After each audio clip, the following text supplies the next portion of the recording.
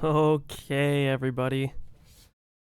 I know the screen is black right now. You have to give me a second to get everything open. This almost feels a bit surreal. This has been a long time coming, like a long time coming.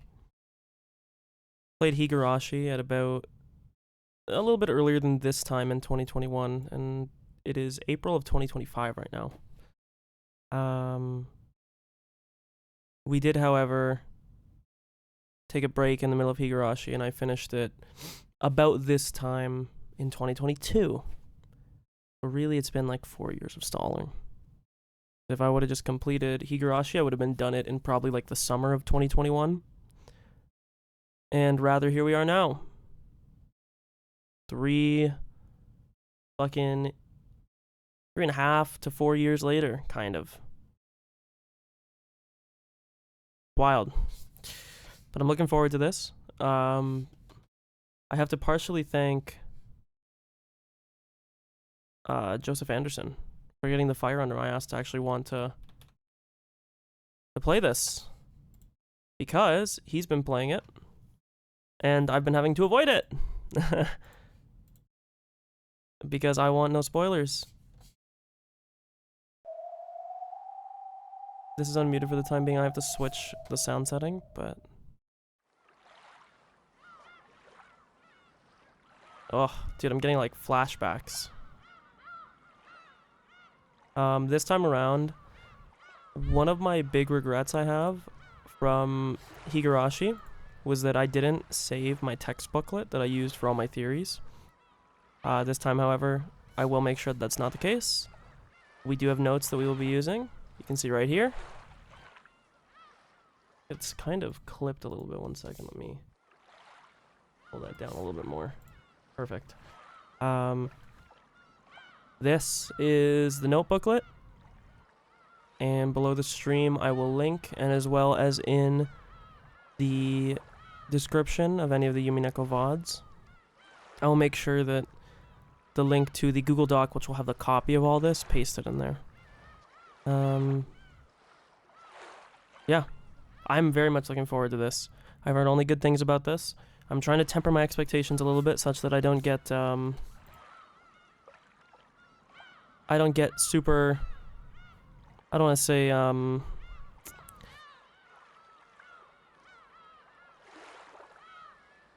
my god, this is only 20? That's, oh wow, this is loud then. Oh my lord, that is loud. Yeah, we'll be turning that down. I wonder if it, I don't know why it set it to 20 by default. That's very interesting. Let me switch the output device here to this. Now you shouldn't hear anything, and now if I do this, you should hear it again. Now that it's on the proper audio track. Yeah. This has been a long time coming.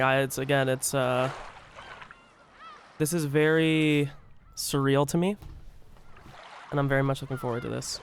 I guess as a forward, I don't know anything about this game at all. The extent that I know is looking under the Steam description and reading that. That's it. So the answer is I don't know too much. I'm gonna close a bunch of windows here. I'm gonna hide the notes. Oh, I'm excited. I've been looking forward to this for a long time. Make sure that everything else is closed, okay? Let's go to the config here. I don't think this really matters, so we'll keep it on that. Keyboard and mouse. Full screen, sure. Game language. Background title language, okay.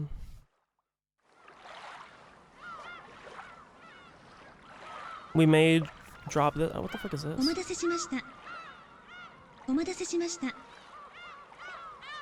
I will probably be turning voices off. I did that in Higurashi, and I will likely do that in this. So apologies if that's something that you would want, but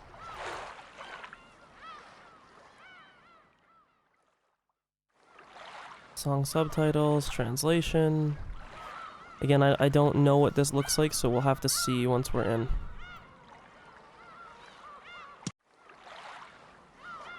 Okay, I mean, without further ado, there's not really much more point to stall. I've already stalled for a few years, so there's no point to, let me lift my mic a little bit to not do it any longer. Apologies if you hear a loud click in a second here. I actually overdid this mic, so it's... There you go.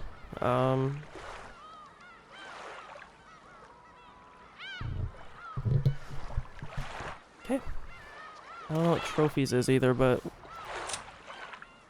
I don't think this is something we should worry about too much for the time being. Okay.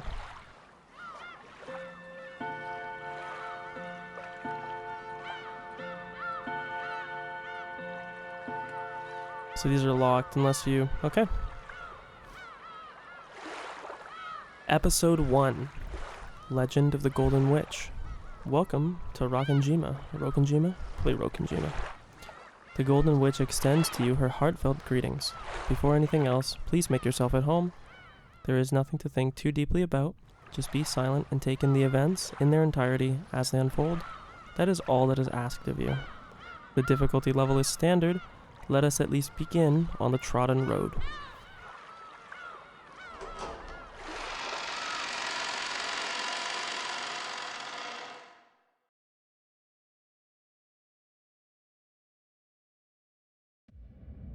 This story is undoubtedly nothing more than fantasy. It could not possibly have any relations to real persons, organizations, places, or events. Yep, instantly. Yeah, my bad, team. That shit is going away instantly. Off. We're gonna drop this a tiny bit. Probably like about there, I guess we'll say. One of these two options, we'll keep it there. Also, we can look at the text boxes. So that's number 1.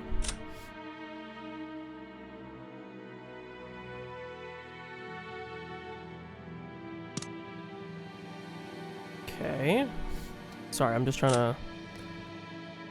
You gotta give a little bit of a... A little bit of deference at the start here. Episode 1 Prologue, okay. Don't like that one. It's either gonna be 1 or 3.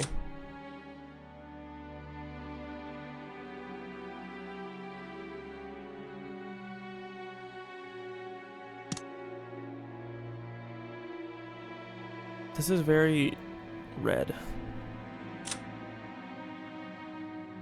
Let's just stick with the default, okay? Like, we did all that for nothing just to say maybe the default's the best. Okay. You've been indulging in alcohol again, haven't you? The old physician let out a sigh as he removed the stethoscope. 2 elderly men could be seen in the dimly lit study, which was filled with dust and a sickly sweet stench. In the corner of this room, which was much larger than what most people would call a study, there was an expensive-looking bed, a man undergoing a medical examination, and a physician conducting it. There was also what appeared to be a servant watching over the whole scene. Uroshimiya Kinzo. Okay. Oh, sorry, Ushiramiya. I read that wrong. Ushiramiya Kinzo. The bottle is my friend. It is no less of a friend than you, and has stood by my side even longer than you have. The man who had bared his chest for the stethoscope spoke unapologetically as he straightened out his clothes. Kinzo. Why is this highlighted?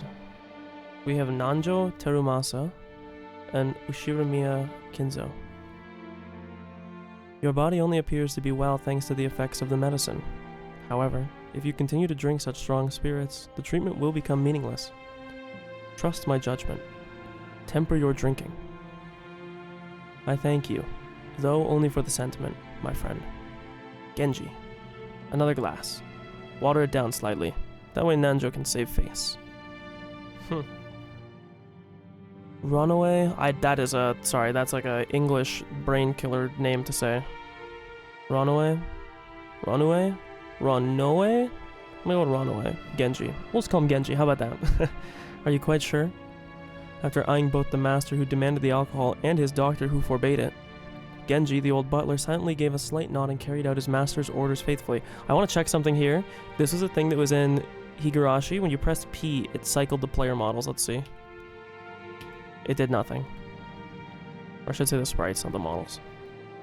Nanjo, the man's personal doctor, let out a deep sigh once again as he watched the butler busy himself alongside the liquor cabinet. There was a smell filling up the room. This sweet, poisonous aroma felt as though it melted the heart, if not the soul itself. It was a smell of that venomous green drink the man couldn't bring himself to part from. So we got an alcoholic. Nanjo, you are my closest friend of many years, a close friend. I am deeply grateful for all that you have done to keep me alive this long. I've done nothing. After all, you never listened to my advice as your physician. Ha ha ha ha. And you never listen when I warn you about a mistaken chess move you're about to make. Seems we're even. I'd say one of those is more serious. The chess moves are way more serious, obviously. My lord. Thank you. I wouldn't die if I ran out of your medicine, but I would if I ran out of this. With one eye on Nanjo, who had his face set in a resigned expression, Kinzo took the glass that Genji was holding out to him. There are probably very few people who would associate the venomous color which filled this glass with an alcoholic beverage. Nanjo, be honest with me. How much time do I have left? Well now. How short must I make it to get you to stop drinking? Nanjo once again let out a sigh of resignation. As he watched Kinzo down the glass regardless, he spoke. You don't have much time. What precisely do you mean by that? Let us illustrate it with the chess game here. You're closing out the game quite well, but I do not ultimately see you cornering my king. I do not know fuck all about chess. I know enough to know that, Sorry, I'm taking my sweep, my lay of the land here. Okay, we got black is castled, I can tell you that. One knight, one bishop on each side. Both have 2 rooks. White's not castled. I'd say that black is probably leading with my absolutely zero knowledge of chess. Only because it seems like the pieces are more developed. Okay, this is the high-level analysis you get from a person who's played maybe 1 game or 2 games of chess in his entire life. Nanjo's gaze was directed at a side table with a stately chess set placed on top of it. Also, I will say as an affront as well, I apologize. I found out later on, after playing Higurashi, I think I've said this in other streams, that it turns out I said one of the characters' names wrong the entire 100 hours that I played the game. And so for that I do want to apologize. I called her Rena the entire game. Apparently it was Rena.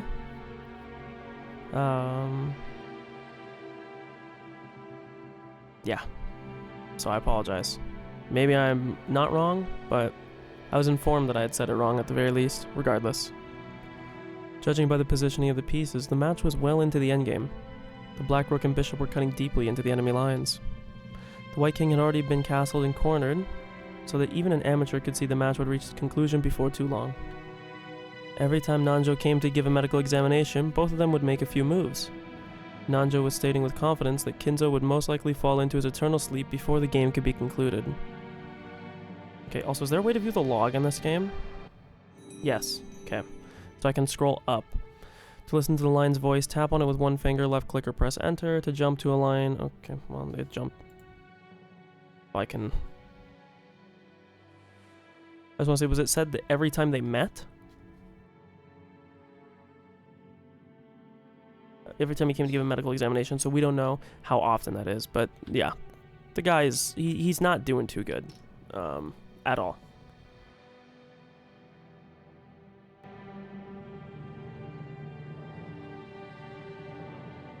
These were less the words of a physician than they were the words of an old friend. Were you a normal patient, I would recommend that you write a will at this point. And what is a will, Nanjo? Handwritten instructions to the vultures on how to devour and scatter my corpse? No, not at all. As the world suggests, it is a way for you to record your will for later generations. It is far more than just a means to divide up your inheritance. Huh. And apart from the division of the inheritance, what might I write of?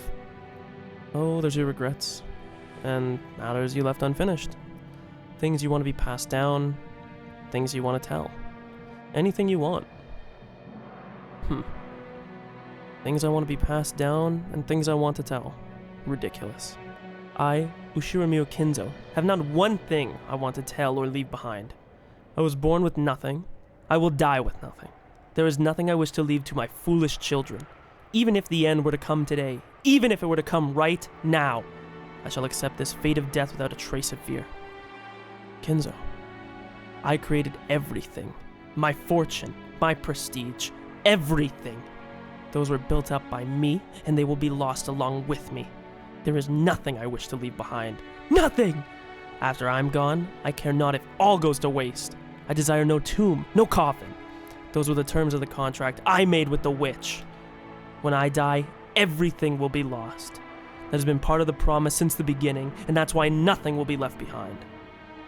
Okay, pause. First note-taking section. Boom. Episode 1. I don't know if I should divvy this up by streams. I don't think I will.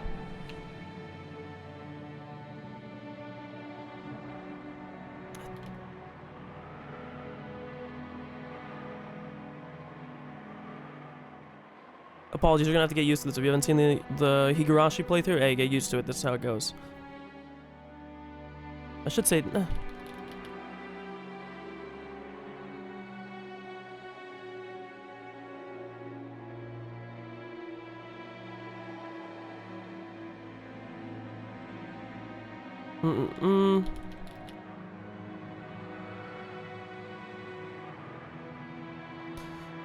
I'm trying to think, is there a way that I might make this smaller?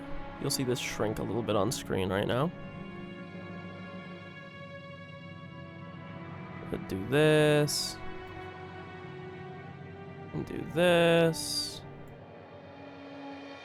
I just want this so that at any given moment, you can maybe see the text underneath. Just in case it ever becomes important at one point. Let's also center this real quick. Sorry, I know this is a lot of like technical shit it's sort of disrupting, but I would rather this be all set up now and then never have to be touched or worried about again. That's good. I like that there.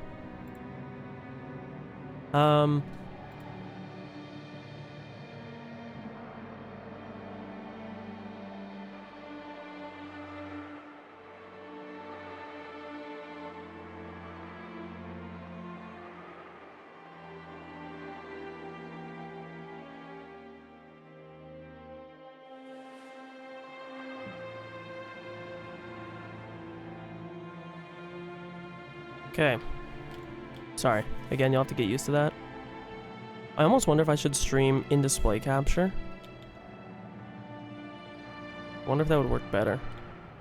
We'll rock like this for now regardless. There's nothing I can leave behind. After reaching a furious crescendo, Kinzo suddenly slumped over. His expression was limp and feeble, as though an evil spirit had possessed him and then left. However, I do have one regret. I have nothing to leave behind, but there is one thing I cannot leave undone. You would do well to write it down. Of course, it would be best if you could finish it before your time comes. However, even if the worst happens, those who come after you will carry it to completion. You must leave behind your regrets so that they can be resolved even if you are unable to do so yourself. That is the purpose of a will. When Nanjo tried to gently pat Kinzo's shoulder, the dying man flew into a sudden rage and batted away Nanjo's hand. That is no good, no good, no good. It must be done while I still live. At the moment of my death, my soul will be devoured by the demons of the contract and... Yeah, see, this is what I was saying, with like a Faustian bargain of some kind that he made, and wiped out of existence. For me, there will be no peace or another world after death. That's why everything must be done before I go. That's why a will has no meaning for me. And if I had the time to write such a thing, if I had such time to spare, I'd want to see it. I'd want to see it one more time. I want to see Beatrice's smiling face one last time. Oh, Beatrice, why do you resist me so? I would return everything you have given me right this very moment. I am prepared to lose everything. So please, show me your smile just one more time. Beatrice, I beg of you, you must be able to hear this final plea. That's the kind of woman you are. I beg of you, show yourself to me. You're here, aren't you? You're standing there, invisible, listening to every word I say, and even now you're mocking me from somewhere in this room, aren't you? Please, appear before me. One more time and smile. Feel free to scold me, even snatch away my life by your own hands if you wish. I don't want to die alone like this. I can't let myself die till I've seen your smile one more time. Ah, Beatrice. Beatrice. I offer up this life of mine. I offer it up to you. I'm begging you, Beatrice. And he dies. Don't expect this level of enthusiasm, okay, every time. We gotta set the mood, okay? We're putting the tablecloth down. We're wiping it flat.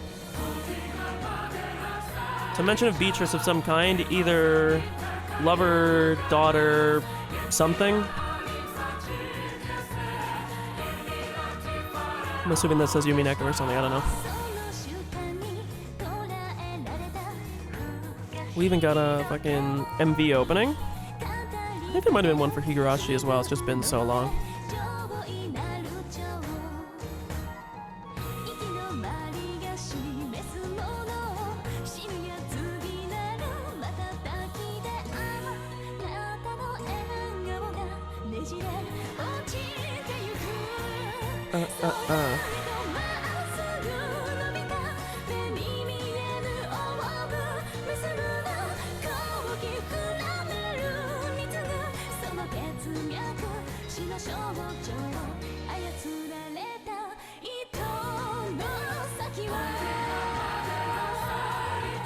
I'm trying to figure out what that is in the bottom right of the screen there. Can't really get a read on what it is.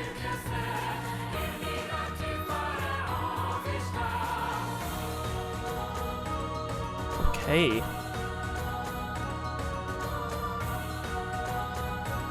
Guns, okay. Bum bum ba-dum bum bum bum bum. Bum bum. Wow, interesting opening there.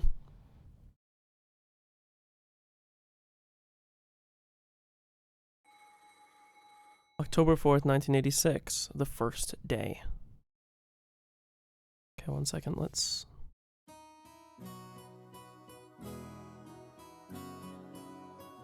I wanna...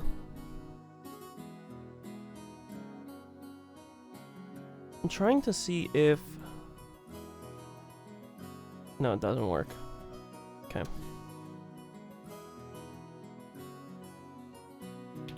Those Japanese, so they're listing their last name first. These people are all the same family.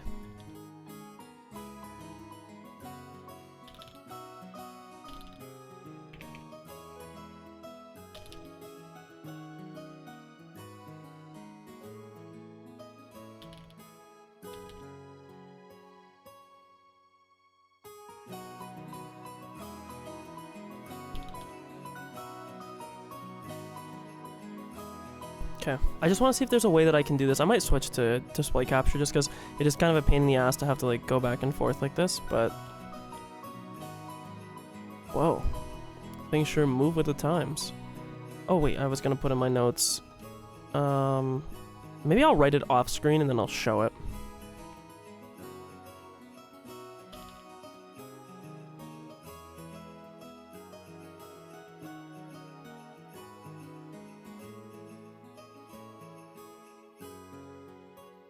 Okay. Can't believe we'll be able to make the trip in just 20 minutes. I couldn't help but scratch my head and marvel at how far things have come in recent years. I'm gonna turn this up, by the way, for you. Do it like this. Background music should have got louder. We used to go by boat. Back then we were all forced to endure nearly half a day of swaying back and forth over the sea before we reached Niijima, or Niijima. Niijima. Probably Niijima. Double I longer, I don't know. Again, I apologize for bad pronunciation. Things have gotten so much more convenient these days. Still, I've never been on a plane this small. I've flown in a huge jumbo jet before, but this will be my first experience in such a tiny one. Gonna shake, isn't it? They say the smaller boats shake more, so I guess the same rule probably applies to planes. Ah, just spare me. Hahaha, don't worry, Battler. I'll shake much less than that boat did, or it'll, sorry. Is that you, George? Don't scare me like that. You just shaved 3 years off my life. Anyway, what's shaking got to do with anything? You don't think I'm actually scared of the plane shaking, or maybe falling out of the sky or something, right? Oh, of course not, my mistake. I'm sure that you've changed a lot since we last saw you. After all, it's been 6 years since then. You're not a kid anymore. Ha ha ha. Geesh, here you are, old enough to smoke and drink. I've got no interest in smoking, but I've always wanted to try some booze. Well, if you got your dad's genes, I bet you can hold your own when it comes to drinking, right? Well, I usually drink for business rather than pleasure. It's pretty hard to do business in Japan without it. Exactly right. So I was thinking I'd take my first shot at it tonight at dinner.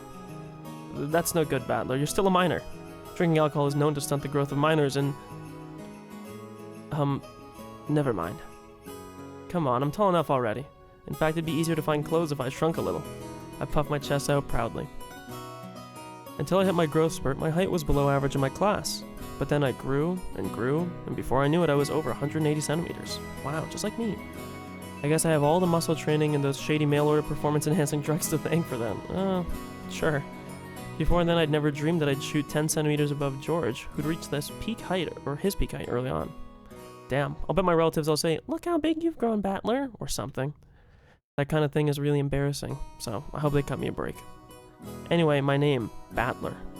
Well, it's pretty damn weird, don't you think? You gotta wonder what my parents were thinking when they gave me that name. I've never met anyone who could read it right the first time. I usually get called Sento. Too bad, swing and a miss. It's gotta be like a Japanese thing with how it's drawn in kanji, or whatever you would use. I was assuming kanji, that it probably can be read a different way and reads entirely different. So this falls on my poor, uninitiated English mind as making no fucking sense at all. My name... Oh, okay, thanks, pal. I'll commit that to memory. Can you read it? Fuck no. The first part is my family name, Ushiramiya. Okay. It's a fairly plausible Japanese pronunciation so far. Problem is my own name. That is made up of the characters for fight and person, and it's pronounced Battler. Or Battler? Oh, God, all these names are like half pronunciations too. Is it Battler or is it Battler? Like, I'm reading this as Battler. 1 second. We're going to avoid it this time. We're gonna find out ourselves, okay?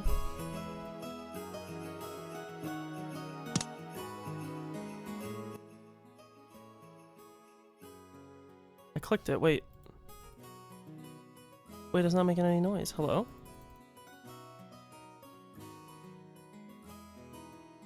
Let's see. Oh wait, did I not save the options? Hello, excuse me?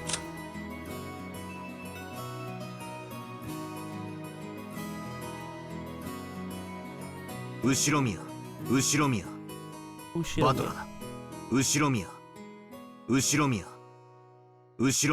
Can you say your name again? Butler.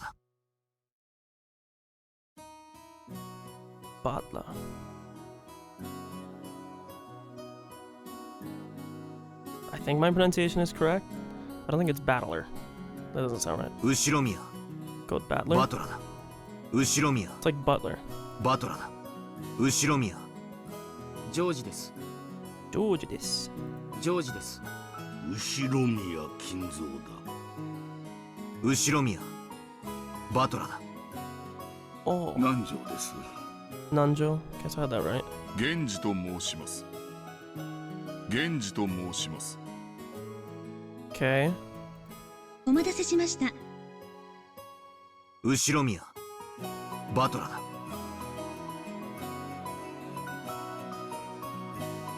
Battler. Ushiramiya. Butler da. I'm gonna go with Battler. Just cause, pretty crazy, right? It's crazy enough that my parents decided to call me that, but it's even more crazy that some government worker let them make it official. Both groups are at the top of my must-kill list. Anyway, this is one of my cousins. His name is blah blah blah blah, pronounced Ushiramiya George. Ushiramiya. He's 5 years older than me, so he's probably turning 23 this year. Damn, bro, I'm an old fucking man. If when I played this game, if I would have played this right after thing, I would have been younger than them. Alas, I'm older. Since the Ushiramiya cousins consist of 2 boys and 3 girls, I ended up playing with George all the time. And because I've always thought of him as a big brother, I still call him Aniki. Oh. Aniki. We gonna play the hand clap song? Oh, Battler, look how big you've gotten. Exactly what he said was gonna happen. You know what they say, leave a boy for 3 days and you'll hardly recognize him. So this is Hideyoshi. Ooh, okay, Ava, hello? It must be in his blood, I suppose. Rudolph wasn't that tall either until around his high school years. Perhaps some people end up taller if their growth spurt comes late. Nah, it's nothing special. A real man needs to be tough on the inside too. Exactly. Battler here knows how it works. God, I feel so bad, I'm so worried I'm mispronouncing it. Real men win or lose based on what they've got on the inside. Can't ever forget to keep up your training and discipline. You do that, wait very lately for the perfect moment, and strike! Now you and I never imagined I'd become the company president I am today. Master of my own domain. Yep, to think I've come this far after starting out penniless and ruined. This portly and slightly chubby man is George's dad, Uncle Hideyoshi. He's the husband of Dad's older sister. Dad's older sister. So this guy's not in the family then, right? Why would he have the last name? If Ushiramiya is your family name, this guy's your uncle, but he's not... If anything, he shouldn't have your last name. Interesting. In other words, we're not blood related, yeah. He's nice to children, sociable all the time, even quick to give out some spending money to his kids. Simply put, he's an awesome uncle. He speaks in an odd and very noticeable Kansai style dialect seemingly of his own creation, but he's actually a natural born Kanto man. Apparently leaving an impression in everything in the business world. Is everything, sorry, I was like, that didn't make any fucking sense. Leaving an impression is everything in the business world, so speaking in a different style than other people is an act that makes him stick out more. However, I hear that he gets embarrassed when talking within earshot of a real Kansai person, so he switches back to standard Japanese. I don't really get it, but he's definitely an interesting person. If only you weren't so quick to brag about your life story, that's enough for now, I think. I'm sure Battler's getting tired of it. Aren't you? Nope, not at all. Nothing wrong with that. I think it's pretty cool for a man to have some stories he can brag about. I don't have anything like that at all. Oh, really? I'd imagine a man with your looks would leave girls crying left and right, so I have trouble believing that you have nothing at all to brag about. No. You're joking, right? Of course nothing weird like that's ever happened to me. In fact, if you know anyone, I'm all ears. Oh, I'm sure you do have some stories. You must tell your aunt all about it later. After all, George never comes to me with anything of the sort. This is my aunt and George's mother, Auntie Ava. She's my dad's older sister. She and Uncle Hideyoshi are a pair of jokers, and they've always teased me back as far as I can remember. This sometimes made them a bit hard to get along with when I was small. That said, I'm currently in the process of discovering that they still are hard to get along with. Even so, George's family is interesting and fun, and they seem to get along just fine. Sheesh, it's pretty much the total opposite of my family. Battler? I'm so sorry if this is wrong. I'll probably look up after the stream if I'm pronouncing this wrong. I know that there's technically the Japanese accent I'm not putting on, and I'm sorry I'm not going to do that. So hopefully Battler is close enough. Have you seen Rudolph? Huh? He headed off to the bathroom a while ago. Is he still not back? Huh, maybe the poor geezer dropped dead. Namu? I don't know if that's like a... That's no way to talk about your own father. Still, this isn't the first time he's taken so long in the bathroom. Yeah, the guy's always been that way. Does he really have to take a magazine with him every time he needs to take a dump? Oh, what on earth might he be doing with those? Oh, Jesus Christ. Oh, you don't need to worry about that at all. Also, Kyrie, yo, hey, hello. As long as we're together, I won't be letting him do that on his own. I know he's supposed to be laughing, but... Ooh, I'll have to get the juicy details later. Sounds like Dad's got his balls in an iron grip. You know exactly what would happen with that man if I didn't keep a tight grip, don't you? Oh, no kidding.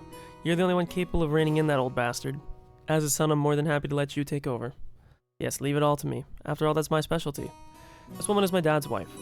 Her name is Ushiramiya Kairi. As you can probably tell from our conversation, she's not my real mother. I don't know if I could tell that, but definitely there was a level of familiarity that was... maybe...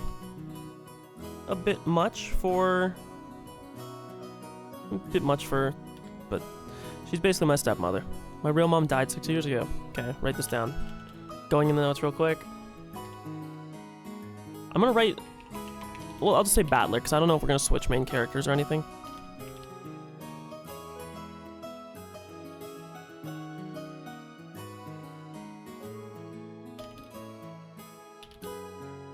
Okay. I know you can't see it. I just wrote that his mom died 6 years ago. Probably be important. Kairi is the woman Dad married afterwards. I mean, I'm not a kid anymore. It's way too late now for me to start calling his second wife Mom. And I doubt she feels like using the word son on this massive kid who's no relation to her at all. We aren't little kids. We know there's nothing to be gained by fighting. So we decided that we wouldn't force ourselves to pretend that we were family. I've decided to act a bit more frank with her, as though she's a friendly neighbor instead. It's much easier just to keep a little distance instead of forcing ourselves to act all close and making each other uncomfortable. Kairi has been very open about all this, and thanks to that, we've been able to get along pretty well. Aww. As we were capitalizing on Dad being away in the bathroom to badmouth him, the man himself came back, wiping his hands with a handkerchief. Badler. Hey, what's up, Dad? Oh my god, what's he doing to me? Ow, ow, ow, ow! Don't pinch my ear, ah! So you've been talking trash about me with Mom again, haven't you? What makes it so hard to show a little respect for your father, Ow, ow, ow, ow. Damn it, that hurts, you old bastard. Stretch my ear all you want, I'm still not gonna be able to fly. Come on now. Upwards, upwards, sideways, sideways, round in a circle. Back the other way. Multiplier maxed out, with an extra ×2 on top. Balatro player? Now say, Father, please forgive me for being so rude. Like hell I will. Go find yourself some members-only store if you want it that much. Ah, let go! This old bastard is my dad. I think I'm pretty tall, but Dad's about the same height. Probably no surprise that Auntie Ava started talking about Dad's blood when she saw my height. By the way, my height isn't the only thing I got from him. It seems having weird names runs in the family. Dad's full name is written as that. Can you read it? I'm gonna be honest with you, bro. I can't. Not many could, I'll tell you that. That mess of characters is pronounced Rudolph. Ha, he must hate Grandfather for giving him that name. Still, that's no reason to pass that weird naming tradition on to me. As the old bastard twisted my ear all over the place, Auntie Ava snuck up behind him and grabbed his ear. Hey, Rudolph, don't take your frustrations out on your kid. Ah, that hurts. Aneki? Probably Aneki instead of Aneki. I don't know. The scene before me was a perfect realization of the trope of the older sister who deals out punishment to her prankster younger brother despite his size. I think that's good enough for now, Ava. I'll make sure to stretch out his other ear later on. Jesus Christ. Oh, my apologies. I must leave some pulling for you to do, Kairi. Rudolph, make sure Kairi gives you lots and lots of punishment later on, alright? You're one to talk. Aneki? I don't... Aneki? Aneki? Aneki? I don't... Okay, 1 second. We're consulting Google. Not on their names. I'm not searching their names. I'm not... But, you know. You won't be able to hear this.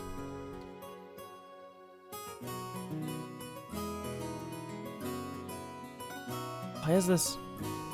There's no Google Translator? You trolling me? Aneki. Aneki. So Aneki? Aneki. Aneki? Aneki. 1 second. This is important. 1 second.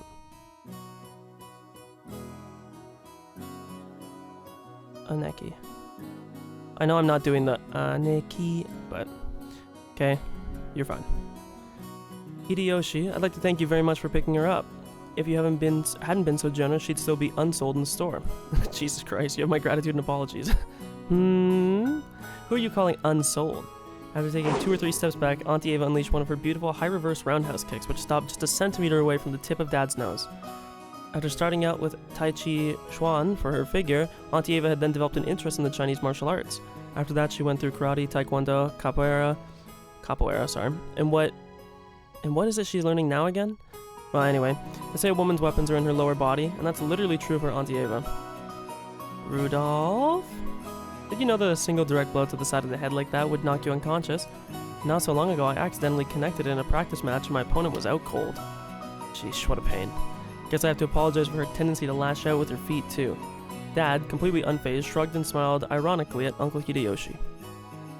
Ah ha ha ha. Never had a brother or sister myself, so when I see you two bickering with each other, it makes me feel all warm and fuzzy inside.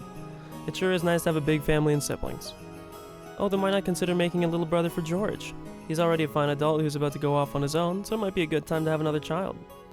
Hey, have a little sympathy for the new kid and all the pain and suffering he'd have to live through. I'm surprised even George turned out as well as he did after being born from this sinister sister of mine. And what an awesome kid he is. Please, share some of that with our blockhead of a son someday, will you? That's not how it worked. It's thanks to Ava's proper rearing that George became the good, gentle kid he is now. Isn't that right? Nay. Oh, come now. You think so? Alright, George still has a long way to go. By the way, how's your little Angie doing? Angie? Angie? I heard she was vomiting. Dude, that's why I need the voices at first, okay? We're gonna have to... God, these names are gonna be beating my ass, bro. I'm sorry. See. 後ろ見合えばよ。後ろ見合えばよ。秀吉や。ジョージです。 Okay. So this is just Kyrie. キリエよ。 Kiri. キリエよ。 Kiri. キリエよ。 Kiri. Okay. So we'll do Kiri. キリエよ。 Kiri. キリエよ。 Okay. そうやそうや。 I do want to see. あらあら、そうそう。それよりお宅のエンジェちゃんはどんな具合なの？ I think it is Angie. そうそう。それよりお宅のエンジェちゃんはどんな具合なの？はい。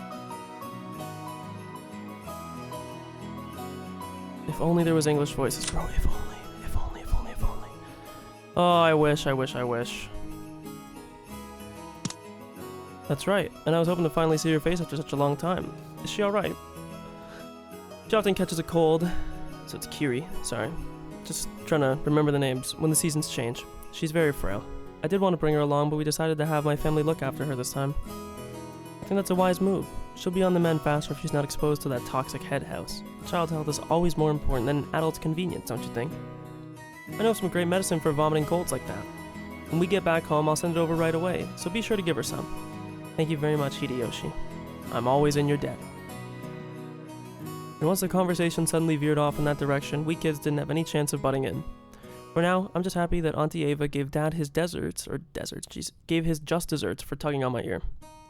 Looks like we're still waiting for the weather report. Oh, I love part 6, man. George pointed at the counter. The pending weather clearance sign was still stuck next to the scheduled departure time for the flight we were scheduled to board. According to Aniki... I don't know, it's Aneki versus Aniki, I'm gonna go with. Smaller planes are more subject to winds and other effects of the weather. It's not at all uncommon for flights to be delayed because of that. Wait a sec. It isn't really going to shake, is it? From down here on the ground, it just looks cloudy, not windy. Well, I guess it's different up where the planes fly.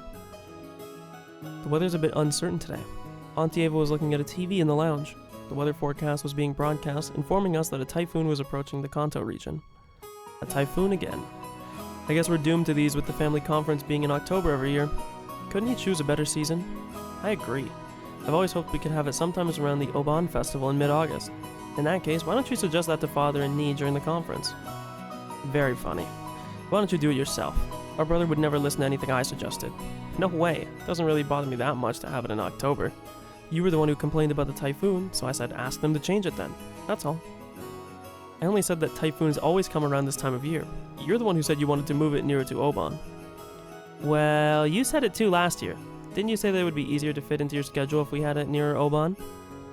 I've never said anything like that. Oh, yes you did. I certainly wouldn't forget something like that. No, I didn't. You're the one saying that all the time. Are you aware? Stopping a kick's just a hairbreadth away is a very high-level technique. Sheesh, woman your age should be more proper than that. Dad and Auntie Ava's argument looks no different from a couple of brats bickering. I expect that's because although they normally act as mothers and fathers, they turn right back into kids again when they meet their old siblings at these family conferences. You're the one who looks like a real adult, analyzing it all calmly. I hope I never turn out like that old bastard. I'd much rather end up as an intellectual adult like you, Aniki. Like me? Oh, I still have a long way to go. It's also, again, maybe it's just like a different like cultural respect thing. Not that if I was like 18, I definitely would still view like a 23-year-old like more as an adult than me, but it's like a pretty high level way to like address and respect someone who's really, in the scheme of things, not like that much older than you. But hey man, I don't know the culture. I still have very little experience out there in the real world. I need to work on becoming more bold and sociable. I think you've far surpassed me on all those counts, Battler. I gotta find my glasses. Becoming blind is a fucking bat, guys, okay? It's a problem. My poor stupid ass. I should just be wearing contacts. My glasses give me like a headache when I wear them. But fuck it. Of course they're dirty too. 1 second. We're trolling. I'm sure you'll outstrip me fast enough when you become an adult. George scratched his head and laughed as though trying to hide his embarrassment. Of course, he was just being humble. Aniki entered a university and became an apprentice at Uncle Hideyoshi's company at the same time, studying both academics and how to become a business emperor in parallel. Then, right after graduating, he got into Uncle Hideyoshi's company as his father's aide, piling up a lot of real-life experience as he devoted himself zealously to his work. He even has grand dreams of one day standing on his own and becoming lord of his own domain. Aniki is a real paragon of a man, sparing no effort as he strives towards his goals. No exaggeration to say that I really respect him. Oh, seems pretty cool. And then there's me. I'm nothing at all like Aniki. I'm living my happy-go-lucky, idle high school life to the max. It's not really a bad thing, it's kind of what you're supposed to do in high school, pal. Glasses are clean, and on, and equipped. I've got no dreams for the future. I'd like to just sit back, stay cool, let the money flow in, but of course that could never happen. When Aniki was my age, he had already formed an impressive objective and had started devoting himself towards studying for that goal, so I guess I can't compare at all. My dad just says, sure you can study at my company if you like cleaning toilets. Damn it. I'm not gonna be in debt to that old bastard. I'll find my way myself. I guess that intensity is my one qualification towards adulthood. Should I go on one of those self-searching journeys that are all the rages these days? Well, it's not like I could mooch off my parents for that kind of money. Oh! Right then, Uncle Hideyoshi shouted out loudly. Uncle's a really nice person on the whole, but he does have a problem controlling the volume of his voice. When I looked over, I saw that he was greeting Auntie Rosa, who had come late. Oh, if it isn't Rosa. Maria, long time no see. Long time no see. Ooh. Maria. Shouldn't that be, it's good to see you again? Greet your uncle properly. It's good to see you again. There you go. Well said. How about some candy as a reward? Oh, huh? Where'd I put him? It's like melted in his, like, jacket pocket. 1 second.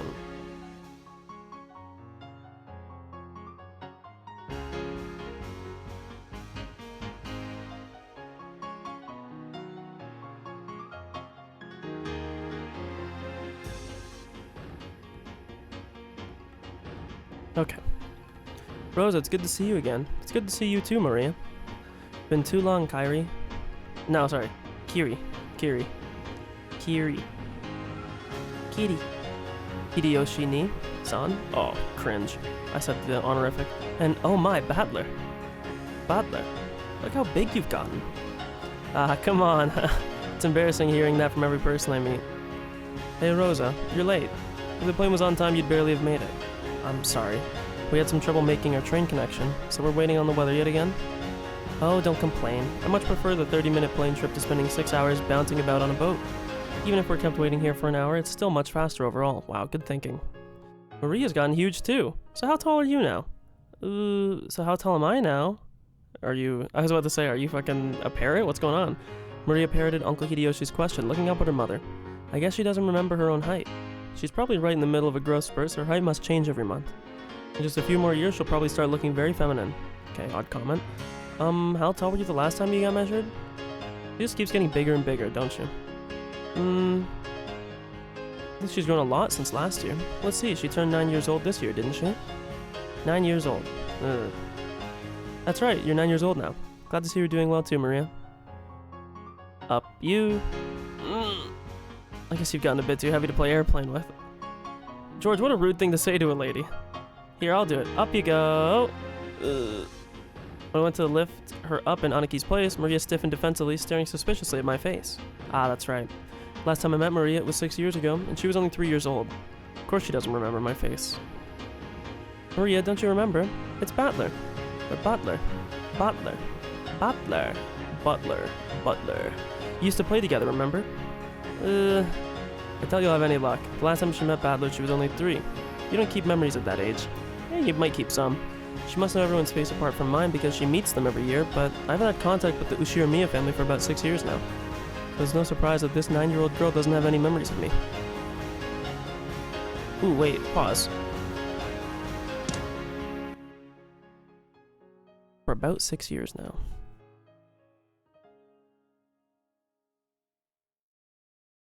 I'm writing notes right now.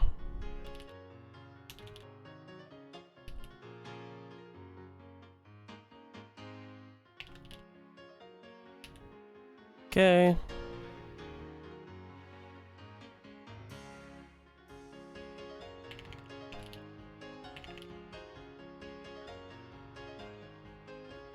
Okay.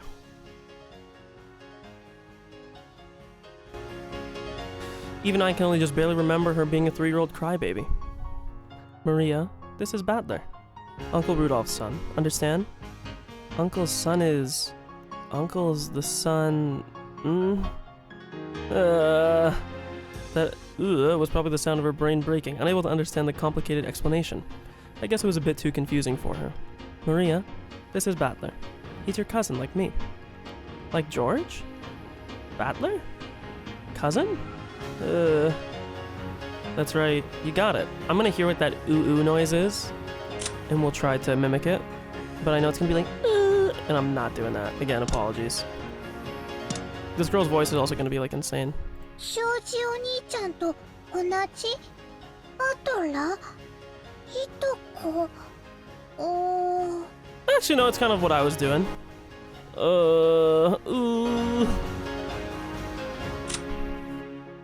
Sorry, again, apologies for the going back and forth on the, do these actually have a voice even when I do this? No, they don't. That's right, you got it. This part of Aniki is what makes me really look up to him. For someone who isn't married, he's just great at dealing with kids. I'm sure that he'll be an indulgent father in the future. Battler? Maria looked straight at me with a questioning expression, as though asking whether it was alright to call me that. Yep, that's me, Battler. Nice to meet you, Maria. Battler. Maria. You mustn't address him without honorifics. Call him Battler, blah blah blah blah blah. It's cool, Auntie Rosa. I don't sweat the small stuff. Right, Maria? We're buddies on a first-name basis, us two, aren't we? Battler, Battler, Battler. That's right, Maria, Maria, Maria, Maria. This dude's a big Santana fan. Good to know. We horsed around for a while to make up for the 6-year gap in our friendship. She probably still thinks of me as nothing more than a big new friend, but things will probably work out as we get to know each other again. But I'm surprised. She's just the way I remembered her being 6 years ago. Seems that people just don't change that much after all. I'm a bit happy that she's still the pure, innocent girl I remember. Her name is written as this. That one's not so difficult to read. Of course it says Maria. Of course. The third character looks like a cross, which is pretty cool. That's what I was about to say, man. Her feelings don't usually show up on her face, so it can be difficult to know just what she's thinking, but that's just how she looks on the outside. On the inside, she's just a sweet, normal girl. Okay, fair. And then there's Maria's mother, Auntie Rosa. She's my dad's younger sister. Rosa is written. Here's a name that looks, or that's totally not Japanese. Yeah, that's definitely like a, let's say like a more Spanish name. Also, I'm gonna drop your guys' audio a little bit. I just don't want it to get too high. I know I'm still louder than the game, but I don't want it to even be like parody with each other because it'll sound odd. It's hard to say, but her name's almost as ridiculous as Dad's. I've got to respect her for not ending up as screwed up as he is. When I think about it, all the names in my family sound foreign. Just why is grandfather so obsessed with this? Because of him, even us grandchildren have to put up with this weird naming sense. It's even more annoying since grandfather's own name is perfectly normal. Anyway, there's one thing about Auntie Rosa that's a relief compared to the other family members. The old bastard and Auntie Ava have this annoying urge to tease and mock people all the time, but even though she shares their blood, Auntie Rosa isn't like that at all. She has the most common sense among all the siblings. Like Uncle Hideyoshi, she's a kind aunt who will always be on the kid's side. However, possibly because she's more strict as a parent, she's not liberal with handing out spending money like Uncle Hideyoshi is. I mean, kind of fair. Alright, now that we have the entire group of family members, we're going to board the plane. As though it had waited for all of us to gather, an announcement rang out through the lobby. Our apologies for the wait. Boarding will now commence for flight 201 to Niijima. We ask that the passengers please form 2 lines in front of the counter behind the white line. Rosa, you still haven't gone through boarding procedures, right? Hurry up. Oh no. Maria, come on. We had to go through a metal detector before going out onto the runway. Our small plane wasn't as massive as the international flight, but it was still a plane. A staff member holding a metal detector checked us all. And apparently he fucking popped a flashbang in our face too, my god. Once all of us cleared the check, we followed the staff members out onto the runway. Come to think of it, everyone here is in the Ushiramiya family. It's like this is a reserved charter flight or something. Our group stopped in front of the entrance to the airplane. Then our guide turned around and spoke, looking down at the passengers list as she did. Boarding will now commence. As I call up the names on the passenger list, please take your seats in order, starting from the front row on the right and going right to left, then on to the next row. I will now begin reading the passenger list. Ushiromiya Hideyoshi. Oh, I'm first, right here. By the way, do you have the candies, Ava? Looking all over for them, but I can't find them. Ushiromiya Ava. They're in my handbag. I'll get them once we're inside the plane. I've heard that candies are a good way to protect your ears from hurting due to variations in atmospheric pressure when landing or taking off. True, chewing gum, shout out. I usually just take sinus spray, but probably what they're talking about. I mean, he also wanted to give candies to Maria, and he didn't. Sorry, I was taking a drink. Hopefully I get a window seat. Don't worry. There aren't any other kinds of seats. According to George, there are apparently only 2 lines of seats. Yep, it's a small plane, alright. Or did he say 2 kinds or 2 lines? Did I read that wrong? Okay, yeah. It really isn't going to shake, is it? Ushiromiya George. Right here. Don't worry, Battler. It won't shake too much. Ushiromiya Battler. Haneki, how much is not too much? You can just swim if you fall from a boat, but if a plane crashes, you're screwed, right? We all get our own parachutes in our seats, don't we? We don't? Ushiromiya Rudolph. Come on, Battler. Quit being a wuss and get in. Ow, Dad. Don't push me. We don't get parachutes. Ushiromiya Kiri. Oh, caught myself there. Alright, stop fooling around. Let's move along. Ow, Kiri. Don't push me. This blockhead isn't moving forward. Ushiromiya Maria. Forward. Ushiromiya Rosa. Maria, keep quiet. This is your pilot, Kawabata. We'd like to thank you for taking New Tokyo Aviation's Flight 201 today. We estimate the flight to Niijima Airport will take about 20 minutes. We're receiving reports of atmospheric turbulence. There might be some shaking of the aircraft, so we ask that you do not unfasten your seatbelts after takeoff. I mean, it's quite literally a 20-minute ride. Don't unfasten it anyways. Aniki, did that guy just say we need to wear seatbelts? In a jumbo jet, they let you undo them after takeoff. So it's gonna shake so much we can't take them off? Damn it, you tricked me. It is gonna shake after all. Where are the parachutes? I knew I shouldn't have taken the boat, or I knew I should have taken the boat. Legend of the Golden Witch. Do I have to press anything, or does this just... Nope, it's just sitting here right now, okay. Ushiromiya Battler. Battler. Ushiromiya Battler. George, Ushiromiya Jessica. We haven't met Jessica yet. Maria. Kinzo, Kraus, Ava, Natsui, Hideyoshi. Those must be like the married in people. Looks like they have their names like next to the people, yeah, that married in. Yeah. So Jessica is one of the siblings, I would imagine, because it said 3 girls, 2 boys, right? Nanjo Terumasa, Ronoe Genji, Shannon, Kanon, Goda Toshiro, Kumasawa Chiyo, I think that's it. I didn't read it very quickly.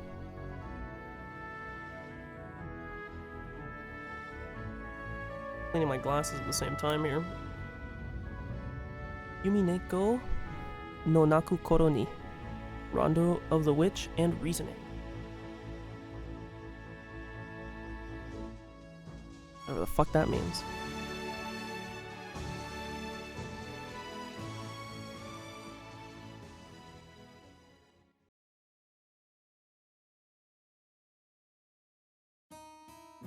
Okay, so it's 8 a.m. in the airport.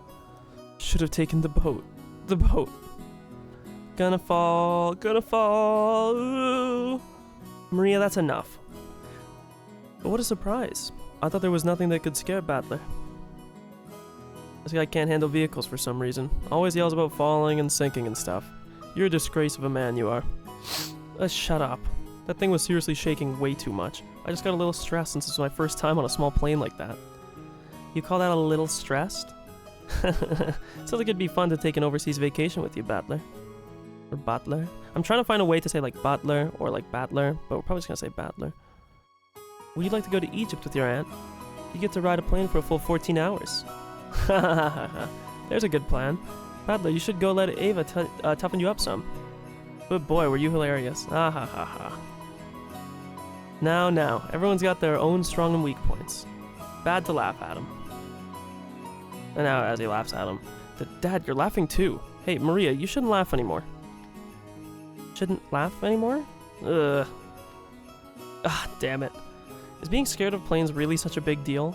Everyone obviously thinks I'm a big oaf now. Okay, so we're driving now.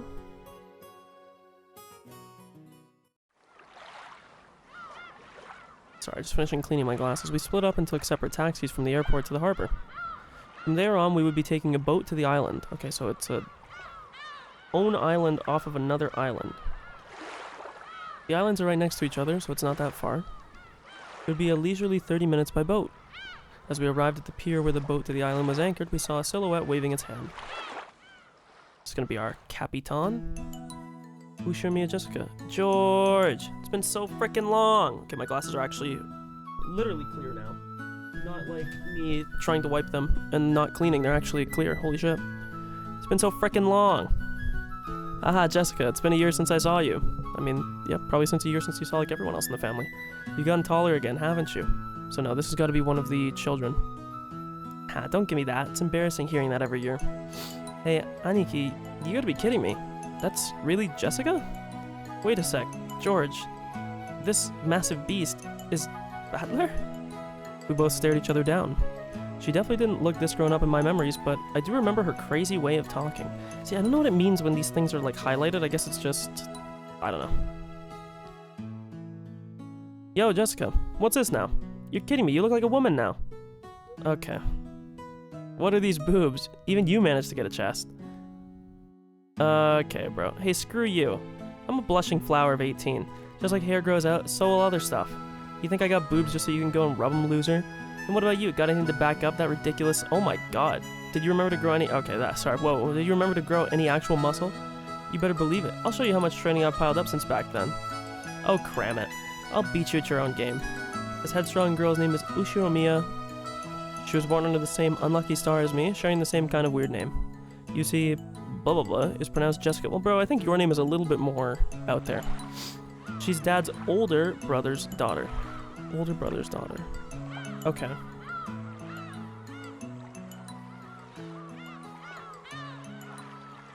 Sorry, I was taking a drink. So another first cousin. That older brother happens to be the eldest son of the Ushiomiya family, so I guess that's also technically makes Jessica a direct heir to the Ushiomiya family. Since Jessica and I are the same age and have that type of boy-girl rivalry between us, we've always been used to fighting and joking around whenever the relatives gathered. Jessica grew more quickly, so she always had me beat in terms of size and physical strength. So when we scuffled as a contest of strength like this, it usually went Jessica's way. So even though I clearly understand that I'm bigger now, I still feel like I can't win against Jessica with my strength. You probably could. What are you getting all serious for? Ow, ow, ow. Hey, this is nothing. Jessica, you've gotten weak. Shut up. I'm a woman over here, believe it or not. No way I was always going to be stronger than a man. Well, that's certainly true. The meat I put on my arms all went to your chest after all. Jesus Christ.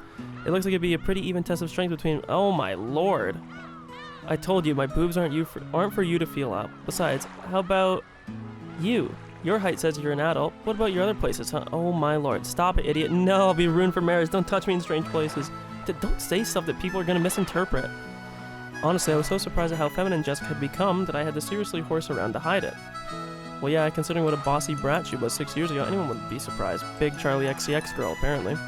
And I guess she's just as surprised. She definitely wasn't expecting she'd lose to me in a test of strength. After losing that easily, she must be shocked at how much I've grown in the past 6 years. 6 years. Once again, I'm being shown just what a huge gap of time that was. Crap, total defeat. It's like I'm no match for you anymore. It's not true. Even Battler must have his weaknesses. Right, Maria? Ugh. Gonna fall. Don't. Maria, let's keep that a secret, okay? Fall? What the hell's that? Sorry, but you won't be seeing that weakness of mine now. After all, the nightmare plane trip is already over and done with. Only thing left is the nice, quiet splashing of the boat trip. I never thought I'd become so fond of that piece of junk boat. Huh? George, is there something wrong with his head? You'll understand soon. Very soon. At the time, I didn't understand what Aniki meant by that smile. What have we here? Oh! Battler, how big you've grown. Who is it this time?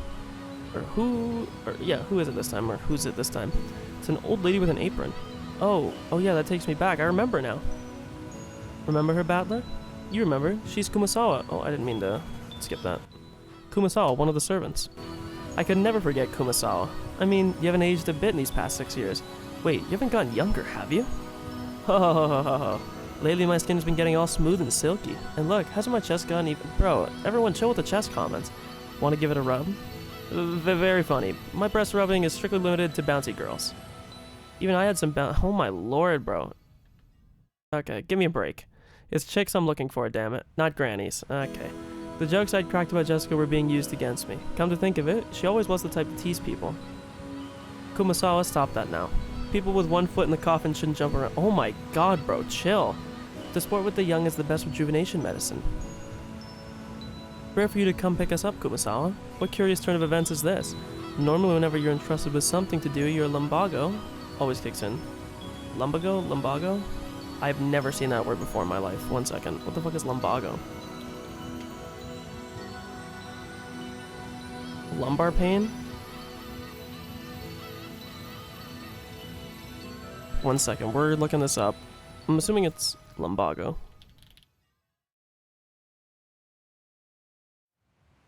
One second. Lumbago? No way that's how that's said. That's got to be the British pronunciation. Sorry, I'm on a website here. Sec.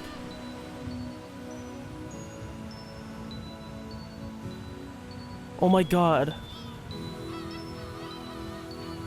It actually is lumbago.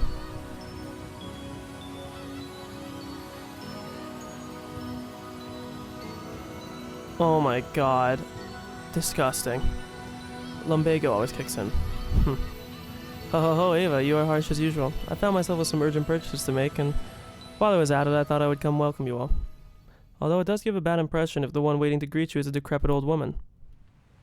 Auntie Ava spoke sarcastically, but Kumasawa's years of experience were nothing to sneeze at. She was more than capable of smoothly and coolly letting that comment slide. Well, I'd rather not say it, but old Kumasawa may be past her prime as a servant. She might act as though she's in good health, but between her headaches and the lumbago, her body's wearing out. Actually, fuck it, lumbago. I don't even care if I'm saying it wrong. Fuck UK pronunciation. To tell the truth, the very fact that she's still working is impressive. How old is she this year again? She must be pushing 80 by now. It's incredible that she's still able to act so brightly. You just seem to get more and more lively. Oh, that's right, here you are. Is the tea I was talking about before. Look, I bought some. Please do try it later on. Auntie Rosa showed her the souvenir bag she'd taken out of her suitcase. To think that she had remembered the promise that she had apparently made last year and faithfully brought it. This sort of thoughtfulness was just like Auntie Rosa. She wasn't the kind of person who would forget or break a promise. As for Kumasawa, she seemed deeply touched by the fact that not only had Auntie Rosa remembered that year-old promise, but that she had brought that gift for a simple servant like her. This woman is Kumasawa Chiyo. She's a senior servant who's been working for the Ushiromiya head house for many years. As you could expect from someone her age, she isn't that good at manual labor, but from kitchen work to cleaning and laundry, she's kind of a super servant who can handle just about anything. It seems like her only flaw is a tendency to slack off. I heard she tries to get away from heavy or troublesome work by playing up her chronic diseases. That's fucked up. In Kumasawa's case, maybe we should call that a sort of lazy craftiness. Though it probably doesn't impress those paying her salary. Ah well, even if she's pretty flaky when it comes to work, I could never dislike her. I guess that's probably because of her cheerfulness and constant smile. Hey, glad to see you're still in fine spirits. How's your back doing then? Even with the medicine, it's not getting one whit better. According to the doctor, nothing can be done for this one. It's what's called an incurable disease. Blows me away how you've just kept getting prettier, Jessica. Be glad you ended up like Natsui. Natsuhi? We're gonna see how he says that. I mean, there's pretty much, that's gotta be like only one pronunciation, right? Natsuhi? Natsuhi? There's really only gotta be like one pronunciation of that. Let's see. Jessica. Yeah, we're not gonna be pronouncing it like that. それにしてもジェシカちゃんはますます美人になったな。夏日姉さんに似てよかったぜ。Am I... それにしてもジェシカちゃんはますます美人になったな。夏日姉さんに似てよかったぜ。Natsuhi.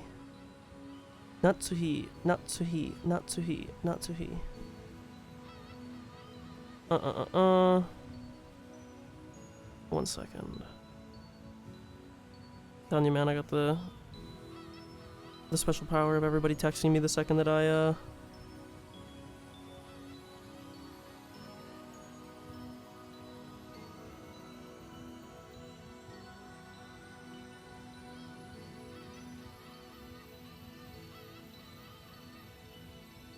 Okay.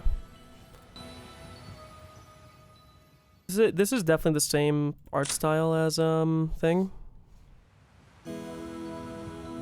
Turn that off. What does this show here when I hit the escape? Or not escape, right click. Real world time. Episode 1, Chapter 1. Okay. Interesting. Really? Personally, I don't think I look like her at all. I mean, I don't even want to be like my parents, because I got zero respect for them. Now, you shouldn't say such things. It's amazing how many people don't want to be like their parents in our family. Ah, that's me. Hell no, don't you dare start taking after me. Your nose looking like mine already pisses me off. What are you talking about? It's ridiculous how completely alike you are. And like your father. Come on, you can't be serious. Just how am I like Dad? You're his copy in arrogance and self-importance. Father's blood is especially strong in you and me. Wouldn't you say, Rosa? Oh, absolutely. Kraus and Rudolph are almost unbelievably like Dad. Alrighty. Why am I the only one under fire from the girls? Hideyoshi, please help me out. My, Rudolph, you're always so popular with the ladies. I'm jealous. Oh. As usual, you're popular enough to make me jealous. Well then, everyone, shall we head over to the boat? Come now, Maria, let's get on the boat together, alright? Get on the boat together. Ugh. Everyone gets on together. Ugh. Hell yeah, this time around, I'm not gonna be scared. I'm used to being shaken by the waves. With that piece of junk fishing boat, I'm less afraid of the shaking than the engine breaking down and the boat drifting off. Oh yes, Battler, I forgot to tell you. That fishing boat was completely decrepit, so it was taken out of use a few years back. Now we get taken to the island in another boat. Oh, right. It's Battler's first time in the new boat. It's super comfy, and frickin' fast. He can go at crazy high speeds. Oh. That means less trip time, right? That sounds great. I mean, a boat might be better than an airplane, but if you're telling me we can spend even less, we can spend even a little less time exposed to the danger of sinking, that's really just awesomely great. Ugh. Is Battler gonna fall again? That's only on airplanes. Everything's fine now. You know, it's apparently a modded high-speed boat, the captain's pride and joy. Seems he's tinkered with it quite a lot. He was going on about how he attached 4 high-efficiency propellers to it, and now it can break 40 knots or something like that. I might be, you know, maybe I'm a bit slow in the brain. My understanding is that knots are less than kilometers. Right? Wow, he's going like a school zone speed on the water. Right? Let me see. 40 knots to APH. Okay, no, I'm totally wrong. It's the inverse. That's 75 kilometers an hour. That's pretty fucking fast. He bragged to me so much I ended up memorizing it. Me too. I remember since we were told about it every year. The captain said that since he lost a speed contest with a foreign fishing boat a long time ago, he became obsessed with modding. He told us how his opponent back then could go at over 30 knots even though it was only in a fishing boat. To fulfill his thirst for a revenge match, he created an awesome, whole new super high-speed modded boat. I'm sure you'll just love it, Battler. It's a super high-speed modded boat. My first thought was that this would be much better than some beat-up boat that might sink at any time, but for some reason, I'm getting this feeling of foreboding. Nah.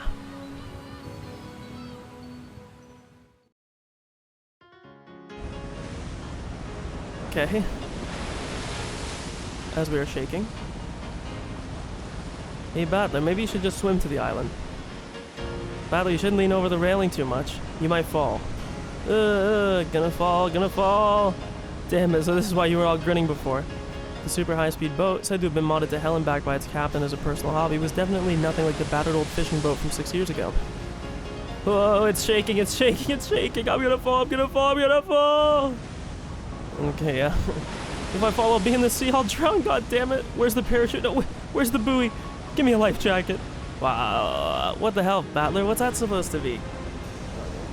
Yeah, I have a headache. I have to take my glasses off. Jesus.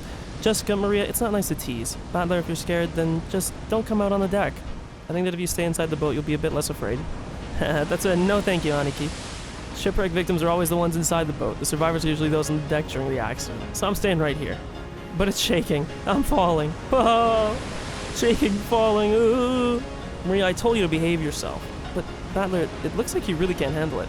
I'll go tell the captain to slow down for you. Whoa, Auntie Rosa, thank you. Even on the sea, exercise safe driving, reduce speeds, point and call. Cackle, don't do that, Rosa. Ordeals are necessary for the young. Right, Battler? You can conquer this much, no problem at all, right? Otherwise, you won't be able to go to Egypt with your aunt. Whoa, Auntie Ava, you're mean. Oh no, I'm gonna fall. Life jacket, parachute. Oh. No, okay, turn it over and think that way. What's the enemy aiming for? Wants to make me afraid like this, or he wants to make me afraid like this. If that's what he's aiming for, too bad. Like hell, I'll be scared. But stop it, I'm gonna fall. Okay. Gotta tell the motion sick people. So after I made a huge fool of myself for a while, Auntie Rosa had a talk with the boat captain, and he slowed down to a more manageable speed for me. This speed is a bit better. Earlier I didn't even feel alive. The new speed, which I was capable of tolerating, was apparently extremely slow. But that just now was completely insane. The whole boat was shaking, sliding and leaping on the ocean's surface. It felt like I was riding on the back of a flying fish. Jessica was still guffawing at me as I leaned against the railing, tired and disheartened. I lost in that strength contest earlier, but I'm glad to know I've got the edge where it really counts. But seriously, pfft. Damn it, go ahead and laugh. One of these days I'm gonna find your weakness and I'll get back at you. Okay, I'm not reading that line. Well, we'll see about that if you ever do find it, okay? Battler, all worn out. Yeah, Battler, all worn out. I want to die on land, not in the ocean or the sky. Maria was patting my back, so I patted her head in return. Why is she wearing a crown? I just noticed this. Her expression was blank as usual, but I realized that she wanted to console me. Battler, the captain is throwing in drinks to make up for this. Have a drink and take a break, why don't you? To calm yourself down. George and Kumasawa brought us each an ice-cold drink with drops of moisture on the can. Judging from Kumasawa's big grin, our parents inside the boat were probably all rolling around laughing at my moment of pure terror. Damn it, I'm so embarrassed that I can't bear to face any of them. If I didn't change the subject somehow, I had the feeling I'd be the butt of everyone's jokes for the whole trip, so I tried to think of something harmless to talk about. Hey, Jessica. How are Uncle Kraus and Aunt Natsui doing? My old man and my mom? Unfortunately, they're fine. Though every other word out of their mouths is steady, steady, which pisses me off. I'm so jealous because it doesn't look like Uncle Hideyoshi or Uncle Rudolph say those kinds of things. Haha, oh no. When I was slacking off during exams, I was getting told exams. I thought it was annoying, but now I'm grateful. I knew it. George is magnanimous as ever. As for me, I have to look after myself.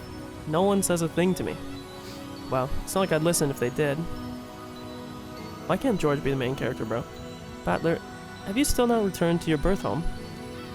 Well, I kinda go back now and then. I still have lots of clothes and stuff left at the previous house. Ooh, Battler has 2 homes. Something like that. Why? Why do you have 2 homes? Ooh? Only Maria, who couldn't really grasp the situation, voiced her naive question. However, the others just shot nervous glances at me, choosing not to respond even though they knew the answer. Maria? Look, you can see the harbor now. Look, over there. Can you see it? Ooh, saw the harbor.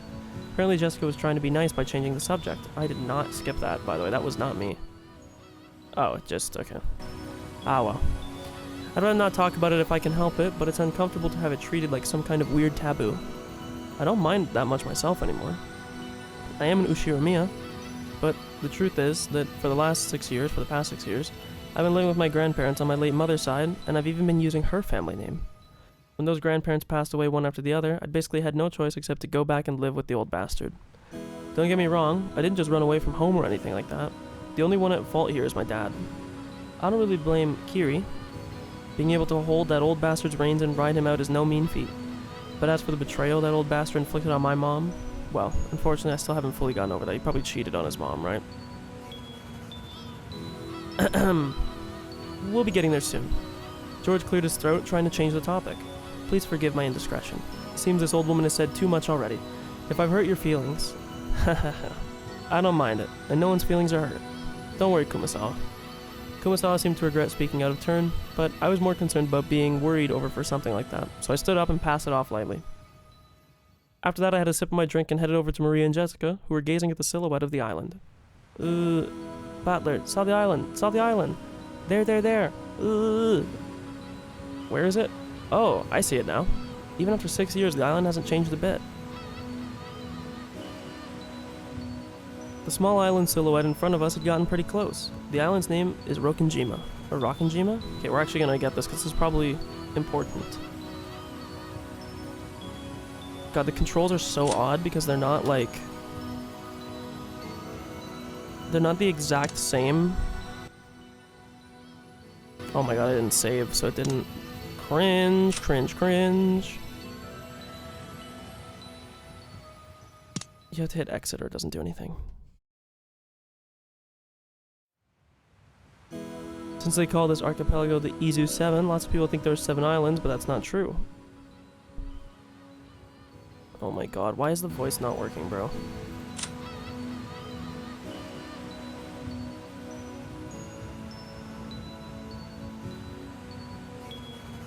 Jessica. 秀吉や。源氏と申します。 Okay, wonderful. Is it because it's in his thoughts that I don't get a noise? Like, どれどれ yeah. おお、見えてきたな。6年ぶりでも記憶と寸分変わらない島影だぜ。 Times like these make me wish I knew Japanese by ear. Although it really wouldn't happen, or that really wouldn't matter too much for the stream, I suppose. I mean, I think that's gonna be the pronunciation. It's not really. It's Rokkenjima. Rokkenjima, or Rokkenjima, but I'm assuming it's Rokkenjima. There are actually more than 7. Rokkenjima is one of the minor islands that don't get counted. Even considering that, there are probably very few people who know about this island. After all, only the people of the Ushiromiya family come to this island. In other words, it has no ties whatsoever to outsiders or tourists. Okay, I'm writing that down in my notes. You won't see that.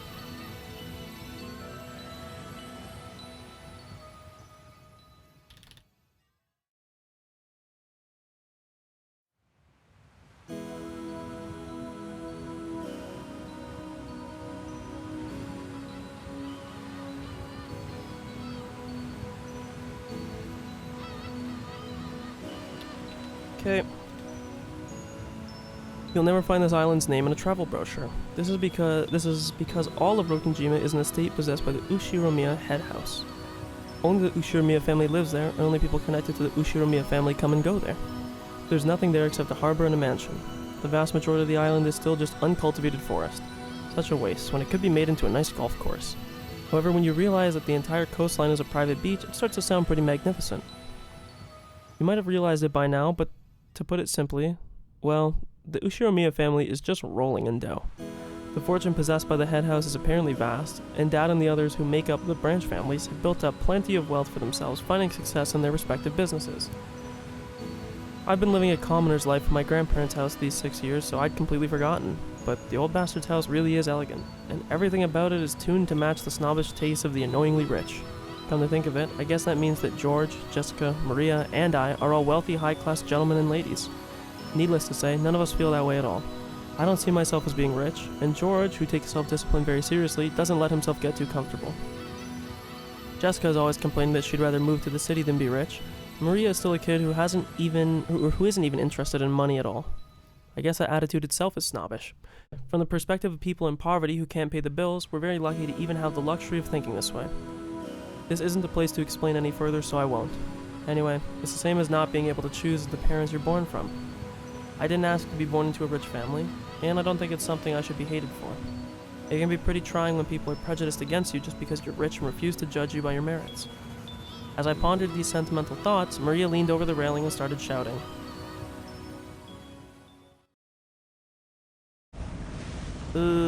Gone. What's wrong, Maria? Did you drop something? Gone. Maria kept yelling, gone. From her words alone, you'd think she had perhaps dropped something, but she was actually pointing out over the ocean as she shouted. What's wrong? What's gone? I'll look for it too if you want. What is it? If she dropped something, she would probably have looked down at the floor, but Maria was pointing out over the ocean. One would assume that she had seen something out over the ocean, but she kept saying that something was gone. Strange. However, since my last memories of this place came from 6 years ago, I was able to spot it before Aniki, who comes here every year. Huh?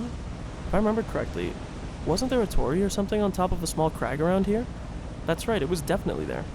I remember it well. It's like a landmark, the first thing to greet you as you get closer to the island. Wow, you're amazing, Battler. Even though it's been 6 years, you remembered. It was here, wasn't it? I remember it too. There used to be a shrine and a torii-like thing standing all alone on that crag. And now that you mention it, they are gone, aren't they? They definitely were there last year, I think. Gone. Gone. Maybe they were washed away by the waves or something. It was a small crag. It probably got brittle because of its exposure. I think so too. It actually disappeared during the summer. Apparently. Okay, pause, we're writing this down.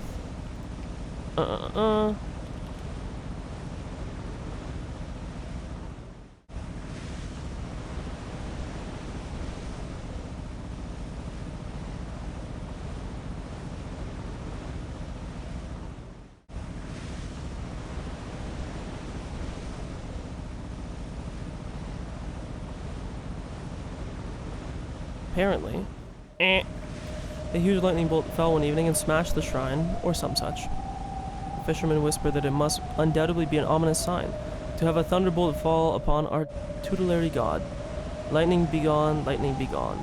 Kumasawa simply smiled impishly as if teasing us, rubbing her hands together. However, Maria was apparently taking it seriously. She stared fixedly over the ocean to where the crag enshrining the local guardian deity was supposed to be. An ominous sign. Ooh. Enough, Kumasawa. Maria isn't old enough to understand this kind of joke. It's alright, Maria. It's just a coincidence. Nothing scary is gonna happen. George put a hand on Maria's shoulder to calm her down, but Maria's sharp-eyed expression didn't budge. Ominous. Ominous. Maria muttered that word over and over. Apparently repeating a single word over and over is a habit that Maria's had for a long time. Thank you for the follow. However, since the word she was saying was quite literally ominous, it was a bit creepy.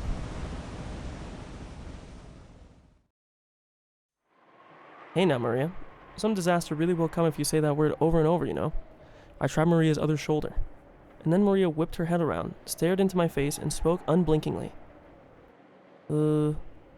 Disaster. Coming. Huh? And just where is it coming from? Thank you. I am very excited. I have, very long story, but I played Higurashi a few years ago, and I had this, like, on the docket to play next. And for whatever reason, life got in the way and I did not continue. But so we are here. I have heard only good things. So, I'm excited. I have a little notebook that I have going on here, which I don't show all the time, but let me add this real quick. I apologize as well. I said this before anybody was in here. I apologize for butchering any of the characters' names, especially the main guy here, at least who seems to be the main guy so far, because I know it's probably pronounced with a Japanese accent and I'm hardcore hitting the, like, North American accent on it, but,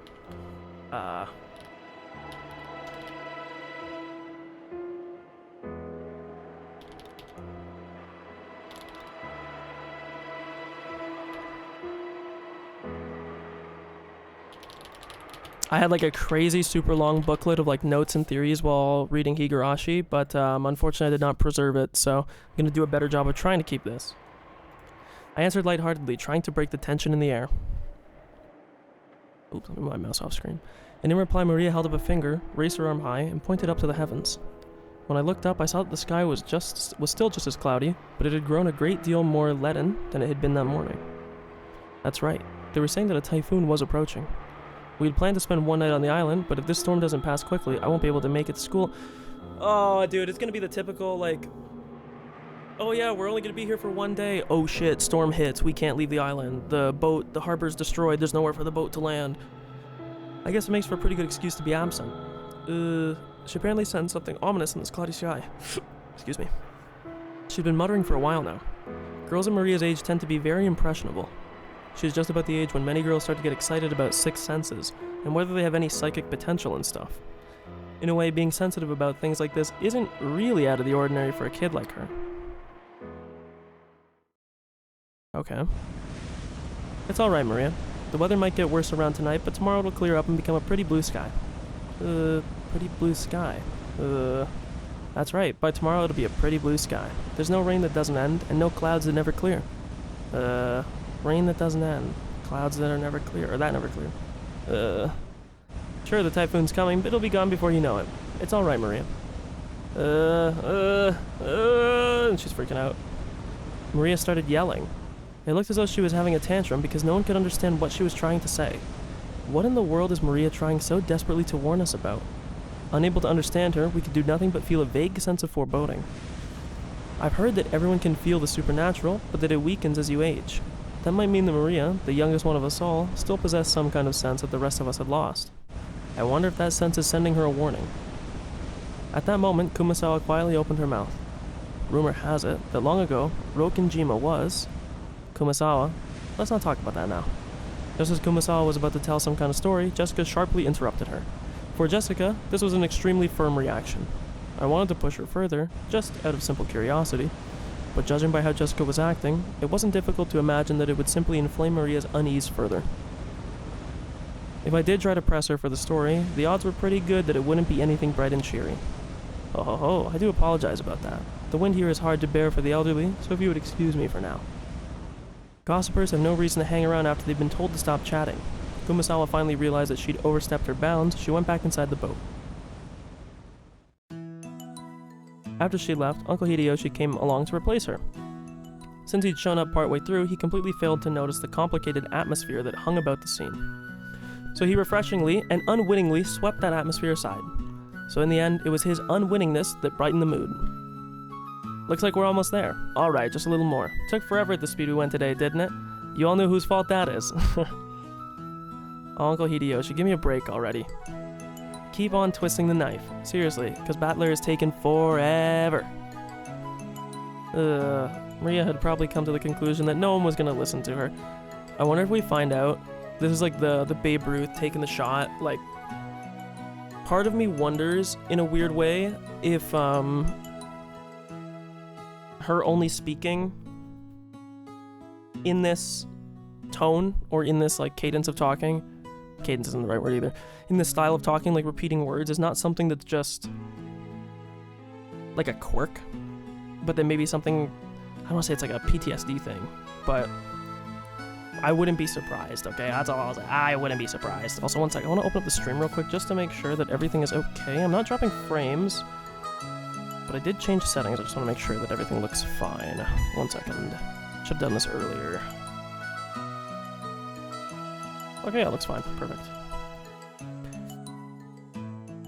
She hung her head wearing a fretful face. As she did, George crouched down to meet her eyes and spoke to her kindly. Maria, there's nothing to be afraid of. Because we're all together. There's nothing to be afraid of if we're together. Go ahead and say it. There's nothing to be afraid of if we're together. Yes. There's nothing to be afraid of if we're together. Yeah, George knows what he's talking about. If we're all together, there'll absolutely never be anything at all to be scared of. Right, Jessica? Yeah, no doubt about that. George always tells the truth, Maria. George always tells the truth. Or, always true. I did think I totally butchered that. What was that? George, always true. Yes, I don't lie, so trust me. There's nothing to be afraid of if we're all together. In Before, this is like the biggest bait of all time. This guy's like the ultimate Machiavellian liar. George doesn't lie. I trust you. There's nothing to be afraid of if we're all together. Not afraid. Maria jumped into George's arms and hugged him tightly. After Aniki patted her head, she jumped away again. Her facial expression had returned so completely to normal that she looked like a totally different person from moments before. She was once again the ordinary Maria. There's nothing to be afraid of anymore, because we're all together. Yeah, that's it. You look all better now. You're strong, Maria. Good girl. I'm a good girl. Hey now, what's going on here? Maria didn't get seasick, did she? Ha, well, something like that. We'll be arriving soon. The harbor was already drawing near. Okay. This isn't me. Freeze frame here. Are we gonna get the cut in? Like it's Higurashi? Oh!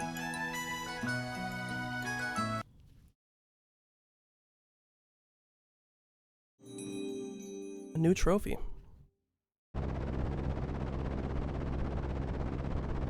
Are we on chapter 2 now? Is that like the demarcation? Yeah, it is, okay. The boat gave a big shudder. Seems we've docked at the harbor. Oh, I love docking. The boat driver came out and jumped to the pier with the mooring rope. See, I'm having a stroke reading. It's okay. A large man in a tuxedo was waiting there for us with a warm, smiling face. I didn't know him, but judging by his clothes, I guessed that he was a servant of the Ushiromiya head house. Is it Genji? It's not. Goda Toshiro. Welcome home, milady. You were quite late, and I began to worry. Thanks for caring. The boat had Battler scared shitless, so we had to slow down for him. Seriously, what a pain in the ass. Shut up. I'll remember this when the shoe's on the other foot someday. Ugh. At this rate, the word will spread around the entire family, and I'll become the big conversation piece during dinner. Even without this, sorry, the hiccups, everyone will be talking about me because of the 6-year gap. And now I've provided them with an even juicier topic. Excuse me. Damn it, why does the Ushiromira main family have to live on this isolated island?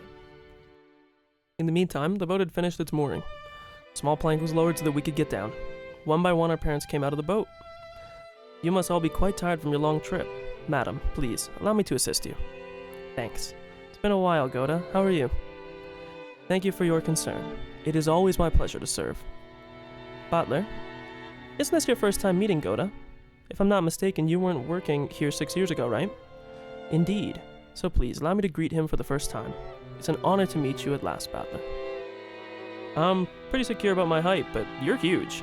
This is definitely our first meeting. If I'd ever met a big guy like you, I'd never forget it. It's a pleasure. I'm Battler.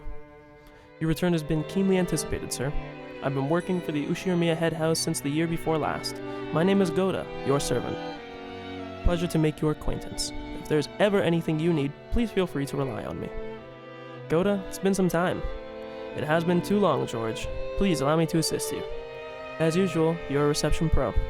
If you ever need a job, just give me a holler, okay? I'd hire you just like that. You do me too much honor. Please, allow me to assist you, Hideyoshi. Goda then lent a hand to everyone as they disembarked, greeting them as they passed. His speech and mannerisms had the refined polish of a professional. He was very graceful, in contrast with his initially rough-looking appearance.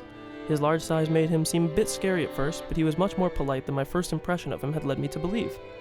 He claimed to have served on this island for 2 years, but he had doubtless worked at a similar job somewhere before. After everybody disembarked, the mooring rope was untied and the boat started to steer away from the harbor. It was probably returning to its home port of Niijima. The captain waved his hand in farewell. Maria conscientiously waved back. I just realized why something's been feeling out of place to me. I can't hear the cries of the seagulls. Seagulls? The birds? Oh, pause, wait a minute. I'm checking something. We're consulting Google Translate. I know you won't be able to see this. Where the fuck is my browser? Japanese to English. Are we gonna find out that this is the,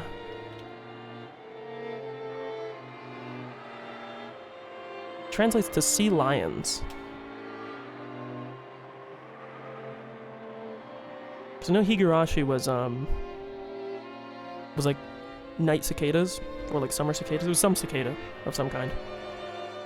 So I do like Higurashi. Higurashi doesn't translate to anything. I'm sure it probably means something. Sea lion sounds a bit odd, but I remember that whenever we came to this island, the seagulls always welcomed us with their lively trust me, very familiar. Ton of seagulls around here. Because of that, whenever I hear the cries of the seagulls in any other place, I get the feeling that I've come to a family conference. Except for that small part of the except for the small part of the island where those of the Ushiromira head house live, Rokkenjima had been left uncultivated, apparently transforming it. Or Jesus, I'm sorry, I'm adding words. My brain's going crazy. Except for the small part of the island where those of the Ushiromira head house live, Rokkenjima had been left uncultivated, apparently transforming into a paradise for wild birds. Seemingly, some cliff face or other had become home to a huge seagull colony, and so this island was always full of them. Since those seagulls didn't come to greet us, I felt a bit lonely.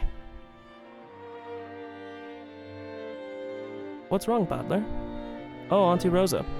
Nah, it's nothing really. I was just saying I can't hear the seagulls, so it kind of feels a bit lonely. Oh, you're right.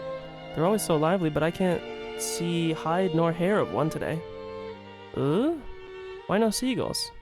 Maybe it's because the seagulls are having a gathering somewhere too. Could also be that with the storm that's coming, it's a typical thing with animals that they have like a more keen sense for this sort of thing. So maybe they got out of there before we did. Same thing with like dogs and other animals acting weird before tsunamis. Maria, did you want to see the seagulls? I wanted to. What happened for them all to disappear? Maybe Jessica made all of them into shish kebabs and ate them. What the hell? Don't say disturbing stuff like that. You'll get Maria all confused. Jessica made them into shish kebabs and made them into shish kebabs. I did not. Why the hell would I do something like that? That's right. Jessica made them into shish kebabs. Skin and meatballs, liver and onion. Swimming meat dolls. Liver and onion. As I made fun of Jessica, Maria tagged along, looking like she was having fun. She really knows how to join in with things. Alright then, starting today I'll make you my #1 follower. As I smiled at her, she beamed back overjoyed, I guess happy for this little bit of solidarity. That's not it, Maria. I've heard the wild birds are attuned to changes in oh, look at this, dude. This guy, why is this guy not the main character? I could fucking make out with this guy. Weather and atmospheric pressure. And it looks like the weather will get worse around tonight. It's possible they hurried back to their nests. Not kebabs? Jessica didn't make them into kebabs? I did not. I told you I wouldn't do stuff like that. Alright, Badler, you admit right now that you lied. Badler. Maria's a naive girl, so she takes even jokes seriously. You should choose your jokes more carefully. Okay, bro, like, hop off. I was just defending you for being like, oh wow, look at this guy, like he's got a good breadth of knowledge. Oh, he's well reasoned, bro. Hop off my nuts. Right now. Gently scolded me. Even though I outstripped Aniki in height, he still commanded respect as my elder. No choice but to obediently apologize. Hey. My bad. Maria, that just now was a joke. It's just today the seagulls are all quiet in their nests. Battler, lie? George, true? I was having fun, but you were actually just tricking me? Her pure eyes seemed to accuse me. Maybe I went a little overboard with her after all. Yeah, that's right. What George said is true. The weather is bad, so they probably went home for today. It doesn't mean they're gone, does it? Right, Auntie? That's right. Tomorrow when the weather gets better, I'm sure they'll come back and let you hear their meow, meow cries. Ugh, I'll wait for the weather to get better so they come back. Wait for tomorrow. Wait for the weather to get better. Maria's mood lightened and she started looking forward to tomorrow, when the seagulls would come back and fill the skies. Still, George really is amazing at taking care of kids. I think I remember Aniki taking good care of me as well when I was a brat 6 years ago. I mean, again, bro, like, I can kind of get that in a weird way. My cousin is 7 years older than me, and I remember him and his brother, like, house sitting and shit, but I don't know, man, the gap's not that big between you two. Aniki might have quite some talent for this kind of thing. George, you're so amazing at taking care of kids. I think you could work in childcare. Yeah, it's like you were born to do that. To me, that seems more you than doing business in some company president's office. Oh no, childcare is a very respectable job of its own. It's not something you can do merely by liking children. You're truly modest, George. But Battler, you're quite good with children too, you know. Earlier, even if it was just for a time, Maria seemed to be having a lot of fun. Keep on playing with her like you did just now. Just choose the jokes carefully though, alright? Aw. Auntie Rosa winked at me, giggling a little. A real mother, I thought to myself, who's happy that Maria looks like she's having fun. Come on, Rosa. And you brats too, what the hell are you doing? Get a move on. This guy's a dickhead. Alright, we're coming. All I'm gonna say, bro, we've only met one of the guys so far, and 2 of the sisters. All I gotta say, they're running laps around the boys right now. They up. The old bastard was beckoning us to hurry up. We'd better get moving. It's not like it'd be too late to have the same discussion after we got our luggage in our rooms. Well then, everyone, I shall lead you towards the guest house where you will be staying. Please, this way. Bro, can this guy help me get rid of my fucking hiccups while I'm reading? Go away, man. It's actually annoying. Fucking up my my reading here, man. Goda called to everyone and started leading us. Kumasawa brought up the rear. Oh, I thought I was gonna do the flower thing again. The filigree was gonna come onto the screen. A serpentine twisting path led through a dim forest. It ran a bit uphill. I guess the path was made twisting so that the slope wouldn't be felt too much. But personally, I'd have been happier if they'd been man enough to make some stairs in a straight line. No doubt they made the path twisting on purpose to put on airs of distance and importance. Before long, we saw garden-style stone steps. Ah, now I remember how it goes from here. Go up these and... This is like the mansion, bro. I mean, like, it's a nice house, but let's chill. Oh, this is the guest house. Okay, I was about to say, bro, if this is like the mansion, we need to reestablish how you guys kept talking about this family being rich and then being all that, and like, I don't know, man, like, this is a nice house. This looks like a nice, like, boarding house, but come on, mansion.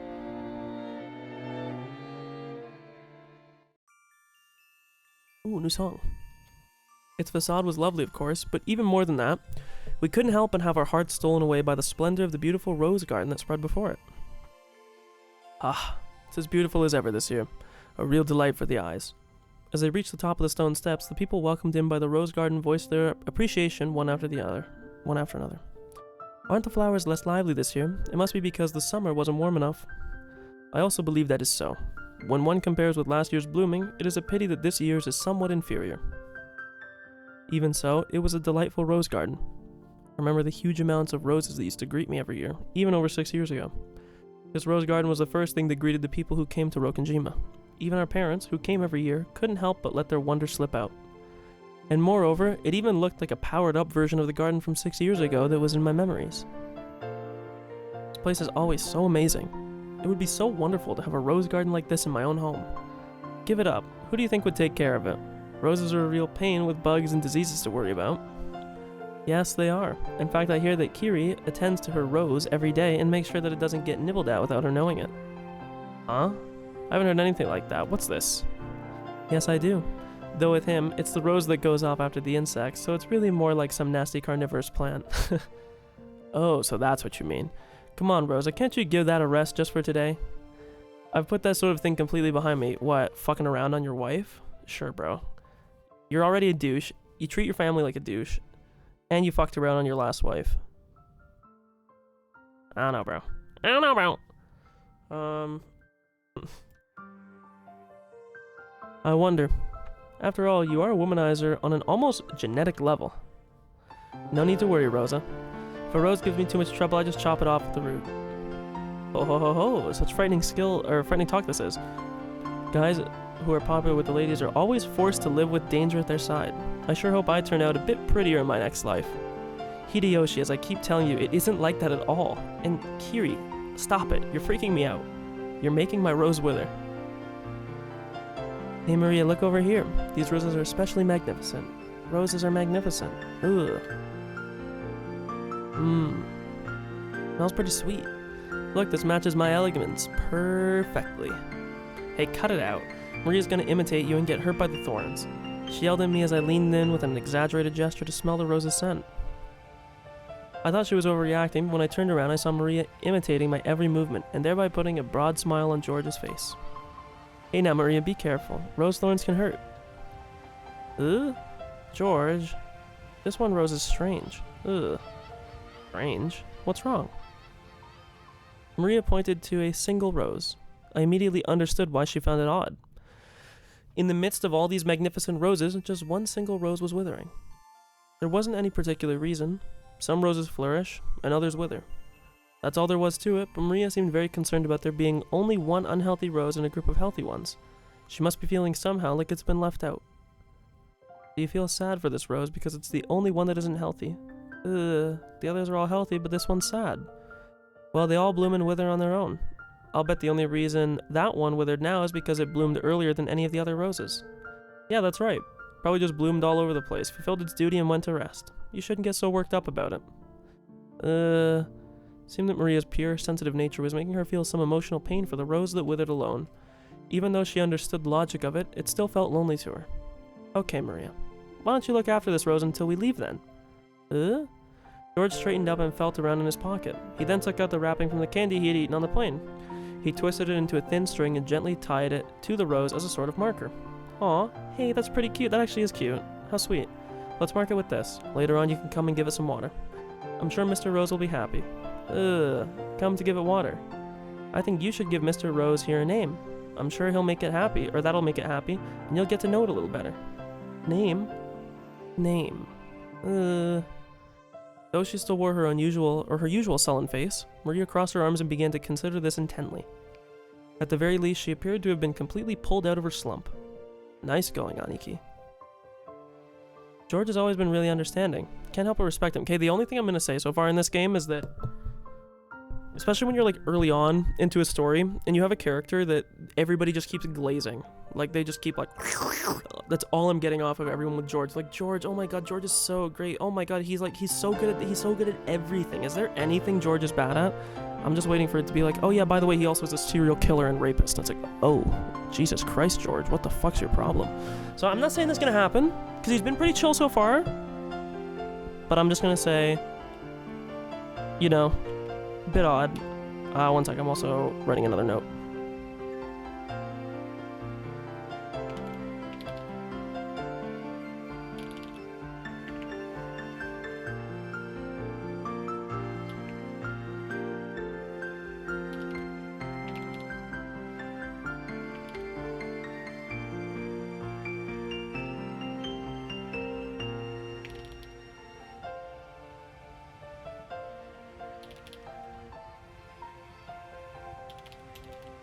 Okay.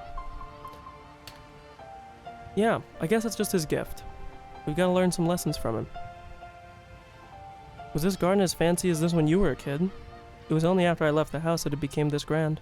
Though I was more fond of the previous rustic garden, Nii fiddled with it too much with his slightly questionable taste.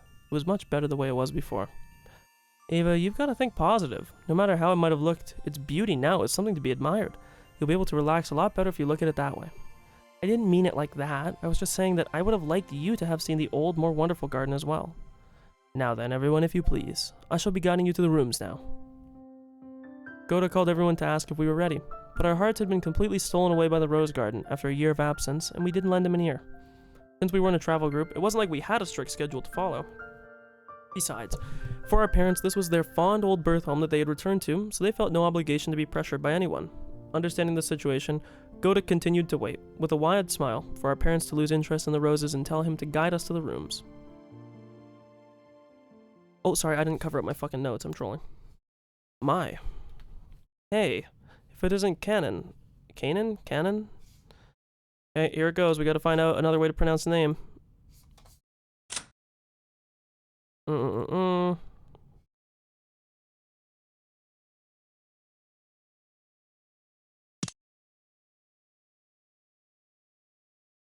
Okay, let's see.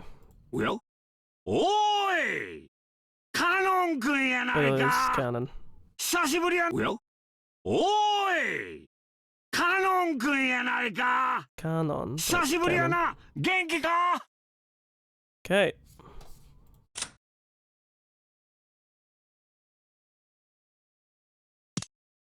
Uncle Hideyoshi suddenly shouted. In the direction he was waving, there was a slender boy. Meeting him right after a huge man like Goda probably emphasized his small stature. The boy was in the middle of transporting piled up gardening tools and the like in a wheelbarrow. When he realized he was being called to stop, he set down the wheelbarrow, took his hat off, and bowed his head. Good afternoon. I figured he was probably younger than me. I realized by the general atmosphere surrounding him that he was a servant too. Though he did greet Uncle Hideyoshi back, he himself seemed like he might be unsociable. It was a greeting that lacked feeling. When Goda noticed that our interest had shifted towards him, he went to the boy's side and introduced him to us. Battler, I shall introduce you. He is one of the servants who serve the Ushiromiya head house. Canon, greet our guest. I'm pleased to meet you. I am the servant, Canon. Yep, my first impression wasn't wrong. He gave the feeling that he was unsociable, or maybe a bit of a poor speaker. In contrast with Goda, who was extraordinarily polished as a servant, it was impossible not to feel the immaturity you'd expect of someone his age.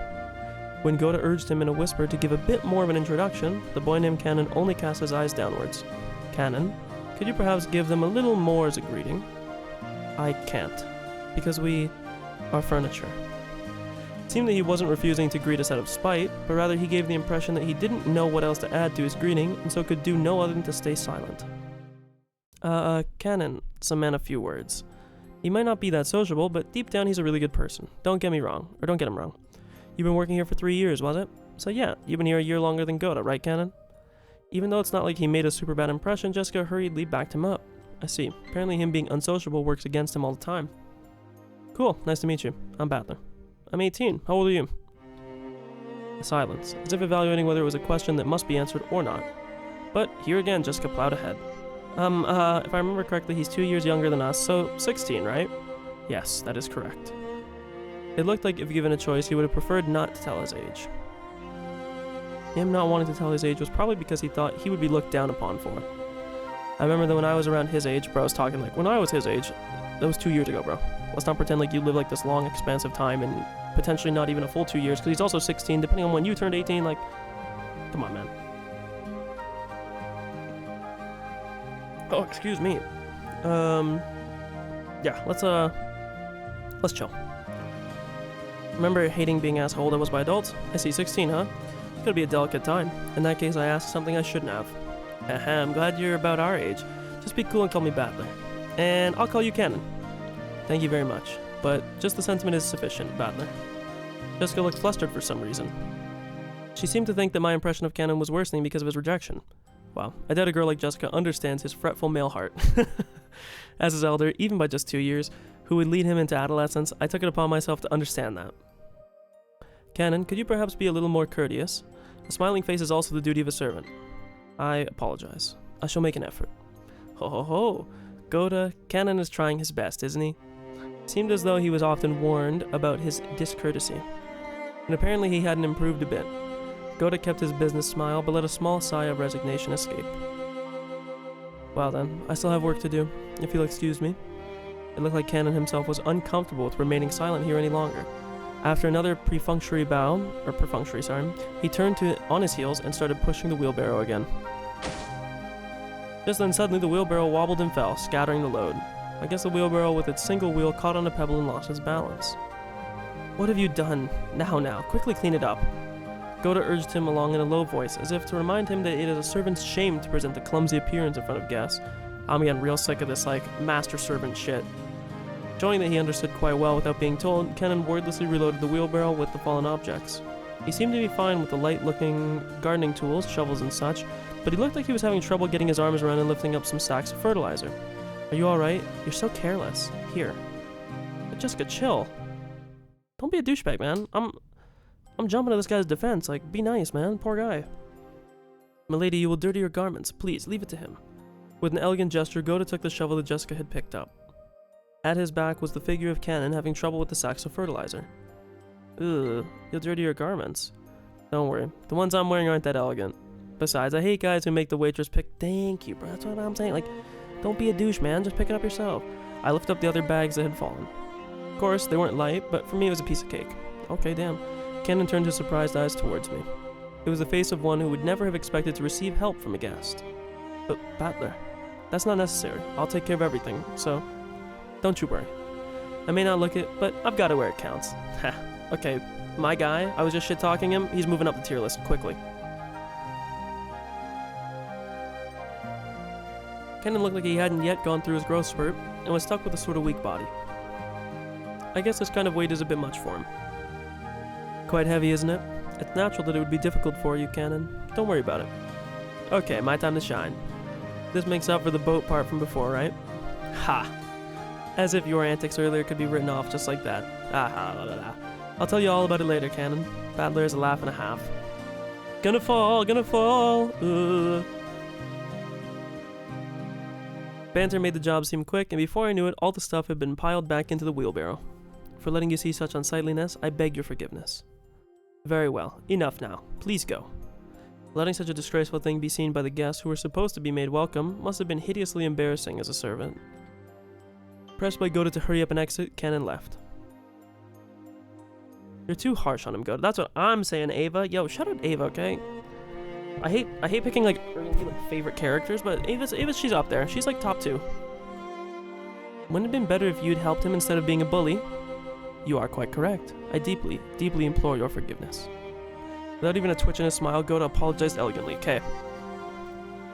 I'm writing this in the notes. You won't see it, of course, but Goda's hiding something. This guy, he's too put together. He's too quick on the upkeep. He's too quick to change his behavior on a dime. I don't know, a suspicion of what, but just I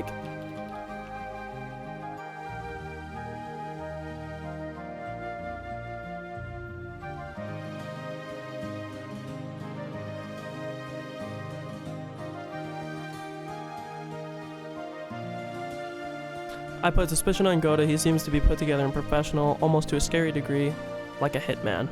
Not saying he's a hitman, I'm just saying it's that same kind of vibe, you know?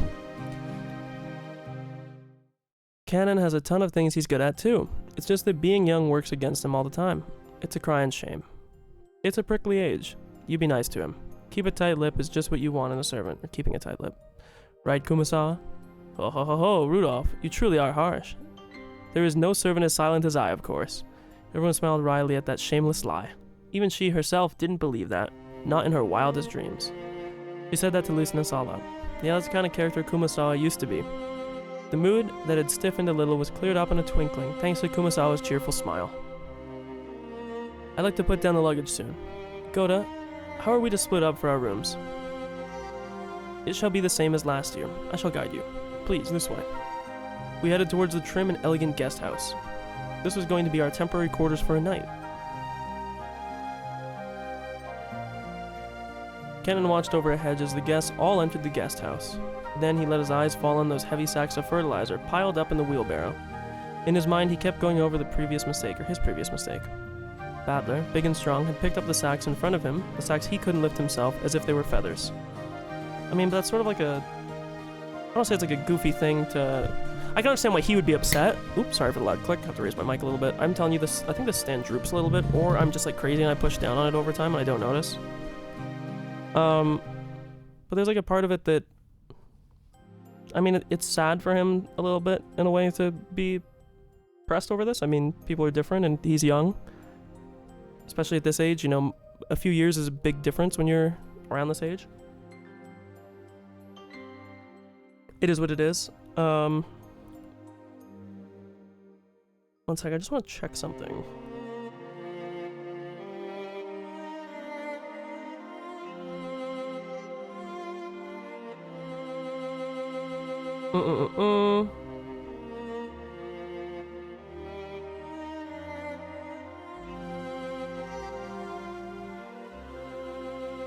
Okay. It was extremely difficult for an outside observer to guess what emotions that favor had stirred up in Canon. But as far as you could tell by watching him hang his head from behind, there was something that he just couldn't let go. Muttered words escaped his lips. But those words he murmured were so soft they didn't reach even his own ears. Even I. Canon hung his head, slightly biting his lower lip.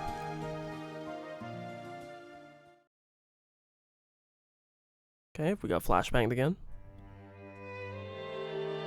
I remember the Rose Garden, but I don't remember this guest house at all. Was it built, like, recently? Torian? Torian? Torian. It was written on a gatepost-like thing, but since everybody called it the guest house, I followed their lead. The brand new Western-style guest house that stood overlooking the Rose Garden had a magnificent design carefully done in harmony with the garden. Correct. It was built just the year before last. You could just say 2 years ago, but since then we've been having them let us sleep over here. Haha, yeah, because people seem to like this place more than that junky old mansion we've had forever. I wish my room was over here. Ugh, I want one too. I guess you could call my house upper class as well, but I was reminded again how completely ordinary it was compared to the head house. It showed a shocking display of wealth that would build this kind of awesome guest house for guests who come over like once a year, or that they would, I missed a word there. Ava, Hideyoshi, please do make use of this room. Rudolph, Kiri, please make use of this room, here. Ah yes, I do appreciate how pretty and elegant this place is. Western style truly is wonderful. I can handle the Western style for a few days, but any longer than that, and you just need the good old Japanese style. Japanese people just relax best on tatami mats. Yo, shout out to Tommy Galaxy. Let's go! Ha, they've been fighting over making our new house Japanese style or Western style. Mother still holds a grudge about father having started the construction as Japanese style, and they bicker all the time about it. Your parents get along so well, George. I'm jealous as hell. Mine are so frosty. And yet, they're right with each other when it comes to my grades. All the rooms seemed to be two-person. I was grateful because now I wasn't going to be forced to share the same room with that old bastard for some bullshit reason like being family.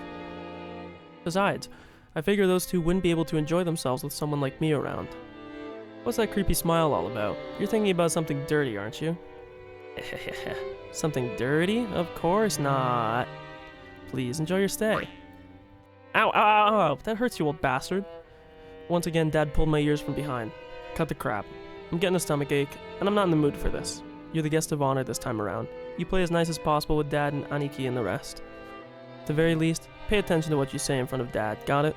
Because wisecracks go over like a lead balloon with him. Jessica, what's the mood of our family head been like lately? Same as last year, I guess. Considering they keep saying he's got 3 months left, he's as lively... pause. Grumpy. And irritable as ever. So I'm guessing her dad is Kinzo. Meaning he's in his usual bad mood again this year. And the only one who's able to take care of him is Genji. Seems that the master will only open his heart to Genji. Lately us small people cannot even get an audience. He's shut himself up in his study again, probably doing nothing but that weird black magic of his. What he does for a hobby is his own damn business, but when he starts stinking up the place, it really gets on my nerves. He can just stay in that study and never come out again for all I care. You shouldn't talk like that about the elderly. We're all indebted to him since he rebuilt the Ushiromiya family. Ushiromiya, sorry. And a little gratitude wouldn't hurt. Well, sorry. After being rebuked by George, Jessica had no choice but to take back her thoughtless remark. I mean, Jessica's right. I'm starting to get a dislike of George. The Ushiromiya family was wealthy beyond belief, but that of course meant that all its members were eccentric people, completely at odds with the rest of society. The head of the family, standing at its peak, in other words, our grandfather, seemed to be a particularly eccentric and terrifying person, even for our family. Dad had said he was getting a stomachache earlier, but I guess that was what all the adults who came here today were actually feeling. No doubt they were jealous of us, the grandchildren, just playing and laughing without a care. In the stories Dad told me, the head of the family was a violent man who rained blows on his sons with his own fists and even beat his daughters mercilessly with a wooden stick.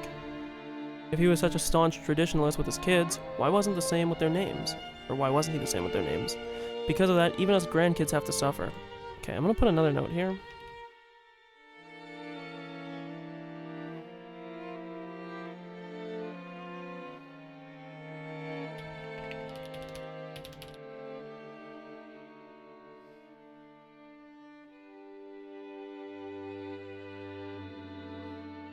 Sorry,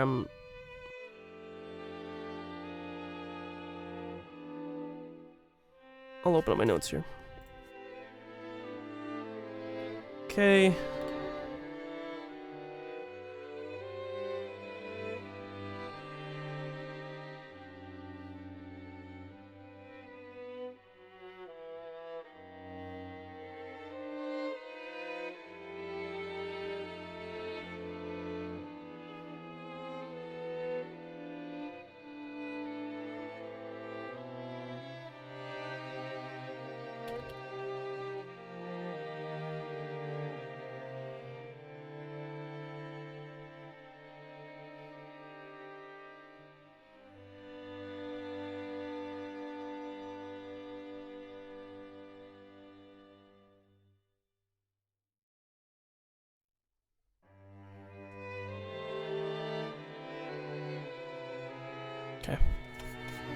So I just put, seems to be Jessica's dad. Apparently he only lets Genji serve him now as his health has deteriorated, or is deteriorating. He mentioned him using black magic. The only other character in the game so far that has a Western style name, which we haven't met, I believe, is Beatrice. Kenzo mentioned a contract of some sort in the intro. I wonder if this contract is the reason for all the children having Western names. It seems like the contract is pretty far-reaching, whatever it is, if that is the case. Because of that, even us grandkids have to suffer. Wow, I have absolutely no trouble believing the terrifying image they paint of him. I don't have many memories of meeting him over the years, but I remember his face was full of menacing thunderclouds, always making the people around him shrink away with a sharp look. I remember that the room's atmosphere got so tense whenever he was around you couldn't even breathe. What my dad said right now about me being the guest of honor now carries a little more oomph for me. 6 years ago I was in grade school, but I'm a high schooler now. There's no getting away from it. If I don't show him respect, things will probably get serious. It's scary. He does look frightening, but he's not completely terrifying. He's definitely never unfair. He's just not a pretty talker, that's all. But George, you've been the family darling since like forever because of your awesome grades, right? Grandfather treats us completely different. Like me, I've gotten slapped with a wooden sword. On my ass. My ass. On my maidenly naked ass. Well, you're the heiress of the head house, Jessica. Grandfather's giving you special attention. You have to realize that his strictness shows how much he's expecting of you. Oh, come on. Seriously, I could just turn the succession over to you, George. It's a bit of a heavy burden for me to carry. I think I'd already said it before, but Jessica is the daughter who will inherit the head house. The pressure on her shoulders must be different from us cousins of the branch families. Jessica, heavy? If I hold it, will it get lighter? Haha, thanks. It's alright. It's not gonna get pushed on you, Maria. I'm gonna bear that cross until my grave. Don't worry. While grateful for Maria's innocent consideration, it seemed that Jessica could not easily rid herself of the anxiety for the future that remained visible on her face. I guess I'm no different. Any high schooler with exams looming ahead is bound to have an... Okay, yeah, bro, this is definitely the same. Her having to uphold this, like, very long family line is definitely very much the same as you having to go do your fucking, like, bio exam, man. Just remember what the Golgi apparatus for and why it's rough or smooth. That's the endoplasmic reticulum. It don't matter. Maria, come here. You'll be in this room with Mom. Battler, apparently you are with me in this room here. Oh, so we are, George. Oh, this is a surprise. It's bigger than our parents' room. Wow. I figured us cousins are probably all going to gather in one place anyway. So I went and told them to make it a biggish room. Ugh. I like here best too. Here is better than being together with Mama. Ugh. Okay, you like it here better too, Maria? Alright, this room is George's and mine, but we'll give you special permission to come in. Keep it a secret from your mom, alright? Secret. Her mother, Auntie Rosa, was right behind her, but Maria still answered, striking the air with her fist clenched tight. After our parents put the luggage in the rooms, they gathered again in the corridor. So, brats, what are you gonna do? Well, we're brats. Of course we're about to hit the XCX concert. Come on. Are you cousins just gonna stay here and chat? Seemed they were heading to the mansion to announce their arrival. Normally we would have had to follow them and greet everyone together, but if that had been the case, Dad would have just said, you guys come too, and been done with it. He's telling us that it's alright if we don't come, so what'll we do? It's gonna be time for lunch soon anyway. Better let the kids unwind here. Besides, if worst comes to worst, this might be the last chance they get to play outdoors. I'll go too. Maria, you house sit for Mama, okay? You behave yourself and wait here. Now that Maria had been told to house sit, we couldn't just leave her behind. George realized that immediately and gave a clear reply for all of us. Well, we'll accept your offer and house sit. We have lots of stories to tell each other after a year. That would be best. And Badler has 6 years worth to tell after all. Yeah, I'll take care of the house like a good little boy. Kumasawa, I'm gonna stay here too. We'll leave the rest of the adults and us kids will break rank. That would be for the best. I'll report it to Madame. Then everyone, I'll be guiding you to the mansion. Please, this way. The other kids aside, George is an adult now. Wouldn't it be better if he came with us? If we make him come, poor George will be the only one left out. Interacting with his cousins is also important. Well then, see you guys. The adults left one after the other. Like the time he had guided us from the harbor, Goda went ahead, with Kumasawa at the rear. Excuse me. As we gathered in the cousin's room assigned to us, George asked us to excuse him for a second. He rushed over to Kumasawa, who was following behind the disappearing adults, and seemed to be asking her something. He soon finished his business and came back. What's up, Aniki? Nothing. I just wanted to ask something. Yeah, sure, it's nothing, bro. Ask me too. What could it be that George asked Kumasawa and doesn't ask me, I wonder? I don't have a clue. No, you misunderstand. I'm not sure what you're misunderstanding, but Aniki was getting pretty tongue-tied. It's like he has something to hide, and Jessica has the dirt on him. Whatever it is, something only Jessica knows and I don't is no fun at all. Hey Maria, it's not fair we're the only ones out of the loop, is it? Now? We want to hear what they're talking about, don't we? Battler and me want to know too.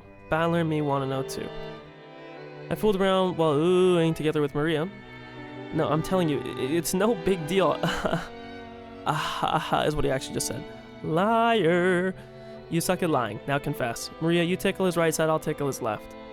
Me on the right, Battler on the left. Wait a second. Wait, you two. Stop. George rolled around on the bed. I didn't mean to skip that. Oops. In an effort to get away, Maria and I played around chasing him. There's something in the back of my mind telling me I'm a high schooler now and not a damn kitten, but in spite of that... Excuse me, I miss this kind of fun. Take a drink. A warm kind of fun. What George was asking Kumasawa, see? Well, you know how it is. It's been a year since he last came to the head house. Apparently he's really dying to say hi to any servants that might have joined or quit in the meantime, see? Been a year since he last came. Apparently he's really dying to say hi to any servants that might have joined or quit. Damn, did he have the hots for a servant that left? Is this the... say hi, I'll say hi too. What the hell, that's not anything to feel guilty about, Aniki. That's not it, is it? Maria, don't be fooled. Aniki's still hiding something. Resume interrogation. What? Got turned into Ganon there. Stop it, seriously. Maria, you too, stop already. Giggle, giggle. They're probably busy with cleaning or lunch arrangements. It's alright, we'll go and greet them properly afterwards. Basically, you wanted Shannon out there to greet you. Not that Goda getting in the way, right? Shannon? I remember that girl. She's still a servant now. How is she? Bro's got the hots for Shannon. Are we changing perspective now? Seems we might be. By the way, Natsui, how's your headache been lately? It seemed to be pretty serious for a time. I've been much better lately. Thank you for your concern. Oh right, here. A present for you, Natsui. Thank you, once again. And Natsui, oh hello. I'm here. I'm always receiving gifts from you. Is this black tea? It's herb tea with peppermint and lemon balm. It's a blend from a famous store and it's supposed to be good for headaches. I thought it might help you too. Rosa was always a conscientious woman, probably because she was the youngest of the four, and by quite some distance. She managed to grow up without harboring the venomosity of her siblings. I don't know if I've ever heard the word venomous put like that. So we can do a characters tab.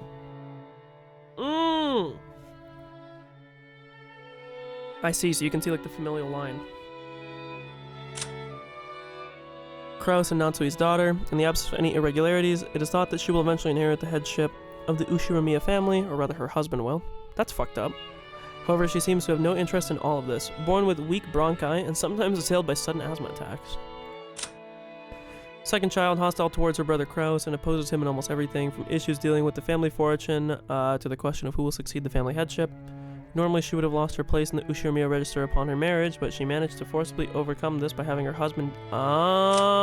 see, I brought that up. Okay, look, they're ahead of themselves. And then this is their kid. Affable. Oh, he's so affable. Third child, and so then this is the fourth child. By far the youngest of the four siblings, it seems that this gives her a weaker position at the family conference. She manages a design company, but she has yet to start taking it seriously, and its financial situation is far from favorable. Maria. Very interested in occult and black magic. Interesting. First wife, Asumu. We have the name drop of the first wife. Turned against his father 6 years ago when he married his second wife immediately after she... Oh, so it wasn't a cheating thing. It probably was, though.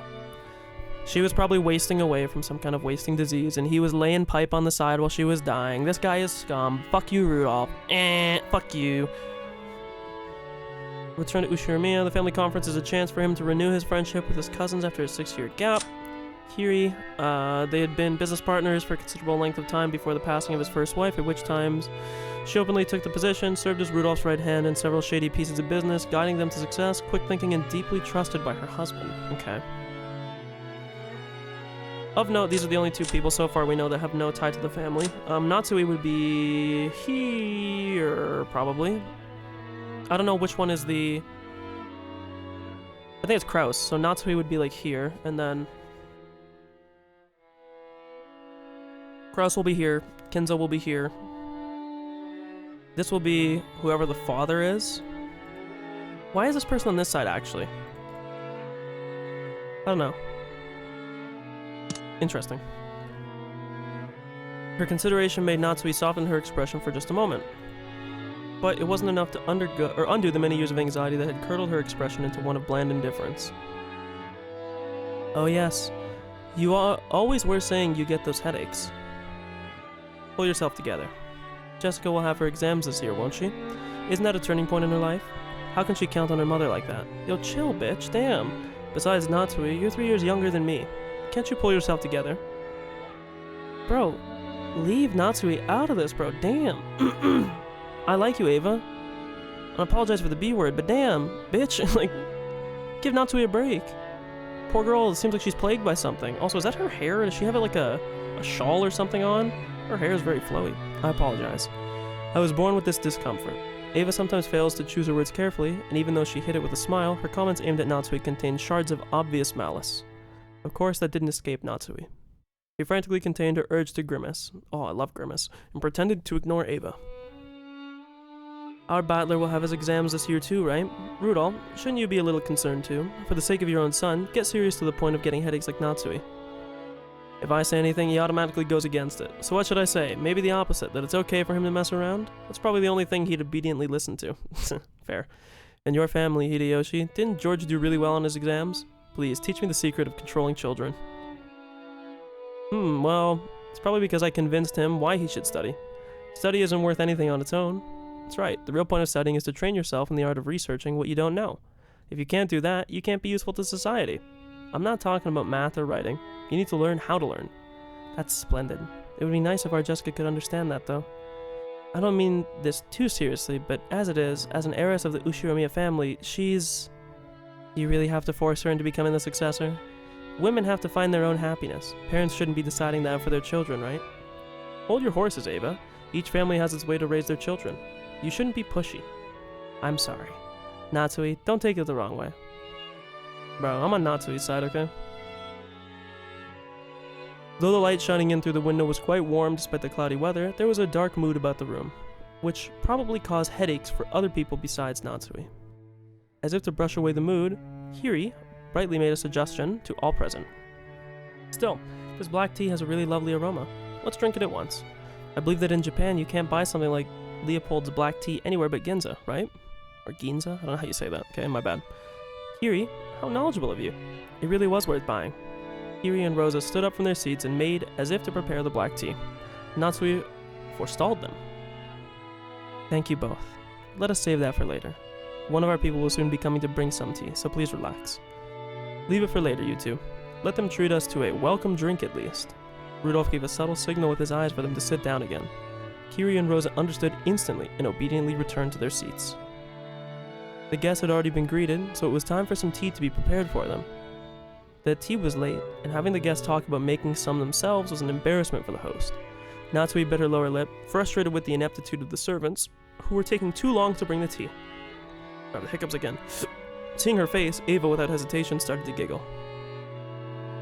Of course, Shannon had no way of knowing what was taking place in the parlor. As she came in, pushing a dish cart piled with teacups, Natsui gave her a pained look for no apparent reason, and Shannon couldn't help but flinch without knowing what she had done wrong. Excuse me. I shall prepare some tea for you. Oh, Shannon, it's been a while. You keep getting prettier every time I see you. Oh, thanks. Leave the chatting for after you've set the table. The tea will get cold. Oh, dude, it's so hard to sympathize with these people. They have servants and they're rude to them. Natsui, I was on your side. Please, can we stop being mean to the servants? I apologize, madam. She apologized like a small frightened animal, and bumping against the serving cart made a jarring racket as she dropped several teaspoons. Her clumsiness made Natsui's expression even harsher, which made Shannon in turn quail even more. It's alright, Natsui. What does a single greeting matter? We've already been made to wait for so long, the tea must be quite cold anyway. Hehehe. Damn, dude, she's actually being rude as fuck. It's alright. It's not cold yet, so... Shannon, finish setting the table. Quickly. I'm sorry, madam. It was obvious that Natsui was getting irritated.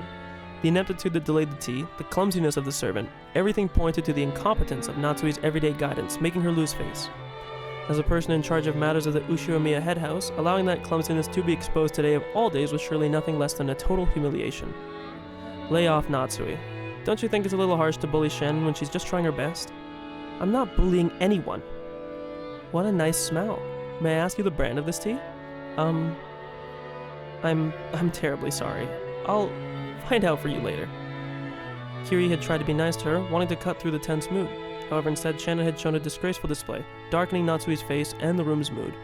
By this point, Ava's giggles were loud enough to be heard by everyone in the room. What's this? Shannon, don't you even know what you're pouring us? Come now, you mustn't serve something so suspicious to guests. We'll need a silver spoon at the very least before we can drink this. I'm sorry, I'll go get one immediately. Shannon, do you know what silver spoons are used for? Or why they have to be silver? Do you know why? I actually have no fucking clue. Let me think. What are they used for? I mean, I thought they were used for, like, stirring. Why they have to be used, my guess would be that they, like, are more stain resistant. But that also could be total bullshit. I have no fucking clue. No. Ava's eyes played over Shannon, who was setting the table, as a catty smile floated onto her face. Taken on its own, the expression on Ava's face may have been charming, in an impish sort of way.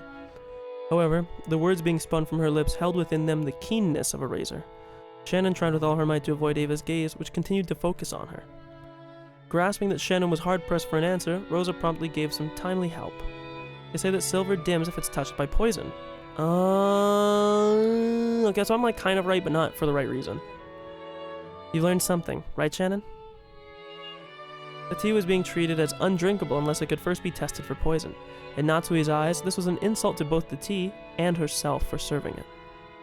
Rudolph, laughing flippantly, patted Ava's shoulder. Ha, you don't need any silver cutlery. With just one lick of your poisonous tongue, even a silver plate would go pitch black. Okay, that was a fucking good meme. We'll give it to you there, Rudolph. I get to hear that poison tongue every day, so I must be poison-proof by now. Ava, I don't mind you doing it to me, but you've got to tone it down a smidgen for the poor souls without resistance. Wow. My, how cruel. I only gave Shannon a bit of information about tea, didn't I? Everyone followed the lead, almost said lead, set by Hideyoshi's hoarse laugh and smiled, though sourly. There remained a single exception to this in Natsui, but even so, for the time being, the conversation inside the parlor could now be mistaken for a lively and friendly chat. As Shannon finally finished setting the tea table and made to leave, Kiri apologized to her in a low voice for not being able to help. Aw, okay, there we go. Kiri, you just jumped every person in the family that was dogging on Shannon. Pour one out for Shannon, okay? Maybe George ain't that bad if he wants good for this poor girl. She's getting dogged on for no reason. Shannon gave a light bow and made a hasty retreat. This girl's also outside the family. You know what? Maybe just fuck the Ushiromiyas. Shannon cast her eyes downwards, pushing the cart down the corridor. The pitiful air around her made it obvious that she had borne the brunt of some bullying. Don't be sad. You didn't do anything wrong. Oh, are they related? He said Nea, which I believe is like the short form for sister. You were watching. That is my duty. Madam and Ava can go to hell. Ooh, okay. Talk your shit, bro. I'm here for you. But the even worse coward is that guy. Kennen glared hatefully in the opposite direction of the parlor. The preparations for the tea had been delayed by a little bit of trouble in the kitchen. The trouble had not been Shannon's fault. The truth is, it had been Goda's mistake. So, he's saying that Goda's worse. Okay, one sec. Writing a little note here. Kennen and Shannon are siblings. Kennen has a distaste for Goda. Even more than the Ushiromiyas. Mainly Ava and Natsui, it seems. Okay. In the first place, there was no way that a show-off like Goda would ever hand over a flamboyant job like carting the tea to the guests. He had needed to make the tea all over again, which had made him late. So realizing that he wouldn't be earning any oh my god, he actually is a douchebag. I knew I didn't like you. He had pushed the task of setting the table on Shannon, who happened to be passing by. One could truthfully call it being shrewd, and one could unquestionably call it cowardice. It's alright, Kennen. Thank you. I really don't mind. Kennen's silence vividly showed that Shannon's words weren't coming from her heart. Thank you. Even if you're the only one who understands, I still feel a bit better, I think. You bottle things up too much, Nay. I probably should just say sister, but you should be less hard on yourself for once. Yeah. Thanks. Suddenly they both felt someone's presence and whirled around. Ooh, it's Genji. An elderly man stood there. It was Genji, the head servant. Run away, Genji. What are you doing here? Shannon hurried back to the kitchen. Yes, if you'll excuse me. Kennen humbly obeyed and promptly made to push the cart and leave. However, Kennen appealed to Genji in silence, bearing something in his eyes that he could not express in words. What is it? Did something happen? Shannon didn't do anything wrong. But those... Stop it, Kennen. If you'll excuse me. I'll return to work immediately. Kennen, you too. Go back to your post. Please. If you say so, sister. If there is nothing, then go. Yes, if you'll excuse me. Oh god, from the shadows in the hallway, an old woman wearing an apron watched over them. It was Kumasawa.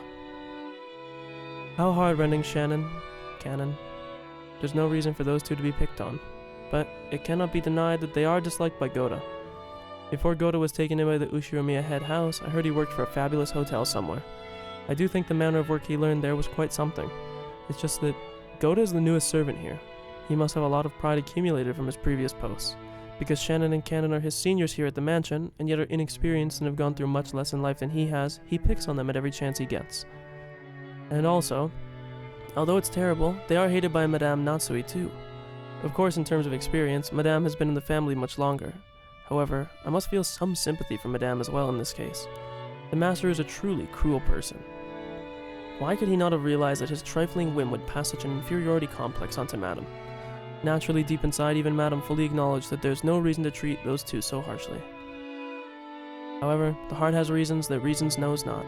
Ah, how heartrending. Cannot do anything but watch over them from the shadows. Okay. Whoa! Class break? We're at noon now, it looks like. Back in the guest house, though. I'm gonna go pee real quick. Let me put a thing up on screen. In this game, I can actually tab out of without stopping the noise, so it's actually kind of sick. You can hear things. I'll be right back, okay?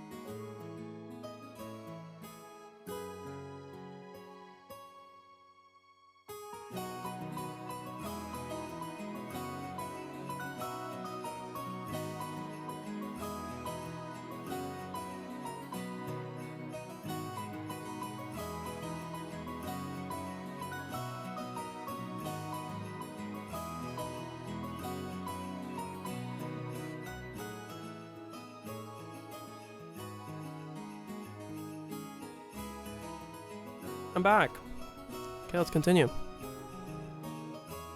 So I believe we're on chapter 3 now. Okay. Did Canon and Thing both get their spot? Shannon still didn't get her spot, which is surprising. Neither did Genji. So Genji and Shannon. Kraus, Natsui, Kinzo, and then whoever you are, which we don't really have an answer for yet. Regardless, let's continue. The four of us cousins were shooting the breeze over all kinds of topics. After all, there are both girls and guys here, plus we've got people over a wide spread of ages, adult, high school, and elementary school. All each of us had to do was talk about ourselves, and it would be of great interest to the other three. I think I'm finally getting used to all this. I mean, Jessica and Maria, you've both grown more than I could imagined over the past 6 years, so to be honest, I was feeling a bit uncomfortable, but talking like this, I guess that's on the inside. Nothing's really changed since back then. Right back at you. Even after 6 years, you haven't changed a bit. Although your body's gotten gigantic, you're still a kid inside. Ugh. I'm a kid too. I'm a kid too. Well, you aren't gonna be a kid forever, are you, Maria? I mean, you're gonna grow from being a kid to a cute young lady, aren't you? When that happens, Okay. I'm not reading that, bro. Okay. Yeah. No, Maria. You can't make that kind of promise. That's bad. I promised. I keep my promises, always keep them. Maria, you're a really earnest good girl. The guy you marry is gonna be really lucky. Don't try to smooth over that topic with the promise intact. Maria, that promise never happened. Never. Promise cancelled. I realize now, it really didn't feel like a proper gathering of cousins without Battler in our group, did it? These 6 years have been kinda lonely. That's true. We weren't able to goof off like this. Still, we did have some pretty constructive conversations, don't you think? Stuff about preparing for our future, exam taking, or finding jobs. Oh, I'm sorry. Now that I'm here, there's just this stupid babbling. But I'm having fun this year. Wash actually spoke. That's true. I agree. This year's the most fun. Maria's sincere words probably spoke for everyone. When George stroked Maria's head, she giggled like a happy kitten. What was that? Boom boom? Oh, knocking on the door. I was like, that sounds like gunshots, bro. Pardon me. Your meal's prepared. A timid knocking sound and an equally timid young woman's voice came through the door. Jessica answered brightly. Shannon, come in. You remember Battler, don't you? Jessica stood up from the bed and opened the door. There stood a servant girl who was definitely about our age. It's been quite some time since we last met, Battler. It's nice to see you after 6 years. I'm Shannon. Noting my presence and trembling a little. Nothing. Duh. She bowed deeply. Wow. Jessica got me surprised, but Shannon, you've shocked me just as much. You've turned into a total beauty too, haven't you? Your words are too good for me. Seriously, the food on this island must be really... Okay, bro. What are you eating? What are you... Oh my god. Jesus Christ, dude's a pervert. With both hands poised and saliva dribbling from my mouth, I closed in. For the sake of my honor and justice, I'd like to point out that I don't suffer from some strange disease that makes my lymph nodes itch until I scratch my neck open, and which can only be prevented by... Okay. The lymph node itching, good like Higurashi meme. It's just my Battler style way of communicating. When a boy closes in on a girl like this, 9 times out of 10 they get slapped or clobbered, right? This is Battler's original communication technique, aiming for a gag like that to break the ice. Well, that means I really do get to touch them on that 1 in 10 chance though, right? I'd never asked for that much though. Okay. She understood what was going on and she was blushing and had her head lowered in embarrassment, but she was just standing there with both hands politely joined in front of her, not even trying to resist or cover. I wasn't planning on this. Please hit me right now. At this rate, I'm seriously gonna touch them. Okay. Thank you. Someone else did. Which is why I was glad that Jessica chose that time to drive her elbow into the back of my head. Oh, Jessica, thank you. But why the hell are you thanking me? No, my bad, Shannon. Looks like I got a little too absorbed in your hypnotic chest. No more to the point. When someone gets that close, they've clearly got criminal intention. Seriously, you gotta resist. But... You are an exalted guest, Battler. Now look, here. A crime's a crime whether I'm a guest or not. 10 centimeters around a girl's chest is like an air defense identification range. If someone trespasses within 2 centimeters, that's already an invasion of airspace, and you launch a slap to their face on high alert. I couldn't do such a thing. We are, that is, I don't like they keep calling themselves furniture. Of course she didn't want her breasts touched, but if a guest so desired, she intended to sacrifice her own needs in an effort to accommodate them. A girl like this needs some urgent protection. In these days, to think that there is a dedicated and virtuous girl like this, it makes my head spin. But no. No. I come at you with a perverted face. You smack me down. No, pervert.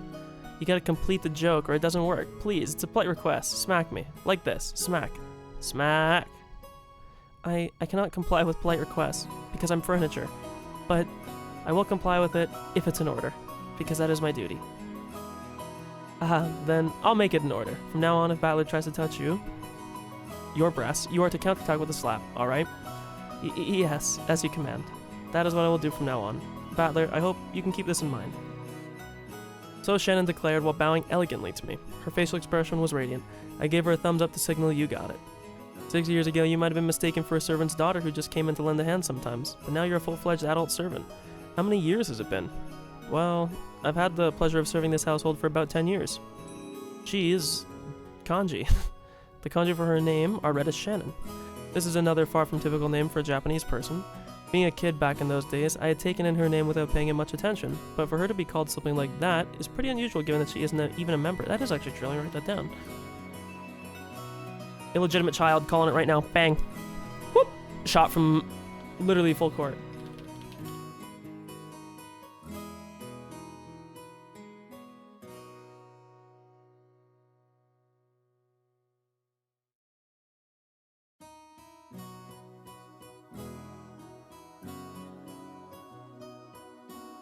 I'm gonna pull up my notes here while I type this.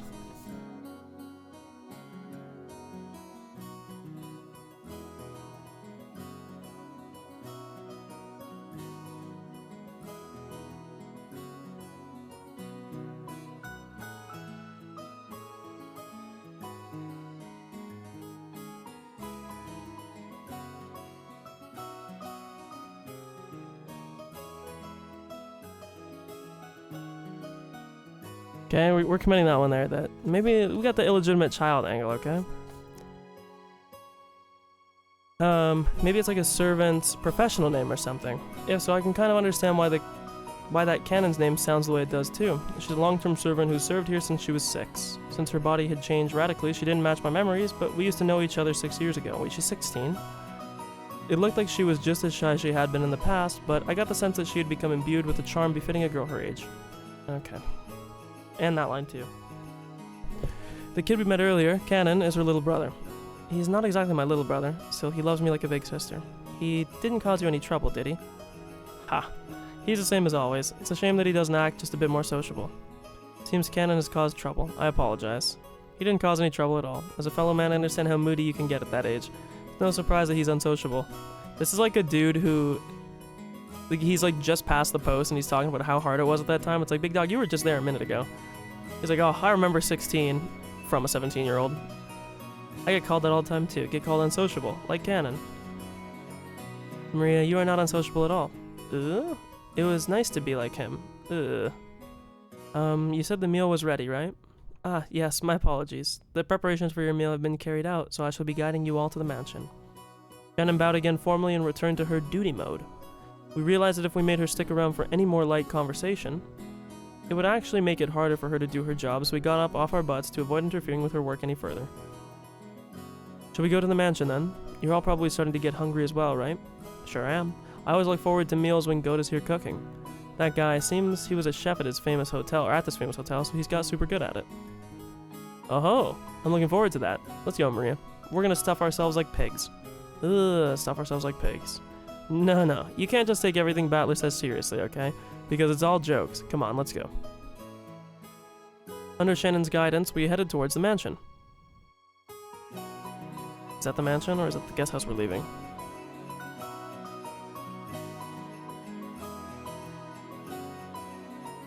Met once again by the magnificent rose garden, we continued onward as it came into view, the imposing mansion of the Ushiromiya main family. It had apparently been built shortly after the war, so you could feel the dignity of almost half a century hanging about it. On the surface, the building was gorgeous, but being as old as it was seemingly lacking in modern amenities like air conditioning.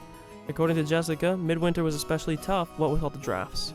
Well, it's not like they couldn't just take the kotatsu out.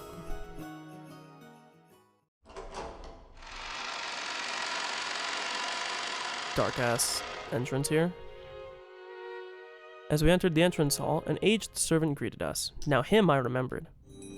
As the most senior member of the staff, Genji served as the head of the servants. Oh, so I think I see how it works with the characters. They don't show up here until my guys met them. Yep.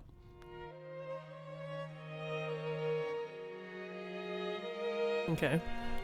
Interesting. Battler, we've not met in a long while. As our eyes met, he saluted us with a composed voice. He didn't give us as refined a bow as Gota's, but it was a bow that had feeling, even if it wasn't as polished to the same degree. Genji, it's been absolutely ages. You look well. Thank you. I have been quite well. And you, Battler, I see you have become a splendid young man yourself. I would even say you have grown to somewhat resemble the master during his youth. I'm looking like grandfather? I guess that means grandfather was pretty popular when he was young. From here on, I shall take Shannon's place and accompany you. Please come this way. Shannon bowed deeply and saw us off. Leaving the entrance hall, we headed to the dining hall under Genji's guidance. Sorry, I have the hiccups again. Genji, just like Kumasawa, stood in stark contrast to us young people, who had grown beyond recognition over the last 6 years. His figure was exactly the same as in my memories of 6 years ago. It seemed like time had stopped since we last met. Genji was a silent and diligent person. He was like grandfather's close aide or caregiver. In fact, you could even go so far as to say he was grandfather's right-hand man. Actually, it seems like he was by grandfather's side more than my late grandmother was. According to Jessica, grandfather trusts him more than any of his blood relatives. But I wonder how long he's served. I never asked for details, but I think I heard he's been here since the beginning when this mansion was constructed. That is to say, he's dedicated half of his life to serving here. No wonder grandfather trusts him, because if it's 86, it was post-war, let's just say 1950, yeah, I mean, so if he's like close to 70. As we cut through the open-ceilinged hall behind Genji, I found something I had no memory of from 6 years ago. A Game Boy Advance color, oh! Ooh, portrait.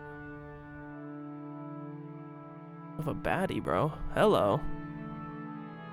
It was an awfully big portrait hung right in front of the stairs that rose to the second floor. Without thinking, I stopped walking under its spell. Since I suddenly stopped, Maria, who was following behind me, ran into my back. Ugh. Ah, sorry. Hey, Jessica, did that picture used to be there? I pointed at the large and conspicuous portrait hanging in the hall. Everyone else stopped too. Ah, right. When you last came here, that hadn't been hung yet, had it? When was it again? I think, well, I mean, it looks very similar to Jessica. Is this like his, or her mother? If my memory doesn't fail me, it was around the year before last, so 2 years ago again. Seems like they did a lot of renovations 2 years ago. That keeps getting brought up, the year before last, the year before last. I'm gonna put that in the notes too.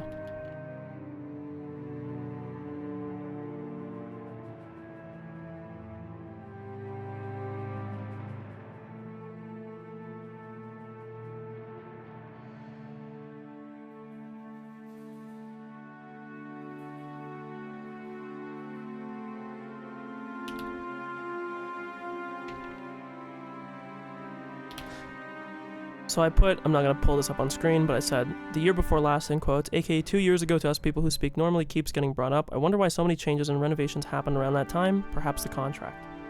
You are correct. I'm going to try to, like, this happened when I played Higurashi as well, where the early notes were very much, like, point by point, like, listing, like, random facts, but I think unless it's, like, very important, I'm probably not going to list it, and then it'll be more so theories. You're correct. In April of the year before last, the master had this painting put on display, which he had instructed an artist to paint for him sometime prior. Grandfather did that, so he went out of his way to have it drawn. The portrait depicted a woman in an elegant dress, who gave off a sense of refinement, and who seemed to suit the western style of this mansion. I couldn't have guessed her age, but the sharpness and obvious strength of will in her eyes gave me the impression of youth. It was a different feeling than the composed mood of middle-aged women that— uh-oh, I hope I didn't— uh-oh. Look, I didn't know her age, okay? If this woman had normal black hair, I might have thought it was a portrait of my long-deceased grandmother in her prime. However, the woman in the portrait had beautiful golden hair, and didn't look Japanese at all. So, who is she then, this woman? As though trying to show off her knowledge, Maria answered that simple question with authority. Ooh, I know. Beatrice. See, why is her name... Portrait is of a woman named Beatrice. Okay. Bio what? Beatrice. She's the witch. Didn't you ever hear about her long ago? The witch? You mean of this island? I think I already said this, but Rokkenjima is a small island that's only about 10 kilometers around. However, considering that only the Ushiromiya family lives here, that's quite large. So only a harbor and the site around the mansion were set up to be lived in. Beyond that, the island remained as untouched as it was when it was still uninhabited. To understand just how dangerous a vast and empty forest with no lamplight, phones, or people passing through it at all actually is. Phones? Why'd you say phones? I guess he means like landlines, but you need to shift your urban assumptions a little. You see, if by any chance you fell down a hole in the depths of the forest and sprained your ankle, cry or scream, no one would come and save you. If it then got dark, the forest, where there are no streetlights, would become enshrouded in complete darkness. Also, since there obviously aren't any guideposts here, it's easy to get lost and lose your sense of direction in the dark forest. Nowadays, most people see a forest as a peaceful place. But to the people of bygone eras, before the light of civilization drove out the night, forests were like oceans on land, geographically separating one culture from another. Just as fishermen who go out into the ocean occasionally have their lives put in danger despite their technical knowledge was also demanded of hunters who went out into the forest, and their lives were occasionally put in danger just the same. If a child were to go play in that dangerous forest, something terrible might happen. Some parent must have had that thought. Maybe my grandmother, or possibly the man himself, my grandfather, might have said it. Or maybe it was a story handed down on this island from long, long ago. There's a terrible witch in the forest, so you must not go in. Thus Rokkenjima's ghost story was born. That is the legend of the Witch of Rokkenjima. So when we say witch on this island, we're referring to the master of the vast and savage forest. Which reminds me, when I was little and stayed at this mansion, during the eerie nights where the wind and rain struck the windows, stories like the Witch of the Forest is roaming around in search of a sacrifice would scare the heck out of me. Okay, one sec, we're writing this down. This is all important. I'll turn on the notes for this so you guys can see as I type. So we have...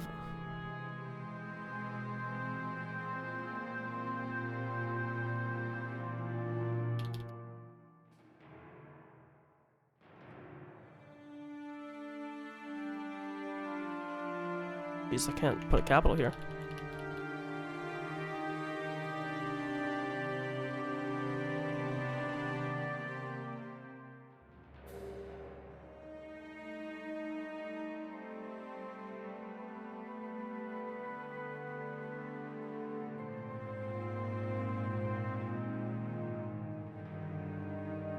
Okay. There you go. Beatrice, huh? As I searched my memory prompted by Aniki, I did vaguely remember being told that was her name when I was very small. Right. Still, I completely forgot that the witch of that legend had an elegant name like Beatrice.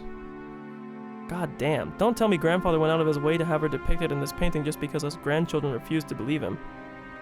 It's the witch from grandfather's delusions. Ever since he had this picture hung up, he's been losing his distinction between fantasy and reality. To us, it's no more than the witch from his imagination, but to grandfather, she's a being who exists on this island. Exists. That's why he says he had this picture painted, so that we'd understand. Okay, also gonna put that in. Apparently Kinzo sees this witch in his delusions. But no one else has yet to see her. Okay. Creeps the hell out of me. Milady. I mean, like, the really obvious connection right off the bat is that if Natsuhi is supposed to be... Well, I guess we don't know what Kraus looks like. I was gonna say that... If Kraus isn't blonde, I'm gonna start putting some big red flags waving in the air that there's some fuckery going on. That's all I gotta say, okay? Jessica is like a spitting image of this lady, just different hairstyle. She has blue eyes, she's blonde, Western name, supposed to be the future head of the house, you know? All I'm saying is we need to see, because Natsuhi's her mom, we need to see what Kraus looks like. If not, we're gonna start getting into some weird questions about whether or not they're her parents, whether or not Kraus maybe, whether Beatrice is, you know, actually real, whether Beatrice is real or not, maybe she's like I don't know how to word this, maybe Beatrice is gonna be like a, I don't say like a possession or something, but maybe this is supposed to be like an image of what Jessica will become. All I'm saying, okay, there's some fuckery going around here. Of course, we're at the start of the game. She ain't gonna be just a witch, bro. Milady. To the master, this is an important portrait. I must request strongly that you do not say such a thing in front of him. I know that. You couldn't get me to say it, even if you begged me. Jessica turned away, glaring a second at the portrait. Let's go. We're making everyone wait in the dining hall. Hungry. Only a small portion of this island is controlled by the Ushiromiya family. If all of the wild remainder was this witch's Beatrice's domain, I shouldn't have said witches, and one could say that she was the being who actually ruled over Rokkenjima. That unsettling, ominous feeling I had on the boat trip, when I learned that the shrine had been struck by lightning, revived within me a bit. At that time, Kumasawa had tried to tell an ominous story about Rokkenjima and had been stopped by Jessica. I didn't know what she had tried to tell us about this island. But there was one thing I did know. Rokkenjima's ruler was not the Ushiromiya family. It was the witch, Beatrice. Yes. Because this was the witch's island. Battler! Slow! When I looked around, everyone was already heading towards the dining hall. I hurriedly chased after them. This is probably not going to be like an ultra long stream. We'll probably go like another hour, maybe hour and a half. I guess it depends how long the chapters are, but if like this chapter finishes, we'll probably finish this chapter, then do like one more. We'll see. We walked up to the huge double doors that led to the dining hall. I used to have like a heuristic when I was playing Higurashi that like the chapters, when I was reading them out loud, were about 45 minutes each. We're on what, chapter 2 here? Chapter 3, we're 3 hours in. Maybe the heuristic holds that it's about an hour each chapter, you know? So, another hour or two.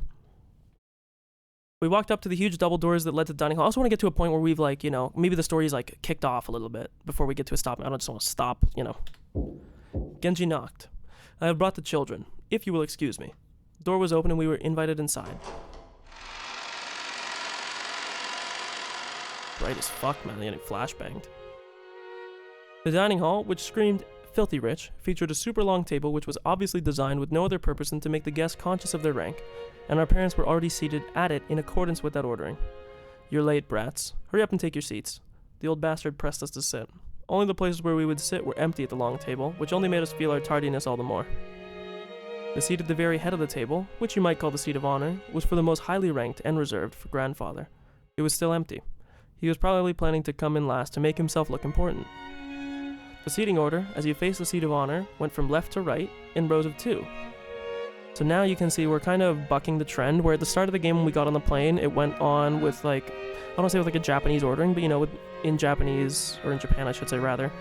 I don't know if this is true in all Asian countries or just Japan, but you read right to left, right? And now it's interesting that here, we're in a Western family, it went from left to right. You know, all I'm saying, they're both single file rows. I think it's just trying to show more of the difference, that there's a lot more Western influence in this area than Japanese. So on the left-hand side on the row closest to the seat of honor was the second-ranked seat belonging to the eldest of the adult siblings, Uncle Kraus. It looked like he hadn't arrived yet either, so that seat was empty. And then opposite him, on the right-hand side of the first row, sat the eldest daughter of the family, Auntie Ava, ranked at number 3. So if that's the case, we know that Kraus is probably... Oh no, sorry. Kraus is Ushiramiya by blood. The left-hand side of the second row was for number 4. There sat the old bastard, Rudolph, as the third of the siblings. Opposite him sat number 5, the youngest sibling, Auntie Rosa. I like Rosa. Going like this, you might think that the next ones to come would be their husbands and wives, but guess again, because the left-hand seat in the following third row, meaning rank number 6, was actually Jessica's seat. Opposite her was George. Then the seat next to Jessica was me, and opposite me was Maria. And next to me on the left-hand side of the 5th row, all the way down at number 10, finally came Aunt Natsui. She married into it. Yeah, these are people that are not part of blood. Opposite her was Uncle Hideyoshi. And next to Aunt Natsui, in the 6th and final row on the left-hand side, was Kairi. The seat opposite to Kairi had been laid out like the others, but was empty. According to this ranking system, that spot was the seat where Auntie Rosa's husband should be sitting. He hasn't come, as far as I know, yet the table had been laid for his seat. These kinds of ranking orders usually permit the spouse a corresponding status. Ooh, I didn't mean to skip that. Corresponding status, but the Ushiramiya family had an original kind of ranking. Maybe it's a leftover of male chauvinism, under the notion that a mother's womb is only a temporary house for the child and she contributes no genes. The children of direct descent would have the highest ranking, followed by the grandkids. I see, and then you skip the spouses. Meaning that the spouses with no blood ties would be considered the last in line. It's terrible, but according to that ranking order, grandmother, if she was still alive, would be in a position even lower than mine. Yeah, that's fucking crazy, man. Like, I guess I kind of expected, if you're looking at like a monarchical or like a monarchy-like system, that you would want to have people of blood. Ooh, this track going kind of hard. Sorry. It would kind of make sense in that regard, but like, man, you can't sit with your spouse. It's kind of fucked up. And yeah, to think that you could serve for so long. Like, she could be married to the guy, the head honcho, Kinzo, for however long. And the fact that she would be at the very end, that would suck absolute nuts. That's terrible. So it's just got a very, like, old school, like, monarch style. I think the British family is like this, right? Like, if you're married to the king and the king dies, it doesn't pass on to the queen, it goes on to the next of kin. So, in youth, obey your father. After marriage, your husband. After aging, your children. Jesus Christ. A leftover of the times when they used to say, women, no home in 3 worlds. What, in birth, life, or death? Is that supposed to be like the meme? That's terrible. Long ago, when I was still incapable of figuring all this out, I thought it was so great that we could all chat with the adult siblings sitting in their groups and us cousins in ours. However, now that I can re-examine the seating order after growing up a bit, it stirs up some very complicated feelings. Yeah, no kidding. Aunt Natsuhi, married to the eldest son of the family, responsible for managing the household, and number 2 for all practical intents and purposes, sat to my right, which meant that she was 2 steps lower than me in the ranking order. It was difficult to guess what was going through her head. Okay, wait, I want to draw like an MS Paint thing. I'll have to switch to display here. Because we're actually gonna, I think that this is gonna be important in the future, okay? I just have a funny feeling that this is gonna come up. Oh, wait, I probably don't need to do this, but I'm gonna do it anyways because it's fun, okay? Let me add a display capture. Okay. Okay. And put this here. Boom. Okay. So if we imagine the table, I don't know how many seats there's going to be, but let's do it like this. we got a table like this, right? And we have... We'll put the seats in... What color do we want the seats to be in? We'll put them in this nice maroon, okay? So up here, you would have... Let me do this. This is Kinzo. He's the current head. Then... It's like this. And we're gonna do some... Can I... Oh, nope, I can't do it like that. Okay, look. You have to get used to a little bit of scuffed presenting, okay? There might not be enough seats. There's not enough seats, bro. I spaced... Oh my god, this is so bad. Okay, look. You gotta give me a break. Okay. They're not... The names aren't even gonna fit in the circles because I drew them too small. Here we have Kraus. Okay. Then it's Ava. Ava's could fit in. I don't know why I didn't write it inside. Then Rudolph. Okay. Then here it is Rosa. Then it's Jessica. Because it seems like it follows the familial line. Then it's George. Then it's Battler. Then it's Maria. And then we have... I said Natsuhi. And then it would be... Hideyoshi. Yeah, we don't have enough spots because I'm trolling. Hideyoshi like this. And... Look, let's pretend the table was always this long, okay? The table was always this long. Look, they added on a little bit extra. Just for the last two people.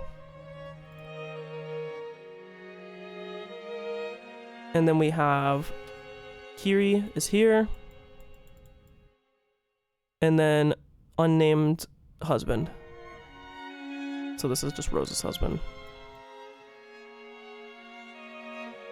So this is like our succession order. If you go like left to right like this. Oops, that's not what I wanted to do. I wanted it like this. Like that. Okay. Commit this to memory. This will probably be important to some degree in determining like who comes next. So we know though, see this is the weird thing that seems weird to me. No, I think this makes sense. So like Kinzo dies, let's say he dies, right? Boom. He goes, then Kraus becomes the lead. Now the question is then though, if Kraus becomes the lead, does it then jump to Jessica because she's daughter? Or does then it go across to Ava? Because I don't know if it's like familial as in like... Because these are all outside of here. These people are all Ushiromiyas. But these are people that married in. So I'm sure they'll get into it, or maybe they've already said it and I didn't comprehend. But I would imagine that it should go like this. But the fact that they were talking about Jessica so much almost makes me think that it would go like this and then like this. Which means, wouldn't, like, you two, potentially Rosa, wouldn't you guys have, like, a huge incentive to not like the system? I don't know. Regardless. We'll get back to the game. It was difficult to guess what was going through her head. That's why I made a small apologetic gesture before sitting down. How nice to see you, Battler. You've grown quite tall, haven't you? Yeah. Normal life, you know. Food, meals, eating. Then suddenly I was this tall. Boys do grow fast, don't they? How tall are you? I guess about 180 centimeters? No, wait, you missed your moment. You're supposed to jump in with, did you do anything besides eat? Huh? I'm sorry. After a moment, she gave a small laugh, but it seemed she couldn't quite figure out what she was supposed to be laughing at. This woman is Aunt Natsui. She's the wife of the eldest son of the family, meaning she is my dad's older brother's wife, Kraus's wife. It's easier to get it if I just call her Jessica's mother. It feels bad to say it like this, but not that I hated her, but I didn't particularly like her. Why? She seemed kind of... Well, she's kind of a douchebag to the servants. She never got into our kids' circle, and my only impression of her was as someone who always talked about complicated stuff with my parents while having a crabby expression on her face. The fact is that having barely ever exchanged words, I hesitated a lot, even just now, about how to approach her. And it was pretty much a flop. Hey, good music timing there. The silverware had been tidily set up on the table, but the meal itself hadn't been brought in. As a rule, the meal doesn't start until the man at the head of the table has taken his seat. So as long as grandfather, the highest ranked, didn't come, lunch would be indefinitely on hold. There was also, of note, which I didn't mention, I guess, was the what do you call it? The glass shattering at the end of the last thing. Not even the appetizers would come. In other words, the silence in the dining hall was the sound of our parents as they withstood their hunger and waited on tenterhooks for grandfather to come. I've always heard that as tenderhooks. Maybe that was just a mispronunciation of people. Except, the grandfather I remembered always showed up at the right time when we ate together like this. He wouldn't ever have been so late as to have everyone else waiting on him. Grandfather's pretty late. As far as I can remember, he was always strict about staying on time. Well, maybe 6 years ago, yeah, but not lately. Seriously, he's off in his own little world now. He doesn't even show up at family meals. I figured he'd at least stick around for today's meal, though. That said, if he doesn't hurry up, it'll be a hell of a lot more relaxed, or I'll be a hell of a lot more relaxed and happier to boot. Jessica. After being scolded by her mother, Jessica faced the other way, sticking her tongue out. No way around it. Nothing to do but to wait for the host to arrive. I mean, where's Kraus too, bro? Kraus isn't here either. When I glanced at the clock, I saw it was almost 20 minutes past 12. Wait, pause. It's gotta be PM, right? No, because if they're using 24-hour clock... 2,500 clicks? No fucking way. No way I've been clicking that much. Does it count right clicks? It doesn't. Interesting. Because when they showed the clock, the analog clock earlier, it was like 12 noon. Well, I guess you can't really tell on an analog, but to be fair though, if it's Western, they might not be using 24-hour time, although I don't know if they use 24-hour time in Japan either. I don't know. Fuck 24-hour time, even though technically in this situation it would make it a lot less confusing. But eating dinner past it can't be, bro. There's no way it's midnight.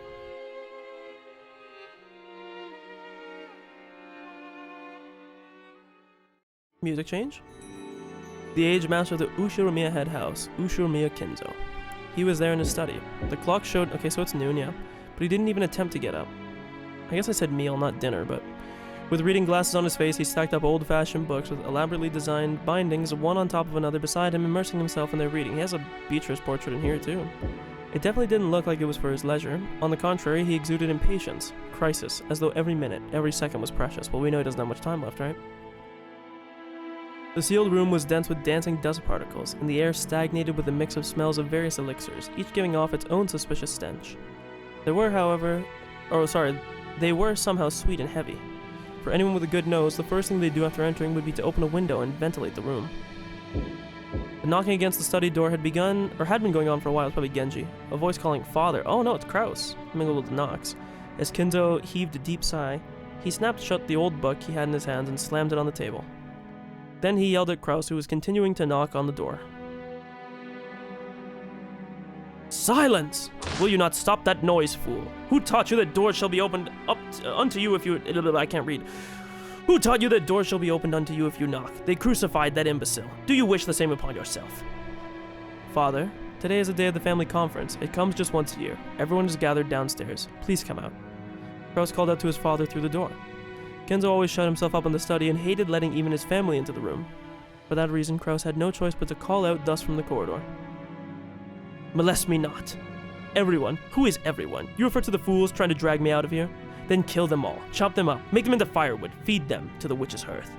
Put a pot in that hearth and boil wormwood. And if still there remains imbeciles foolish enough to dare try to lure me out of here, force them to drink that broth of the apocalypse. Preserve that remainder in liquor." "Ah, Genji, where are you? Call for Genji. Have my demonic absinthe prepared. The whispering of the green fairy reaches me no longer. Ha, where is Genji? Call for Genji!" Yeah, this guy's losing it. Before the door, Kraus, Nanjo, and Genji kept waiting for the master of the house, who would not come out. Okay, he is blonde, by the way. Just wanted to make that known. Looks like he hates me to his core. My voice doesn't reach him anymore.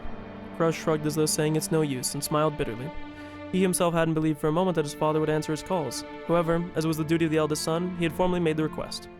"Kinzo, your sons, daughters, and grandchildren have come to see you, you know.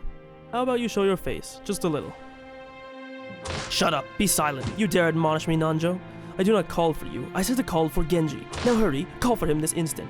Time is short. The apostles are already readying their trumpets. Why do you not understand this, you foolish sheep?" Kinzo slammed the old heavy book on the table over and over. The racket obviously indicated his heightened displeasure, or highest displeasure. Kinzo put his spectacles down and flew up from his chair. He spread his arms wide open, as if to sing to a packed opera house, as if appealing to someone, and yelled. Why? Why is there always something in my way? I would throw it all away. I would offer up everything. There was only one thing I asked in repayment. Oh, Beatrice, if I could see your smile but one more time, I would plunder the smiles of the earth and offer them all up to you. Oh, commanders of the Locust Legions, reap the smiles of the earth. All is filthy, all is irksome. Why must I suffer this impediment on this most precious of my days? Call for Genji. I have no idea what he's yelling. I guess he's finally gone nuts. Kraus, isn't that a bit harsh to your birth father? My dad is already dead. All that's here is a phantom of... Oh, that's a good line, of what he once was. At any rate, as long as he lacks the will to leave that room, there's nothing we can do. Kinzo. Choking coughs continued to pour from the study. I'm going back downstairs. It would be a waste to let that lunch Goat is so proud of get any colder. It's one of the few things the others have to look forward to here. Kraus spun on his heels. He looked at his wristwatch, mumbling and acting as though he had wasted time doing something he knew would be in vain.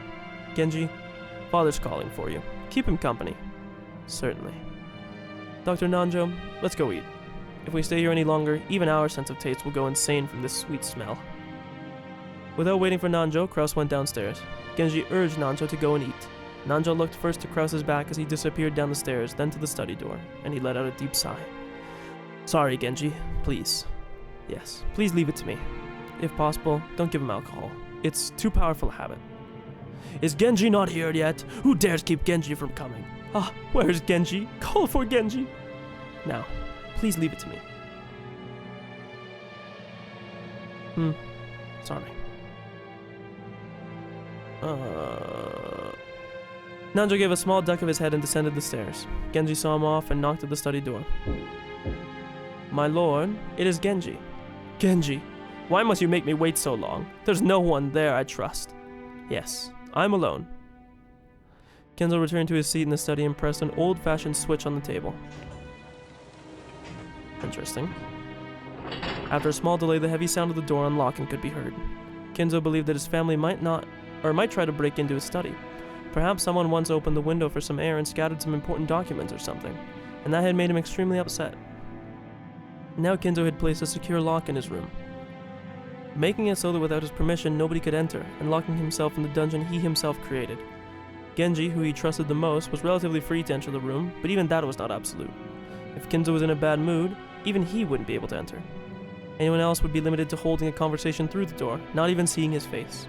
And most of the time, they wouldn't even get a real conversation. And he's definitely lost it, man. However, that didn't pose any particular problem for the family. That was because they had no reason to go out of their way to interfere with the retirement of the cantankerous and aged head. The fact he was completely immersed in his odd research and always locked up in his hideaways was something of a benefit. They made the most of his refusal to leave the study, entrusting him to the hands of the servants, while they themselves kept their distance. Genji, my usual. I'm busy. Yes. Genji headed to the corner of the study. To a corner. Their suspicious-looking bottles boasting venomous colors were on display. They were actually liquor, but considering that they were placed in this shady-looking room, you could almost suspect that they might be ghastly poisons. The inside of the study was filled with the mountainous library of outlandish books that Kinzo had amassed. Or mountainous, I guess. You could say mountainous, but that doesn't sound right. The mountainous library.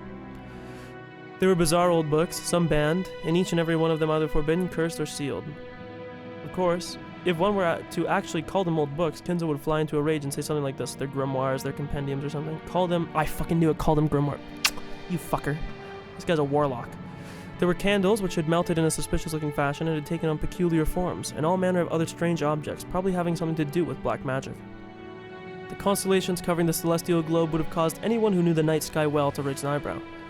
The illustrations inscribed in old books, haphazardly left open, ranged from the religious and mystical, to the demonic and grotesque, as well as bizarre diagrams of various magic circles, and above all, the sweet poisonous smell that filled the room. Which to those entering for the first time would surely be a profound assault on their sense of sight, smell, and all their other senses, making them lose their grip on reality. Inside that study, Genji, with his well-trained hand, prepared Kinzo's usual drink. If you didn't know that the ghastly dark green liquid that filled the complexly designed bottle was liquor, you certainly wouldn't want to put it in your mouth. He poured a small quantity of the spirit into the glass, placed a cube of sugar in a strangely shaped spoon, and then poured water from a pitcher over it. Strangely, when the colorless water was poured into it, the dark green liquid turned a cloudy white. He created the strange visual illusion that the water had caused a chemical reaction, which made it all the more difficult to perceive the concoction as liquor. Caused like something to precipitate out. To this, he added an original flavoring that Kinzo liked, and fine-tuned the taste. There was no recipe. Its success was measured only by Kinzo's mood swing when he drank it, and he had learned how to make it only after many decades. Genji placed the glass on a tray and made his way over to Kinzo. Kinzo was now gazing out the window. "As you asked, my lord." "Thank you." Kinzo has regained his composure, or had. So much so that he was now unrecognizable as the man who had been shouting, screaming, and yelling just moments before. In that man's back dwelt a dignity and intelligence made plain simply by how he tilted his glass and gazed down at the scenery beyond the window. Genji, in order to allow Kinzo to set down his glass at any time, motionlessly waited behind and to his left, as though he were a living sideboard. As he did, Kinzo stuck out just the glass, his gaze still directed at the world outside the window. There was just a mouthful remaining. It was not a gesture intended to set upon It was not a gesture intended to set it upon the tray, as Genji expected, but was a motion to hand the glass over to Genji. "Drink it, my friend. That is more than I deserve. No need for ceremony between us. Drink it, friend." "Thank you." Genji respectfully received the glass and inclined it a little to taste its contents. Then he downed it in one gulp. "I attempted to imitate your concoction, but no matter how I try, I cannot replicate the taste. The way you make it is pure relish. Thank you very much. It is the fruit of your guidance, my lord." Kinzo smiled at his loyal subject, who refused to put aside rank even when asked to.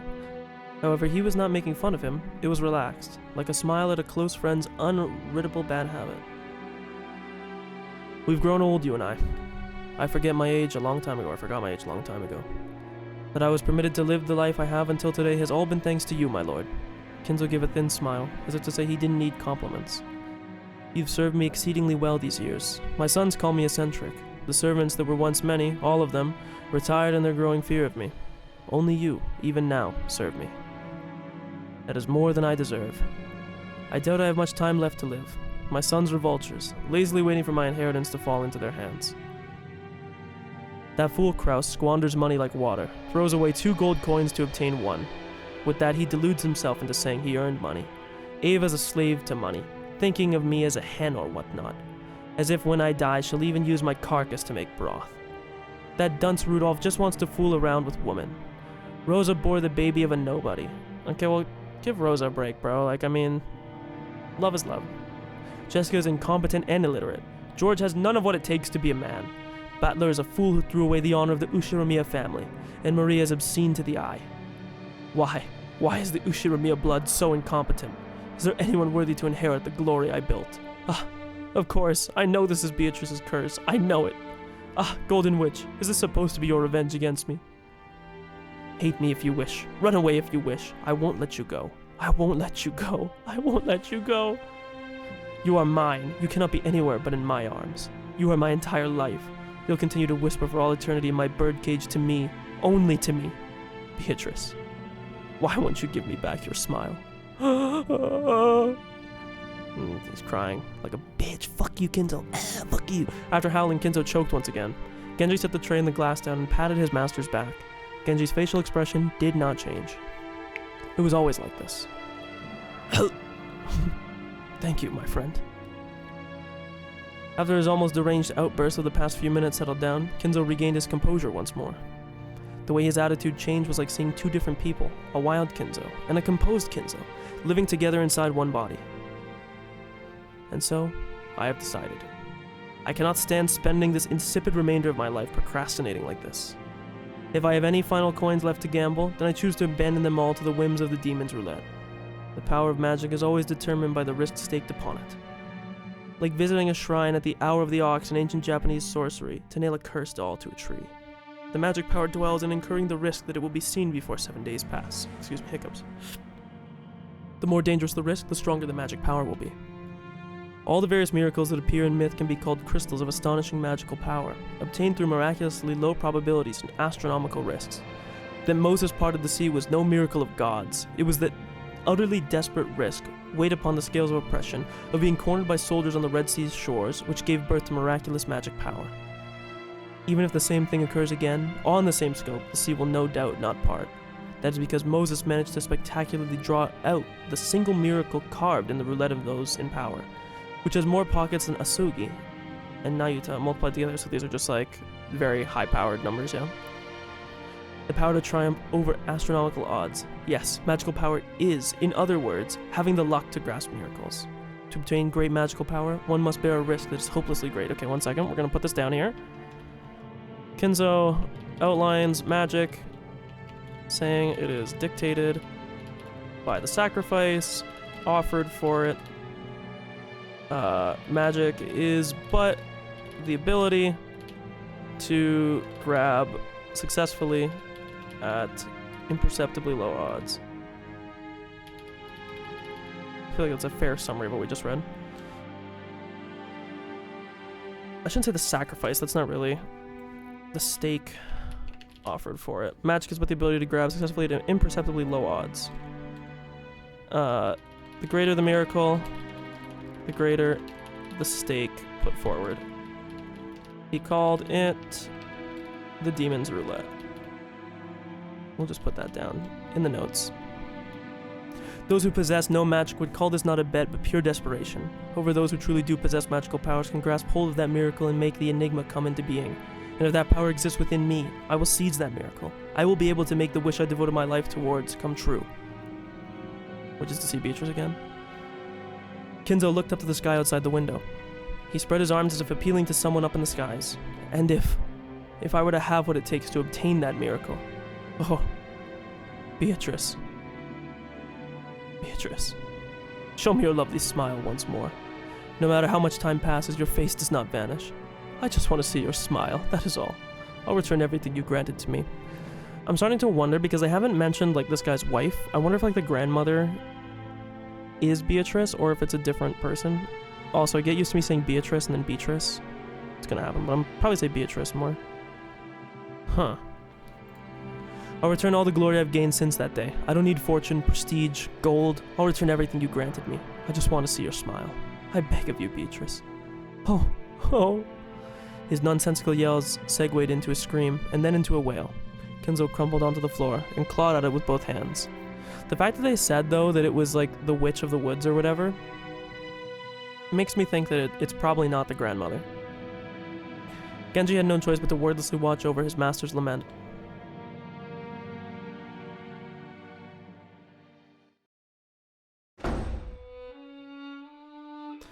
Well, ladies and gentlemen, the head of the family is not in his best shape. He considers it a great shame that he will not be able to partake in lunch with you all, you having assembled especially for this long-awaited yearly meeting. Goda, let the lunch begin. See, it's weird that he has already, like, taken on... Certainly. Well then, ladies and gentlemen, we shall begin today's luncheon. Dr. Nanjo, is father's condition that bad? Surely he could have at least showed his face. Rather than his physical condition, it's his mood. And for that, there is no medicine I can prescribe. Oh, come on, for God's sake. Mood again?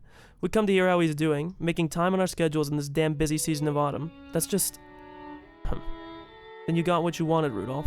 You managed to hear how he's doing. Or do you want to take my place and try to persuade our ill-humored father to come join us? Are you kidding? Rudolph shrugged. Apparently, even though Rudolph seemed to resent the way his father did whatever he pleased, he'd rather avoid seeing his face if he could help it. Does it seem like his mood will improve before dinner? Kraus? I have no idea. You can try to ask father directly, although I think his mood will improve faster if we don't bother him. The only one who can bring grandfather's temper under control is Genji. Pretty damn pathetic when you have to have a servant to deal with your own parents' bad mood.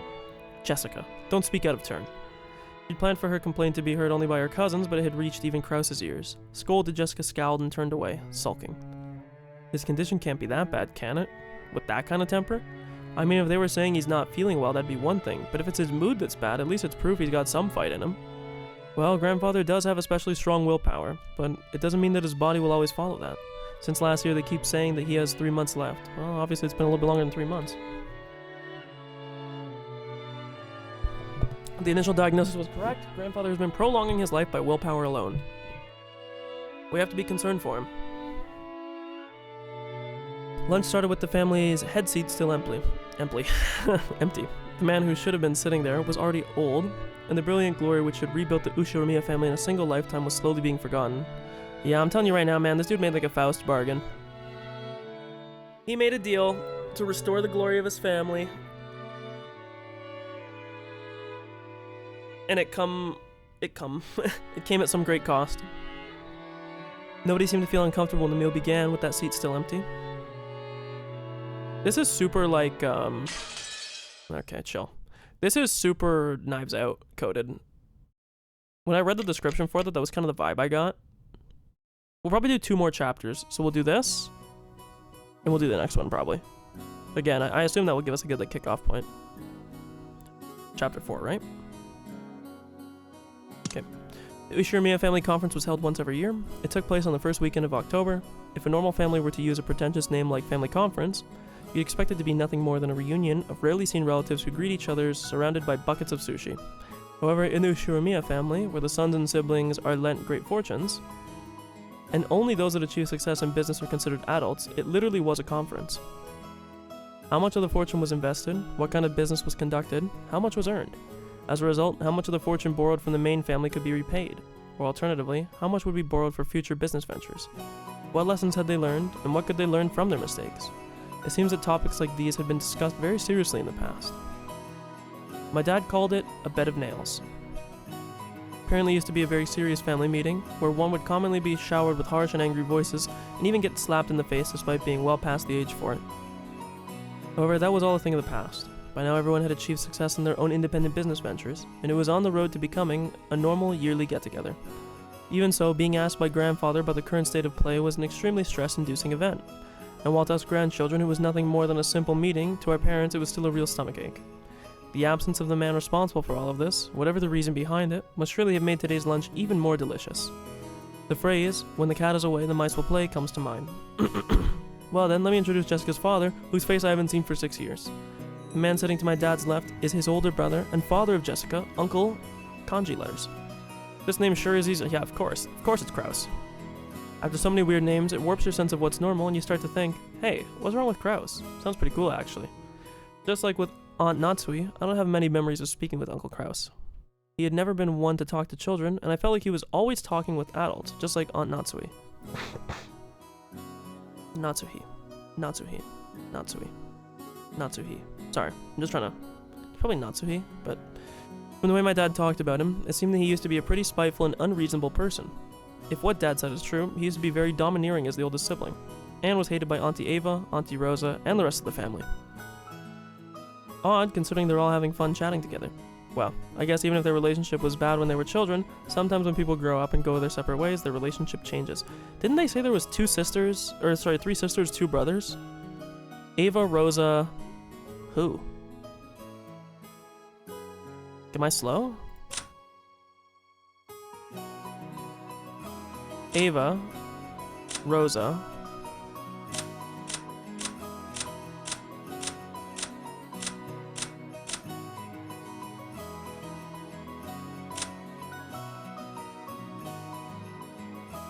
unless we're getting some incest going on here, I'm a little bit...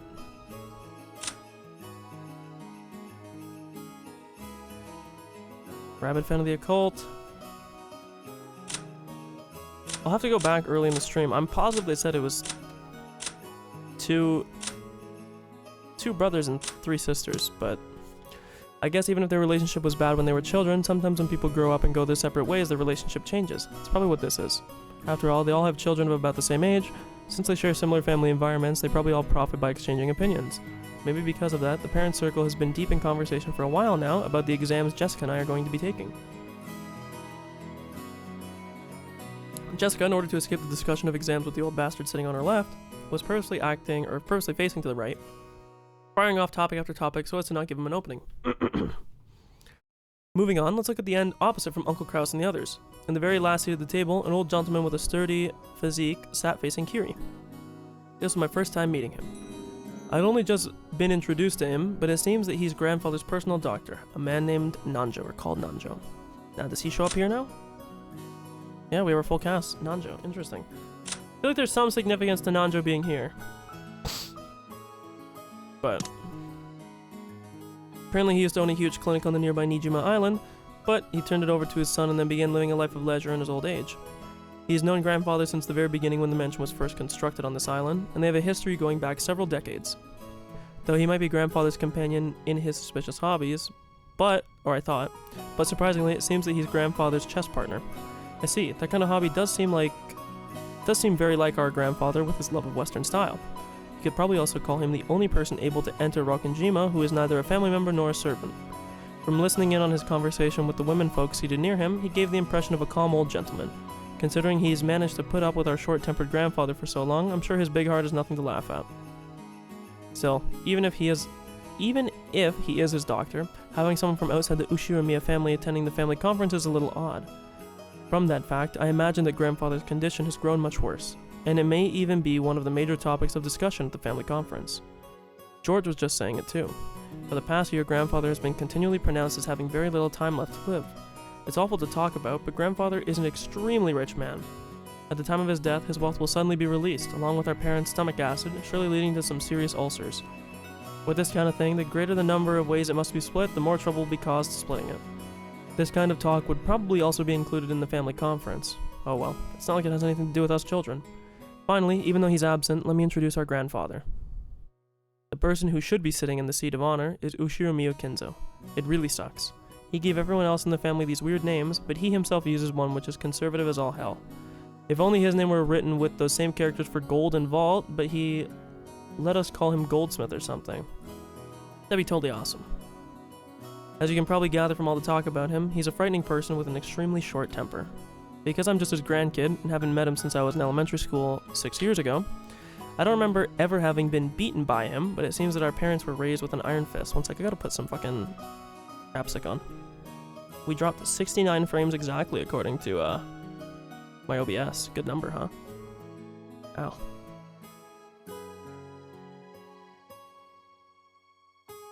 Okay.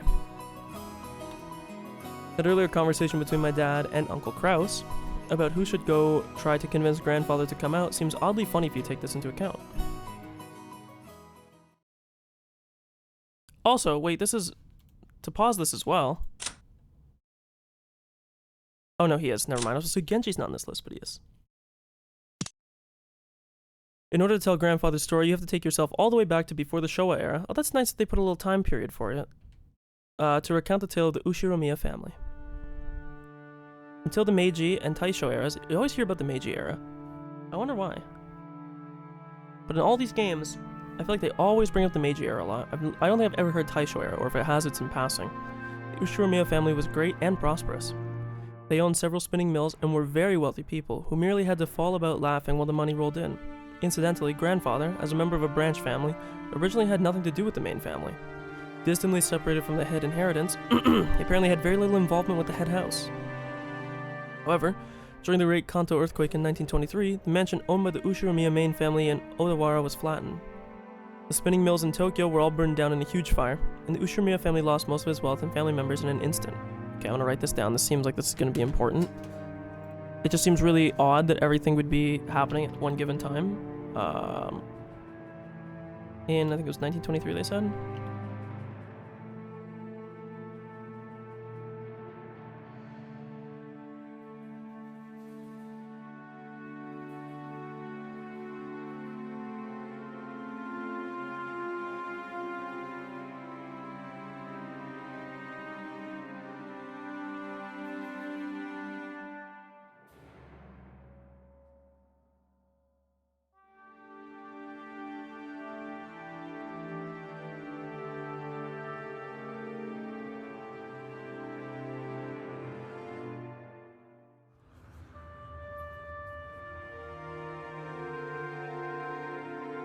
Okay. So, just 1923, string of disasters, Great Kanto earthquake, fires in Tokyo, decimated the Ushiramiya family house. It seems that Kinzo was the one that restored the family's former glory. I put this in because we haven't heard the explanation yet, but that's my assumption. However, it is interesting that everything fell apart in a way that benefited him. Okay, cover the notes again. Back to this. It then became a matter of who would become the heir to the main family, and as it turned out, none were left except for Kinzo, who was as far removed from the main family line as they come. Kinzo himself later said that it was such good luck, magic by the way, magic, as though fate itself had been turned upside down. With that, grandfather's ordinary life did a 180. he was entrusted with reviving the wealth that the dying Ushiromiya family had almost completely lost. Of course, just because you suddenly dump a task on someone doesn't mean they can do squat to accomplish it. I doubt the people around him were expecting much. But this is where Grandfather began to display his extraordinary talent and good luck. Grandfather used all of the family's funds and everything from the hair on his head to his toenails as collateral to borrow a massive amount of money, created a gigantic supply of funds, and immediately started a business. It was like tumbling down a hill on a bike without any brakes, and then jumping onto a neighboring bike, and then another one, just like some crazy street performance. Probably anyone would have thought that Grandfather had no business ability. But with an unbelievable amount of good luck and miracles, with coincidences piling up and every chance taken advantage of, before anyone knew it, he had forged powerful connections with the Allied forces.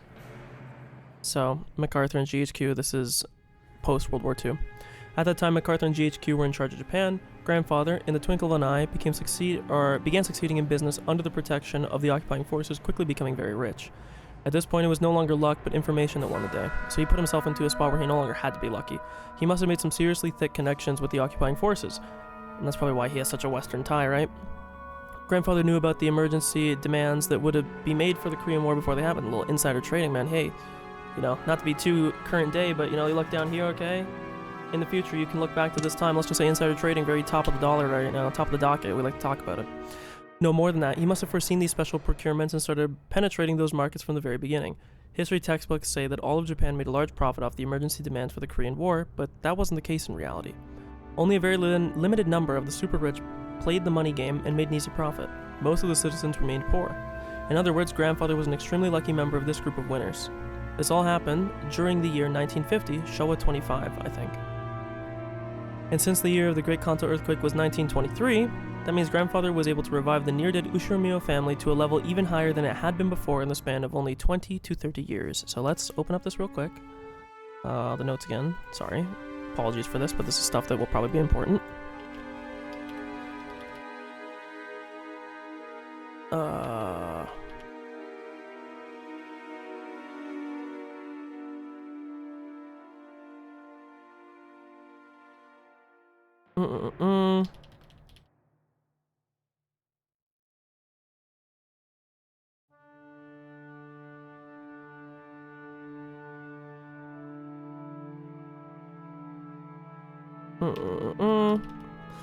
Excuse me, sorry, my throat's kind of bothering me a little bit.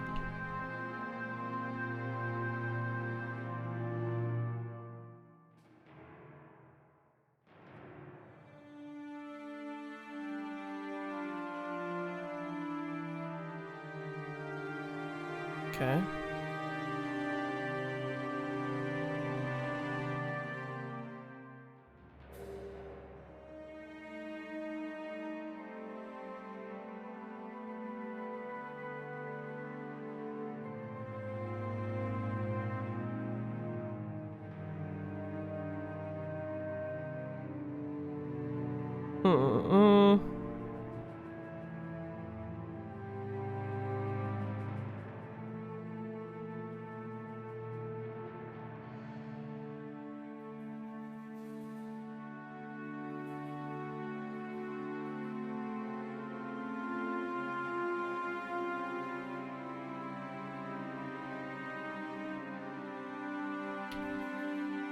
Okay. I'll read this. It sounds like Kinzo used what he calls magic and capitalized on this situation. I should say, I didn't put that down. He became connected with Western occupying forces post-World War II and used it to bring the family to heights unseen even prior in the span of 2 to 3 decades. I shouldn't, no comma here. I wonder if the magic was actually a result of the contract he made. Perhaps he made a deal and this deal allowed his family to soar to great heights once again, but possibly necessitated its downfall afterwards. Hence why he constantly says this is his curse, that his bloodline is inept. Okay. With that, you'd think that he would revive the main family in Odawara, but for some reason he went and did something as crazy as buying an entire small island in the Izu archipelago. Buying an entire island is not something that you can ordinarily do today. However, Grandfather was clever. He contacted the GHQ and applied for the establishment of a marine resource base. He acquired this island as a business property and then reneged on it and claimed it as his own plot of land. I don't know what the GHQ stands for. After the war, there were prevention measures against food shortages, and furthermore, he had the sponsorship of the GHQ, which meant that nobody could oppose him. I want to Google what the GHQ is real quick. One sec.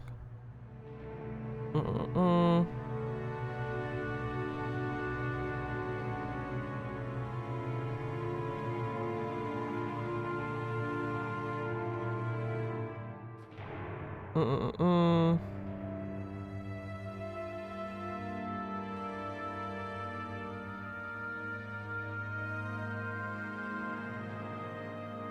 One second.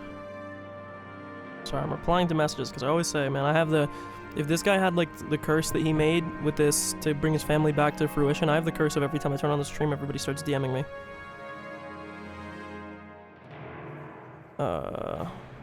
GHQ might just be general headquarters. Yeah, okay. Okay. So it just stands for general headquarters. I mean, that's sort of a...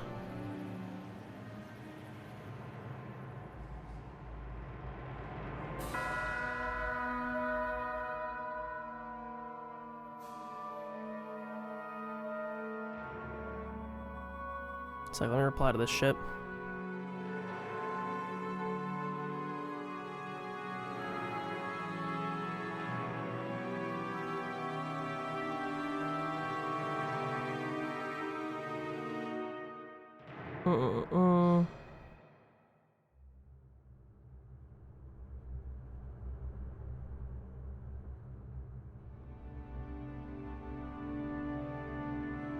Okay, apologies.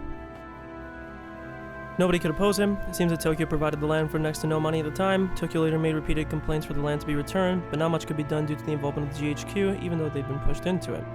No doubt he'd bribed everyone there was to bribe. In the end, the city gave up in frustration. My grandfather, with considerable skill and blessed with good luck, managed to weather the stormy seas of that period, obtaining a vast fortune and his own island.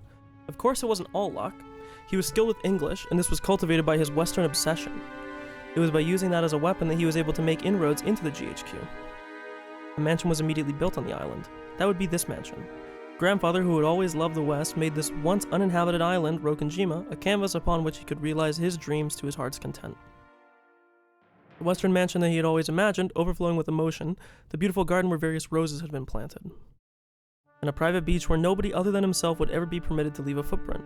To have this much would be every man's dream. After that, making good use of his huge fortune, he became a large stockholder in the extremely stable iron and steel industries and was able to live an easy and comfortable life just using the dividends. Well, he's just that incredible.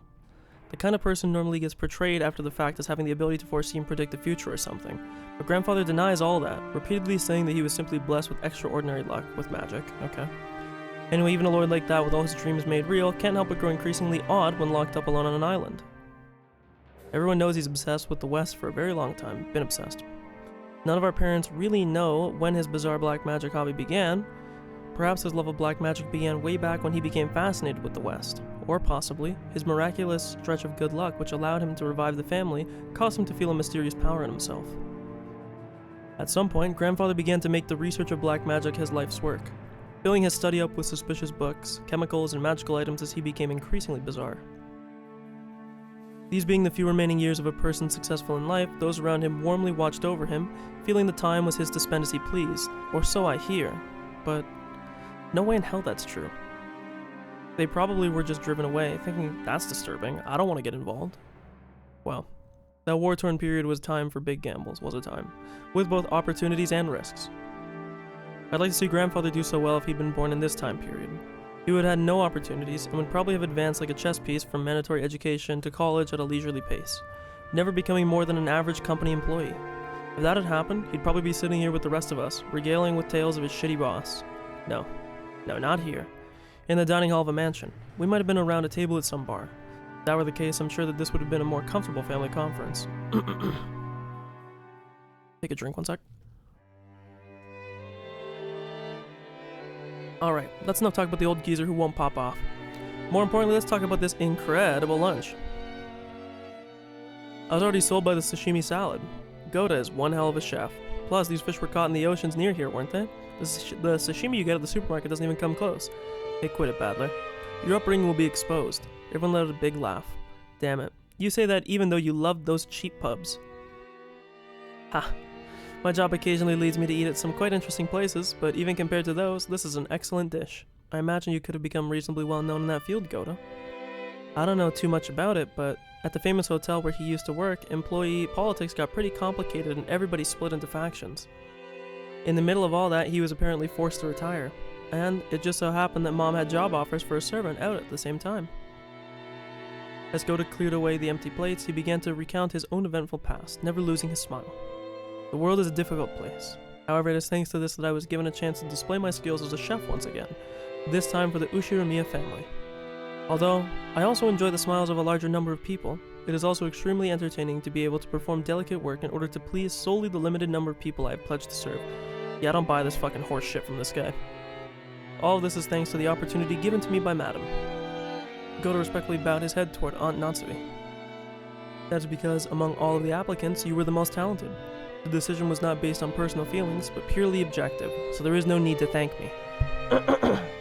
Oh man, why does Aunt Natsui always have to speak so frankly? Who's Frank? If only she spoke more gently, she might give off a different impression.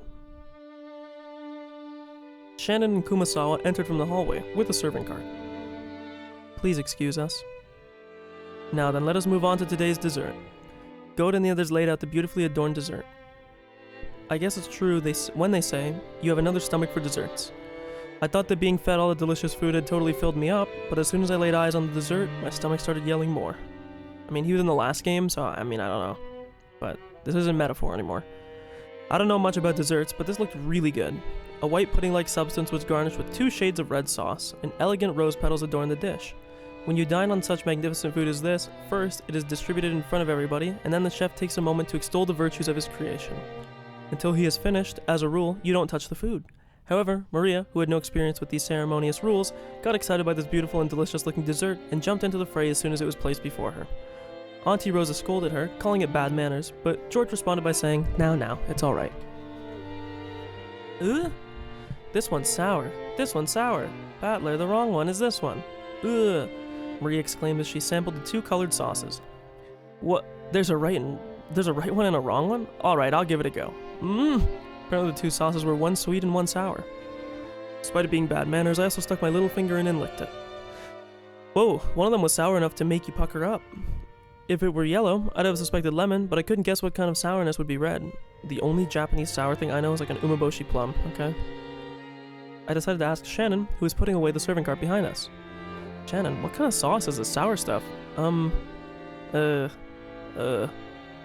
hesitated to speak. Maybe she was just setting the table and doesn't really know. She's hesitating a bit much for that, though. Did I ask something wrong? Or did they use something that we'd be better off not knowing about? While Auntie Natsui acted as though she had a headache, Kumasawa, who was setting the other side of the table, began to laugh with a ho ho ho. That is her hair. Why is her hair like two-toned? What do you think we made it out of? It'll shock you. Huh? I don't have a clue. And Kumasawa, that laugh creeps me the hell out. So what is it? Don't tell anyone, alright? Let me borrow your ears. Kumasawa leaned across from the other side of the table. She'd asked to borrow my ears, so I leaned forward too. Their interest caught. Jessica, George, and of course Maria also put their ears closer. What? What? Tell me. Tell me. The sour part is, well, actually, it's squeezed juice from a mackerel. Ho ho ho. What? Mackerel? Don't be ridiculous, we all thought, horrified. Only Maria accepted it, nodding with a, uh-huh. Mackerels are sour. If you squeeze them, this comes out. Ha. When Maria started clamoring that mackerel were sour, the adults were unable to contain their laughter. You got it wrong. That's vinegared mackerel. Auntie Rosa said to Maria in a small voice while turning red. Ah, now I remember it perfectly. Kumasawa was always this kind of character, wasn't she? I think I remember her tricking me about all kinds of things when I was younger as well. Amongst all of them, the most painful must have been that one. The flimsy black stuff you get in Chinese food. Kikurage mushrooms. She told me it was penguin meat, and I went all around school like a smartass telling everyone, didn't I? Kumasawa, you sure haven't changed. You know Maria's gonna believe now, right? Huh, it's just a joke. Gota will tell you what the sauce is in just a moment. Gota looked a little put out from having his masterpiece laughed at in such a strange way, but after clearing his throat once, he introduced the dessert to us. Well then, allow me to describe tonight's dessert.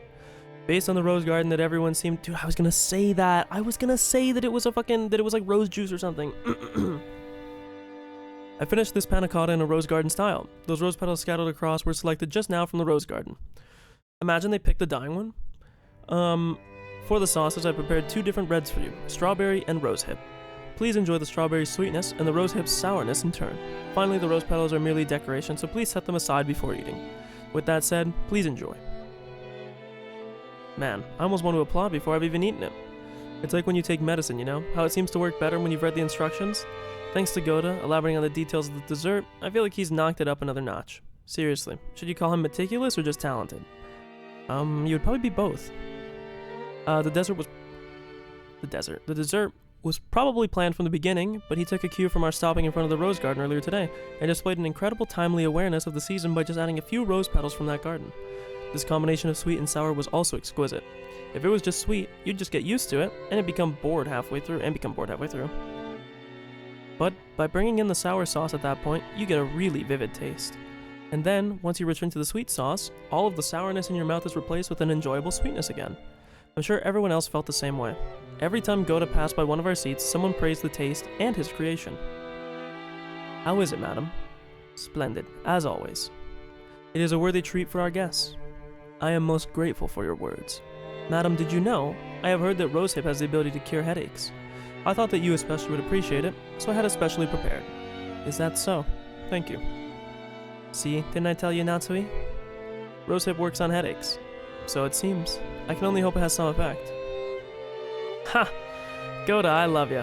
Hey, later, whisper me how much compensation you're getting for this, won't you? If you're sworn to silence, you can stick up some fingers instead. Let me know your price. Having your talent monopolized by this small island is sacrilege to humanity's cooking culture. Wouldn't you be willing to display your talent to all the customers in my company? Ah, Hideyoshi. Are you trying to recruit our Goda? How troubling.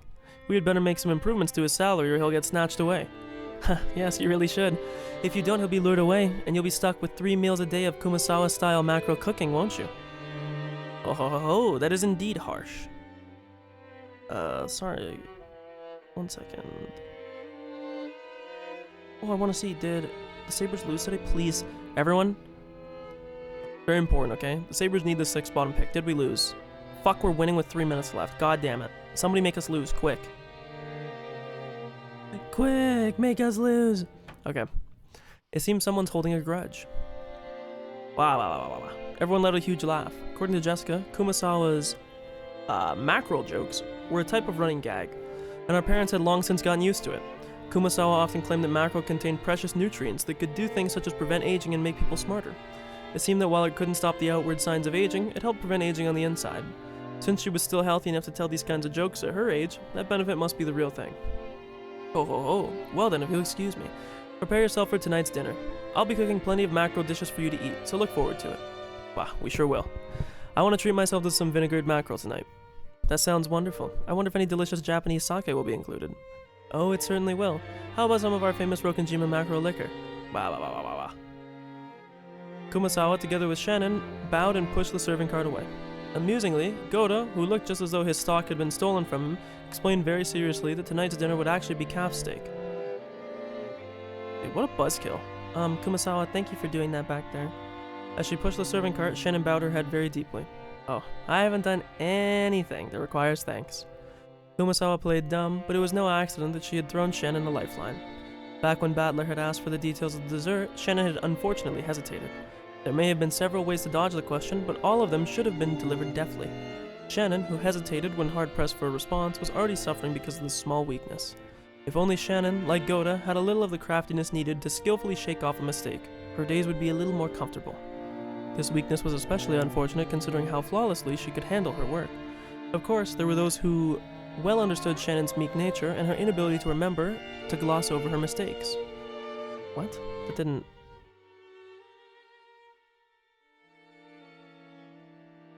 Probably should be to not gloss over, right? I mean, unless you mean gloss as in to like look over it to, I don't know. Am I being slow? Do I not? And her inability to remember to gloss over. But if you gloss over a mistake, that means you're not paying attention to it. I don't know, whatever, who cares? Which is why Kumasawa came to her aid without hesitation. I just heard from Genji that there's been a change to the afternoon shifts. I believe you were given a break until the evening. Oh, I'm jealous. I'm sorry, I haven't checked the list of shifts yet. Yes. I was thinking I might start cooking some mackerel in the oven. If you don't mind, I would be happy if you would help out a bit before your break. Yes. I'd be delighted to help. The Shannon Kumasawa was like a mother among the servants. Aww. Good for her. Respect Shannon. The dining hall needed to be cleaned up, so we were chased out. Instead, tea would be served in the parlor. It seemed that they would be preparing the black tea that Auntie Rosa had bought for Aunt Natsuhi. Maria insisted that she also wanted to drink the black tea, but was rejected by the old bastard who told her and the rest of us kids to go play outside. Badler, why don't we all go for a walk outside? Go look at the roses or something, but keep a close eye on the weather. The sky's still clear, but the weather report kept on talking about rain. Ugh, I want the beach, want the beach. Ah, isn't that a wonderful idea? Playing on a sandy beach isn't something that you get to do often, is it? Guess not. Alright, let's go to the sandy beach then. Let's go, let's go. Maria, be careful not to get your clothes wet. Your shoes too. Ugh, won't get wet. So obedient and cute. Badler, make sure you keep an eye out for Maria, okay? Sure thing, leave it to me. Oh, you're pretty cute and obedient too when Kiri asks you something, huh? Why don't you try listening to me obediently for a change? Heh, hell no. Let's go everyone, come on. The children flew out of the parlor. They were replaced by Genji, who pushed the serving cart in and prepared the black tea. The parlor was filled with a sublime aroma which entertained everyone while they waited to appease their thirst. Ah, Rudolph, you and your family all seem to get along so well with each other. Good for you. Oh please, you have us beat on that front. So true. Jessica really has grown into an innocent little thing, hasn't she? It's all the fruit of your training, isn't it, Natsuhi? Thank you. Natsuhi answered coldly. With that, the conversation halted, and the parlor became silent. I have a funny feeling these two don't really like each other. Possibly because he couldn't stand it anymore, Hideyoshi broke the silence while performing an exaggerated gesture. Still, they sure do grow fast.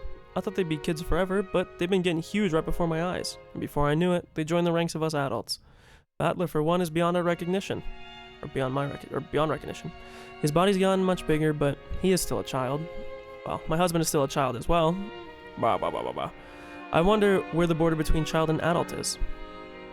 I still don't feel as though I've grown up. Isn't that pitiful? That's not something the mother of a child should say. That's right.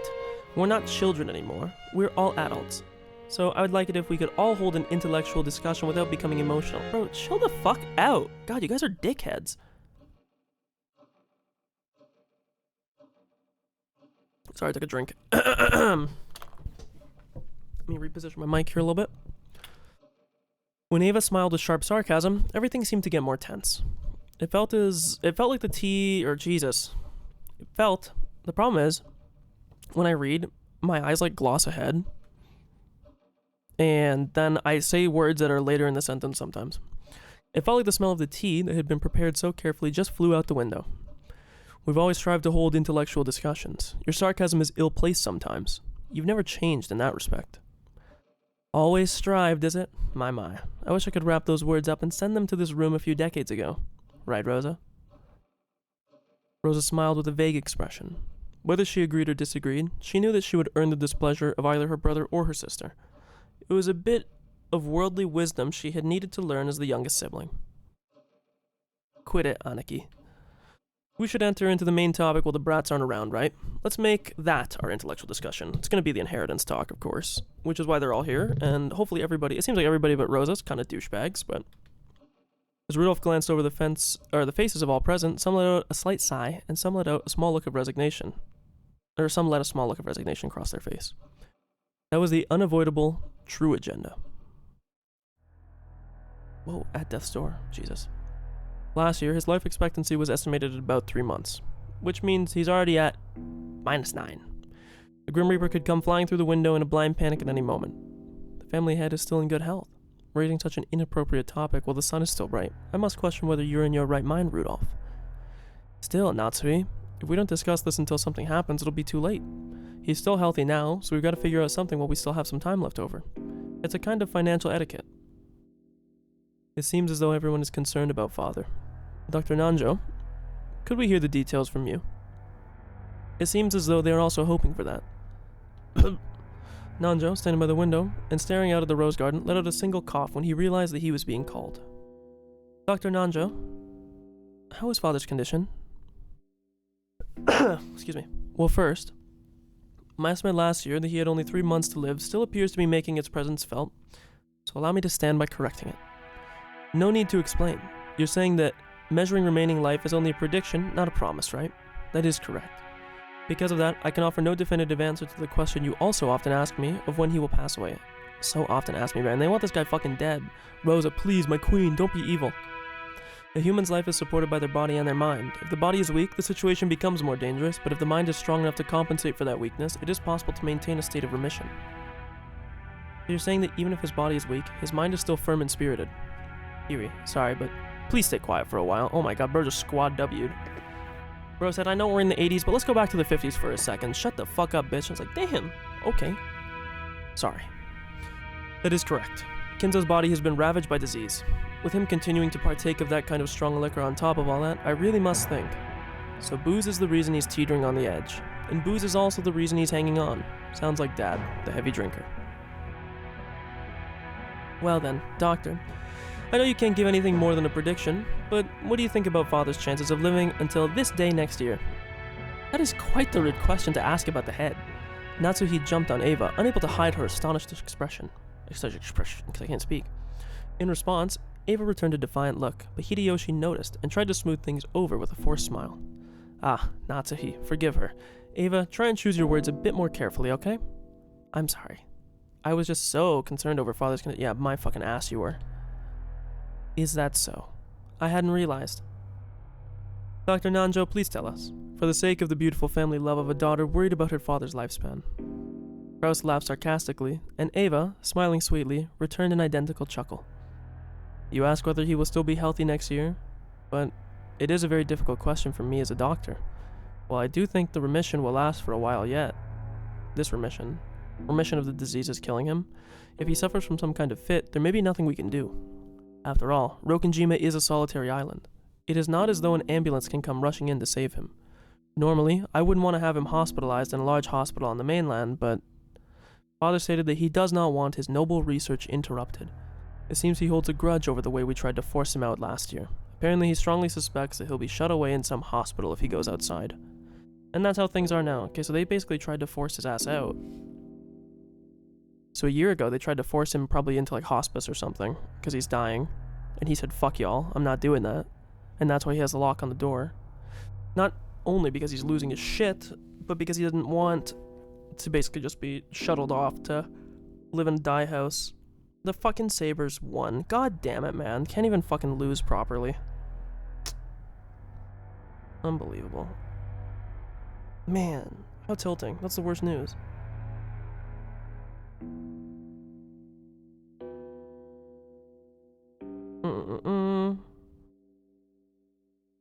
That adds an extra wrinkle to this. I mean, it's not surprising these are all people that are trying to, like, pick at his fucking corpse like vultures, but I don't know. Has Dr. Nanjo been examining him? Father trusts Dr. Nanjo. It seems he can be examined when in a good mood. I can examine his condition, but if I try to recommend medicine or hospitalization, he refuses to listen. Excuse me, sorry.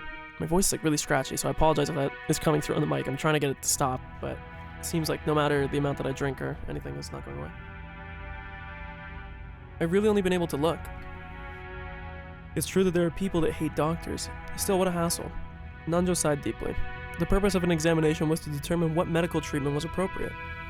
Receiving an examination and then not following the advice given made the whole thing pointless. Then in summary, his expected life is still 3 months, and there's no way to guess how long he will continue to live while still on the verge of death.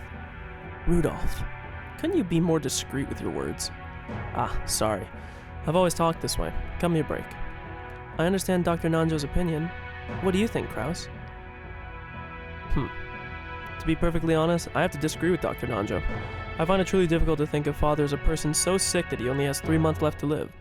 His yell is as healthy as ever, and I still get the chills at the thought of his fists raining down on me. Pushing the task of caring for Dad solely on the shoulders of the eldest son is far from fair. In the next world, be born after me. Alright, let's return to our discussion. In that case, according to the impartial and neutral doctor's opinion, it wouldn't be odd for him to go any time. Sorry, Aniki, but I'd rather trust the opinion of a specialist. With that, I believe the discussion of Dad's fortune is no longer a premature topic. Father's personal funds probably reach into the tens of billions of yen, right?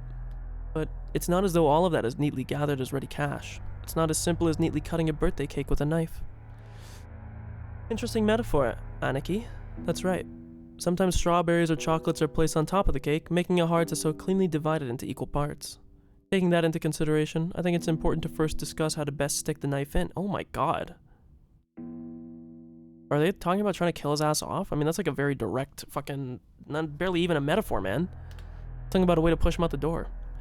I truly don't understand you all. Even while the head is still alive, you're discussing the matter in loud voices as though he were already dead. Come now, don't you see how important this is? After all, when the time comes, the inheritance of his fortune must be carried out immediately, right? Moreover, the wealth of the glorious Ushiromiya house is vast. Don't you understand that a careful discussion is necessary beforehand? There's a huge difference between the assets of this family and your old one. How rude! The family I was born into has nothing to do with this. As Natsuhi resentfully responded in a low voice, the already dark atmosphere grew even more hostile.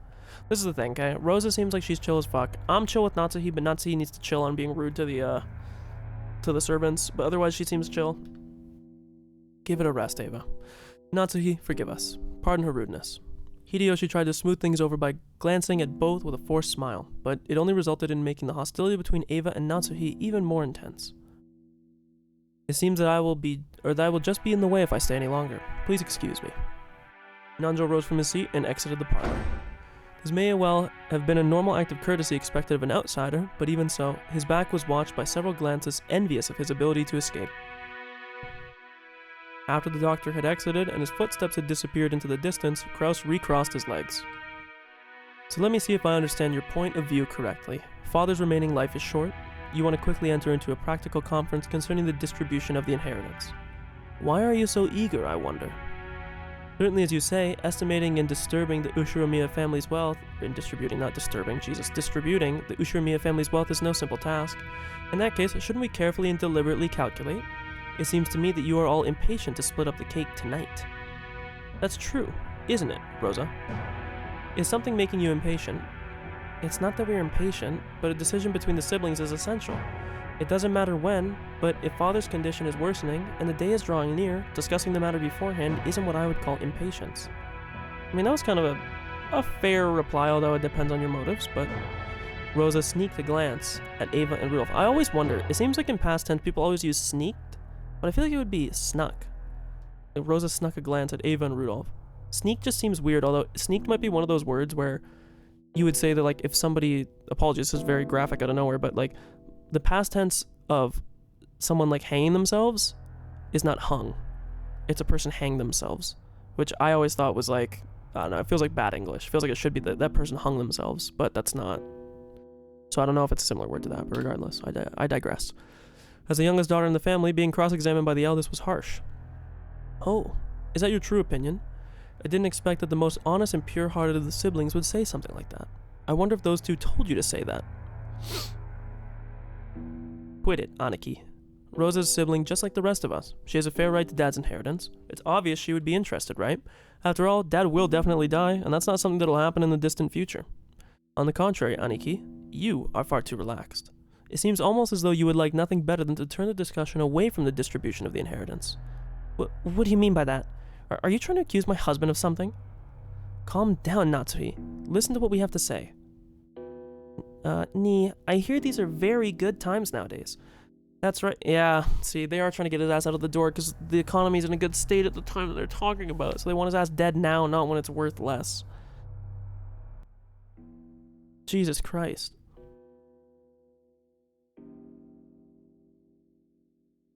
Jesus. Away from the distribution. This is very odd, though. I don't know what you would be accusing him of. I hear these are very good times nowadays. That's right, since last year the yen has just been going up and up thanks to the unprecedented boom in prosperity. It seems that it's no longer a dream that the dollar will reach 100 yen.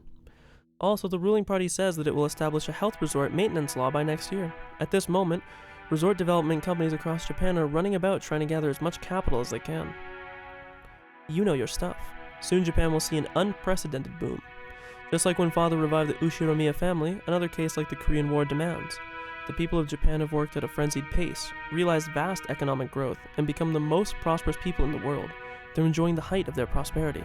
Private spending is increased, and institutions that can profit from that can make easy money in this era. People's needs are no longer merely the essential 3 electric appliances. places to ski, to golf, public pools, resorts, resort hotels and theme parks. Have you gone to Disneyland, which opened just a few years ago? What an excellent theme park that is, because there is one in Tokyo, I think, right? In that place, even an adult can be a kid and have fun with his family. The old era, where the only virtue was to selflessly devote yourself to the country, while failing to consider your family is ending. Now, as the most prosperous people in the world, we can finally accept that. Rouse, your foresight is something else. When I heard this several years ago, I thought it was ridiculous. But see, when I heard about the G5 Nations Plaza Accord, that changed. The G5 is the G7 now, I believe, right? Isn't this close to the time that the G7, or actually no, it would have been the, ooh, wait, maybe the G5 is something else, because I'm pretty sure the G7 formed as the G6.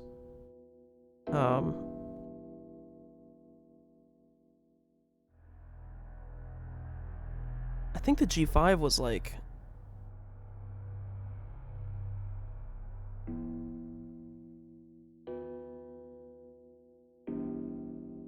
Oh, I'm trying to think.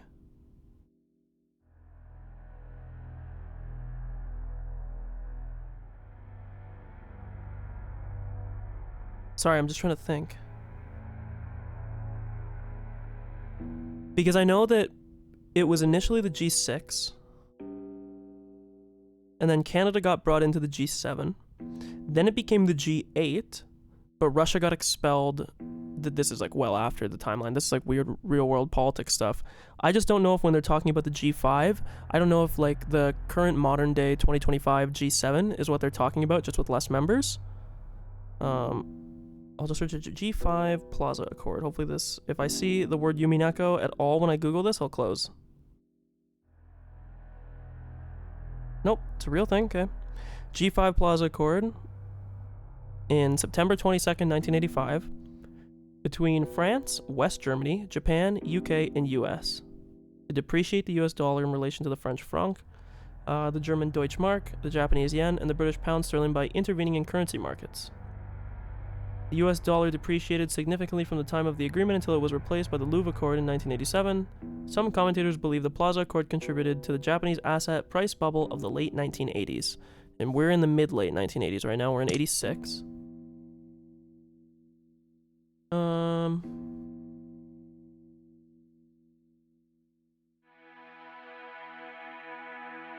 So this was a group that then existed. West Germany, France. This looks like this is what is the G7 today, because Japan is currently in the G7. Because today, it's Germany, France, UK, Canada, United States, Japan, and... oh god. Not there's anyone here to tell me the seventh one. UK, France, Germany, United States, Japan, Canada, Australia maybe? That doesn't sound right. I don't think Australia. Let me look. We're about to find out who I forgot. Apologies if you're from the country I forgot. Italy, bro. My heritage, they hate me. Okay, sorry, regardless, back to this. The yen's getting stronger and stronger, and the price of land will skyrocket soon, I bet. The day that Japan becomes the economic center of the world isn't far off. You have a very forward-looking view. There's no mistaking that, at least. I feel the same as Hideyoshi. Aniki, you can read into the next decade of history. That keen sense surely came from Dad. It's incredible. However, unlike Dad, there have been cases where the timing of your predictions has been mistaken, haven't there? Ni, believing that Japan will definitely face an economic boom, you have been launching resort projects everywhere, and almost all of them continue to fail. While I'm sure that the era you predicted is arriving, it seems that you misread the timing of that boom. You were too early. And then you hurriedly tried to sell everything off, and as a result, opened the wound even further. So this is what the dad was saying, 2 gold coins to make 1. So he talks about all this money that he makes, but in reality, he's been bleeding money because he's been trying to predict this boom unsuccessfully. In the exact same way that the father did, but successfully, because the father had help of magic and potentially a contract if the contract stretched back that far. He doesn't. If your nose was really so reliable and you predicted the coming of a boom, then there should be no reason for you to sell off your property. Isn't this proof that you don't trust your own ability? How rude. Are you trying to insult my husband? Natsuhi's forehead creased as she rose from the sofa. Ava, paying this no heed, stared at Kraus with a confident smile. Kraus, who also maintained his confident appearance, told Natsuhi to sit down. Please stop, Natsuhi. My little sister is incapable of speaking any other way, and has always been. Calm yourself a little. Your headache will get worse. I wonder if she has a sickness of some kind. When they keep talking about a headache, like, do you think that she has, like, a tumor or something? Like, why would you have a headache that's so persistent? I guess she could have, to be fair, this is all within the same day. She could just have like a migraine or something. Proof that you have no talent is also right here. After all, Ni, weren't you all excited about turning this island into a resort? Building a wonderful resort hotel, beautifully maintaining the garden. I'm just an amateur, and don't pretend to understand, but you must have used a significant amount of money, right? What are you trying to say? My husband's business has nothing to do with you. Actually, that's not true, Natsuhi. Rokkenjima is not Aniki's. It is Dad's. The hotel that was constructed is Aniki's, of course. If you like, you can charge us lodging fees tonight. Right, Rosa? Well, if what I have on hand will suffice. If I can make it into a resort, this island's financial worth will rise. It is true that expenses have piled up, but we can hope to have a large harvest in the future. When that happens, it should prove to be beneficial to all of you as well. I understand that. If the value of this island rises, that will increase our shares when we distribute the inheritance.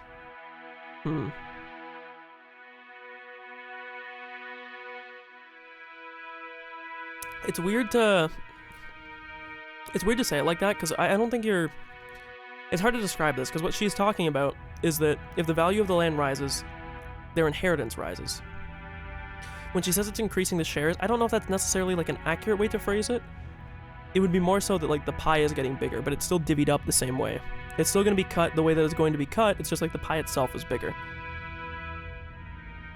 Of course, we won't ask you to physically divide the island and the mansion into 4 equal parts. We're quite happy to settle this with whatever you calculate its financial worth to be. If you understand that much, what about my business makes you so dissatisfied? We aren't dissatisfied, we're uneasy. In the first place, Aniki, when do you plan to open that hotel? Keep this up and every square inch of it will be covered in our grubby handprints. That's right. It's an important tool for your business, isn't it? I understand that you can't keep it locked up until the moment you open it for business. Buildings go bad if you don't use them, and air them out every once in a while.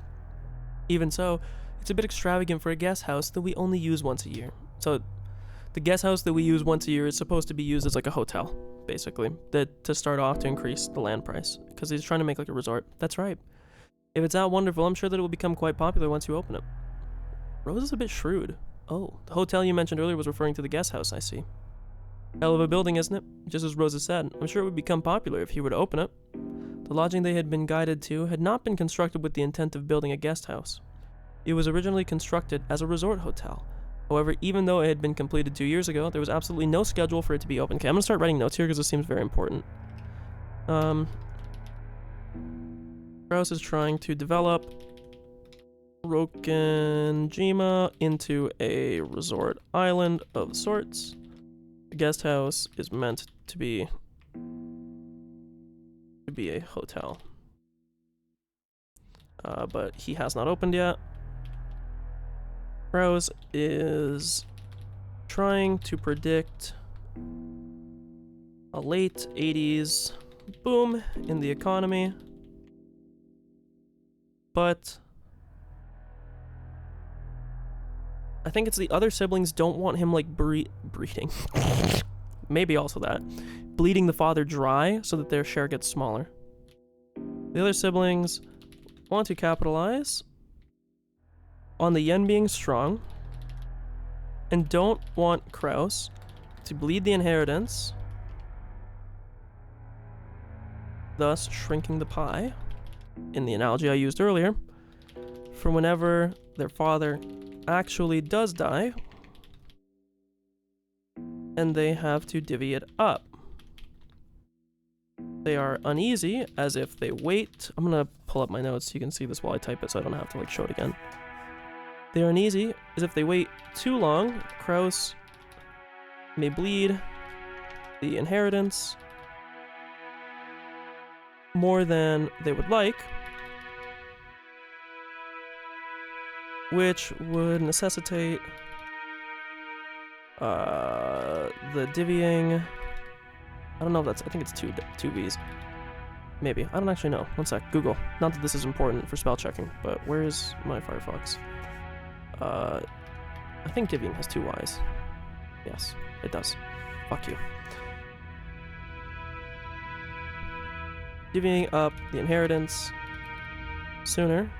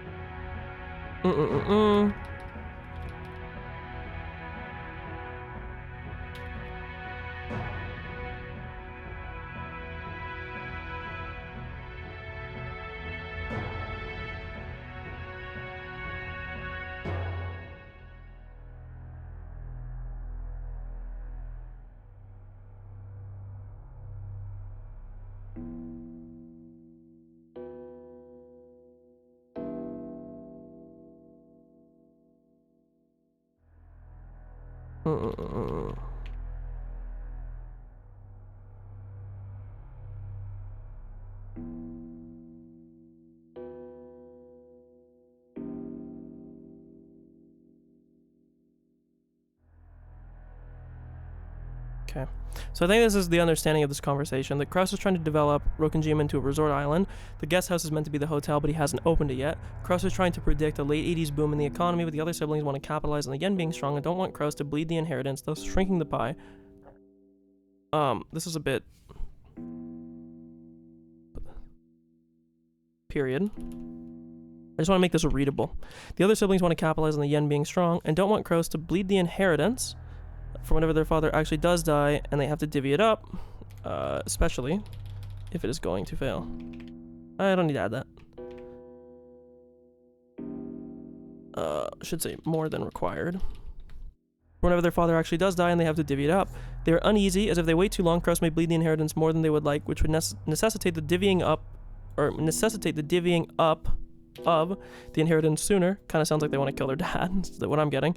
If Kraus's plan works out, there's no real risk. The pie just gets bigger, and their share of the inheritance grows, as it seems like all the companies that are built off the inheritance eventually pay back to the head of state. So that's my current understanding of what's going on. Maybe I've misunderstood, but I think it's pretty clear. I can probably describe it more clearly in words than anything, but regardless.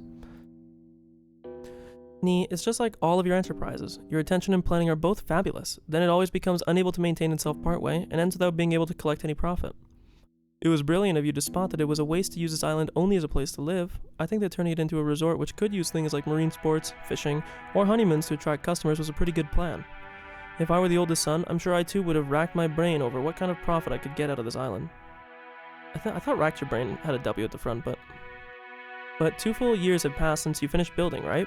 After 2 years, you still don't know when you'll be able to open it? Where is the managing company you entrusted it to? Impertinence. That is not my husband's fault. There's just been some trouble with the company that my husband contracted with. No matter how you look at it, we are victims here.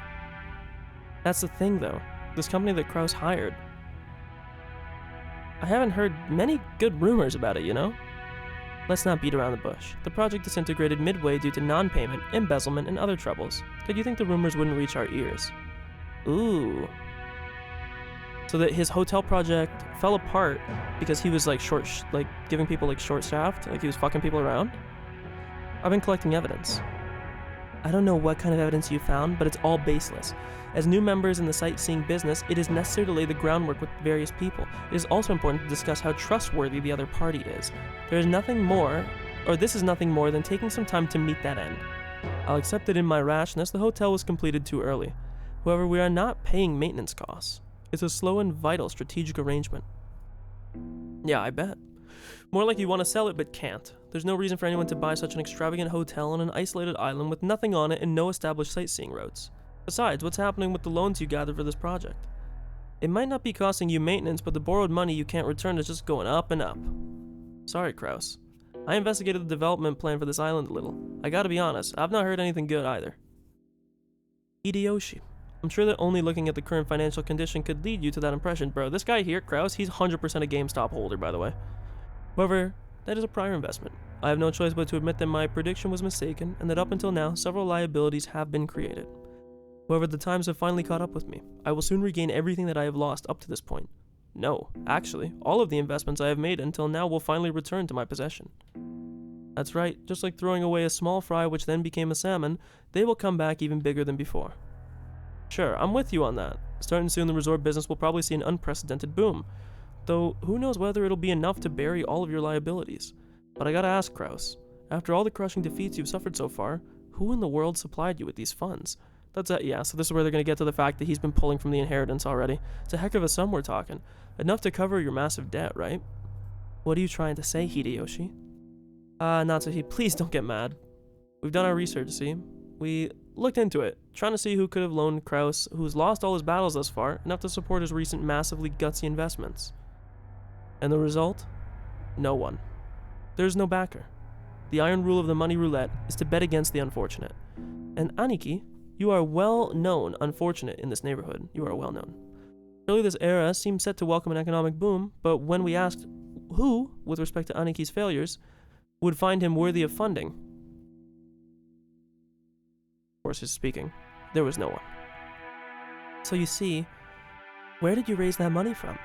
That's what we started to question next. Oh, isn't this an interesting story? And? Dear, how long do you plan to ignore these abusive remarks? Sit down, Natsuhi. Let me be blunt. Aniki, you've been diverting Dad's private funds for your own business. There is almost no doubt. If we made some mistakes, please, feel free to explain it for us. Rudolph, this isn't diverting funds. This is embezzlement. Yeah, I mean, yeah. Because there's a difference between diverting and embezzling. And he's definitely doing some fuck shit. So yeah, I think that's the idea.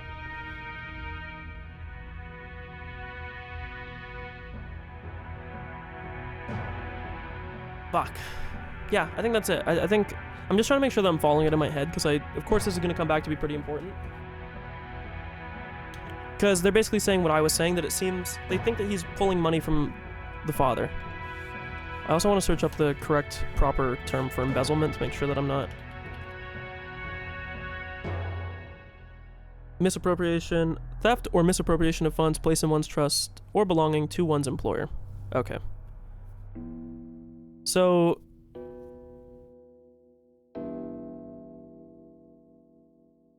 taking advantage of their position to steal funds or assets. Okay. Just want to make sure I understand the actual definition of it. Huh. Dishonest withholding of certain assets to be used elsewhere for another function. So he's been rediverting the funds, which he had probably no clearance to do, to fund his own ventures because he's fucking bleeding, which has stopped the inheritance from growing. It's a genuine crime that can be criminally prosecuted. Oh, I see. So they're gonna see that they're gonna argue that they can cut him out of the inheritance. This is their leverage. That's what they're gonna try and do. They're gonna say, hey bro, we can get your ass out of the picture. If we can prove that you were embezzling funds, and this is a real crime, cut your ass out of the will, if there is one, because you're doing some fuck shit, or you'll just be in jail so you'll never be able to collect. This is rudeness in the extreme. How can you even face the successor to the Ushiramiya head house and level these wild accusations? They aren't wild, they're right on the money, aren't they? He wants to make his business succeed so that he can recover his losses, but his debt is actually growing. All he wants is to get himself out of the hole he's dug by making an even bigger gamble than before. This bro's got that, he's got that famous saying in his back pocket, like you can 10,000% your money, but when you win, but you can only lose 100%. Good man. If he had funds close at hand, it's only logical that he'd try to use them. Let me say it clearly, Ni. What you are doing is embezzlement. You are betraying our father. I imagine that we will leave you to the mercy of the courts after this is all over. Do you think those people will kindly agree to address you as successor to the Ushiramiya head house? Of all the things, saying that he's betraying the head is not something I can overlook. You no longer have the right to darken the doors of the glorious Ushiramiya house. Leave this place immediately. That's wild, because she's not even blood, right? Go on. Get out. Natsuhi, who had already reached the limits of her anger, shouted at Eva in a rage. She then pointed alternately at Eva and the hallway, indicating that she should leave. Eva took out a folding fan and fanned herself with it, glaring maliciously at Natsuhi, as though silently daring her to repeat what she'd said. However, her mouth was still smiling, curved in the shape of a crescent moon. In that unpleasant silence, Rosa gulped. Hey, Natsuhi. Who do you think you're speaking to? I'm speaking to the extremely impolite sister of my husband. As the person in charge of family affairs, I can't overlook any more of this. In charge of family affairs?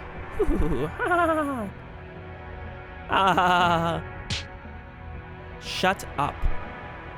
You sorry excuse for a wife. Eva folded the fan with a snap and rose powerfully. Compared to the elegance and playful behavior she had shown until just now, she was unimaginably aggressive. How foolish. You leave. You would tell me, Ushiramiya Eva. Me, Eva, the third ranked in the Ushiramiya family hierarchy, who is granted the left shoulder of the head, to leave? Learn your place. And then look in the mirror at your shabby figure. Where on your clothes is the wing? Where are you permitted to wear the one-winged eagle? I was thinking about it. They all have this like bird imagery. Your only purpose was to birth a successor to the Ushiramiya family. Know your place, bitch. Oh, damn, okay. Talk your shit, but that's kind of fucked up. Okay, now I like Natsuhi even more, bro. Fight Fight back! Fight back, Natsuhi, fight back! While Ava's face grimaced unattractively, her words pierced Natsuhi's heart like claws and painfully twisted in.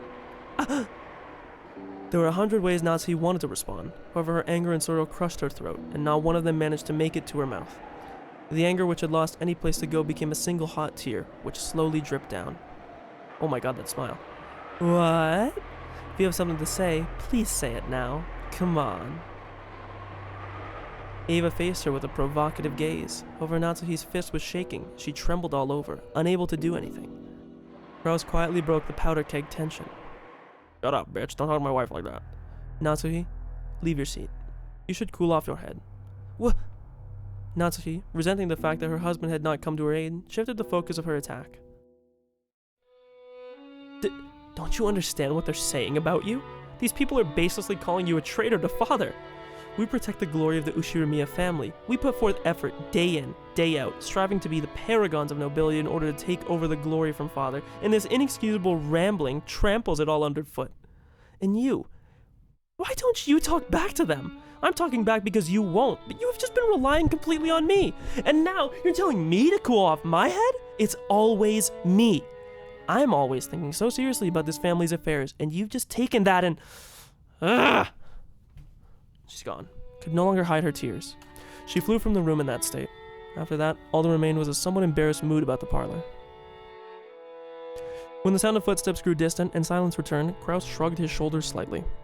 I apologized for my wife. She's always been bad at controlling her emotions. Man, fuck you, dude. Oh my god, this guy is actually a scumfuck. I too have a hard time with her. If you've got someone like that running things, you must be on edge constantly as well. Okay, Ava's actually a fucking bitch now. Madam, it's nothing. Leave me be. Natsuhi flew into her room and bent over the bed wailing. Those heart-wrenching sobs reached Kumasawa in the hallway. How heart-rending, Madam Natsuhi. There's a deep enmity between her and Ava. Explaining their relationship is very draining for a woman such as myself. The Ushirimiya family holds its bloodline in high regard, but if a daughter marries into another family, they would normally be removed from the family hierarchy. So under normal circumstances, Ava should have been removed when she married Hideyoshi. However, and this was not anyone's fault.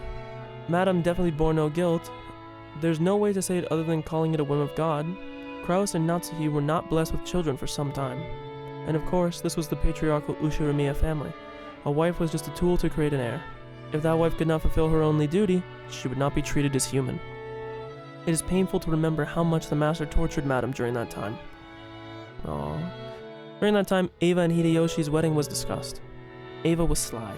Taking advantage of Madam's inability to become pregnant, she gained the favor of the master.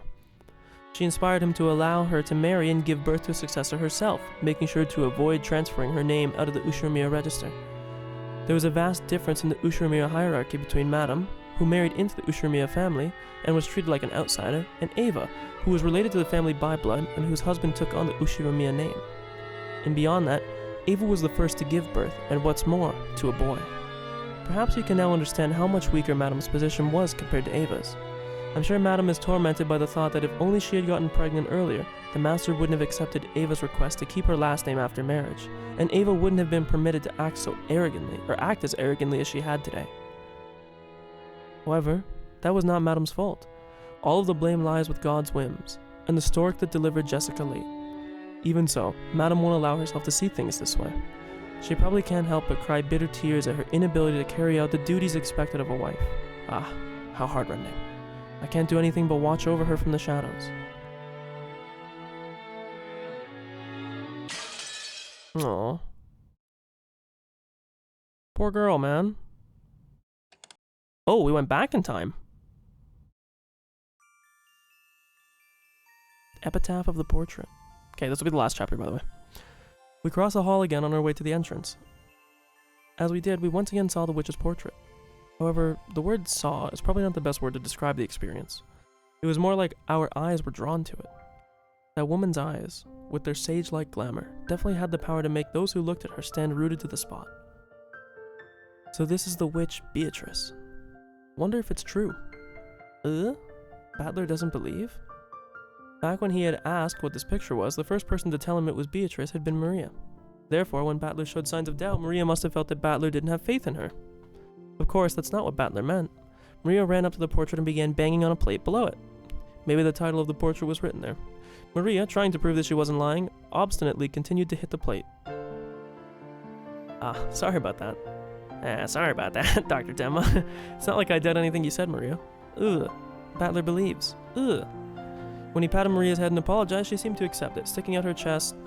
I didn't read that because I pressed space by accident. And proudly ooh-ooing. Let's see here. My beloved witch Beatrice. Behold the sweet fish river. Wait, what's with this weird long epitaph? The plate did have the title of the portrait written on it, but it was much too big to contain only that. Beneath the title, what looked like a long epitaph was also written. Yeah, I'm also a big King Crimson guy. As I skimmed over it, I was taken aback by the array of unnerving words that jumped out at me. Incredible, isn't it? Grandfather had that written. Pretty deep, huh? Ugh, I know. It's the place where the gold is hidden. Wait, is it that story about the Ushirimiya family's hidden gold? There's another thing that takes me back. Wait, Aniki, is that story for real? Grandfather had this written, but he refuses to say anything about this picture or the epitaph. Even so, amongst the family, it is often whispered that it points to the location of Grandfather's hidden gold, and that he will relinquish the family headship and the gold to the person who solves the riddle. Ooh, I heard that too. Sorry, I was taking a drink. Lots and lots of gold. Well, who knows, really? 10 tons of gold bars. Sounds a bit too fishy for me. Or to me. Still, if you read this all the way through, it almost seems real. I think I already explained Grandfather's upbringing, but let me also mention the Ushirimiya family's Legend of the Gold. Grandfather succeeded the Ushirimiya family after it had been almost totally destroyed in the Great Kanto earthquake, and by successfully riding the stormy seas after the war, managed to accumulate great wealth. That much of the story everybody knows. Everyone knows. However, this is where the strange part of the story begins. Part of it is closely tied to Grandfather's black magic hobby, so its credibility is extremely low, but... well, wait until the end before you doubt or make fun of it. After the war, Grandfather successfully predicted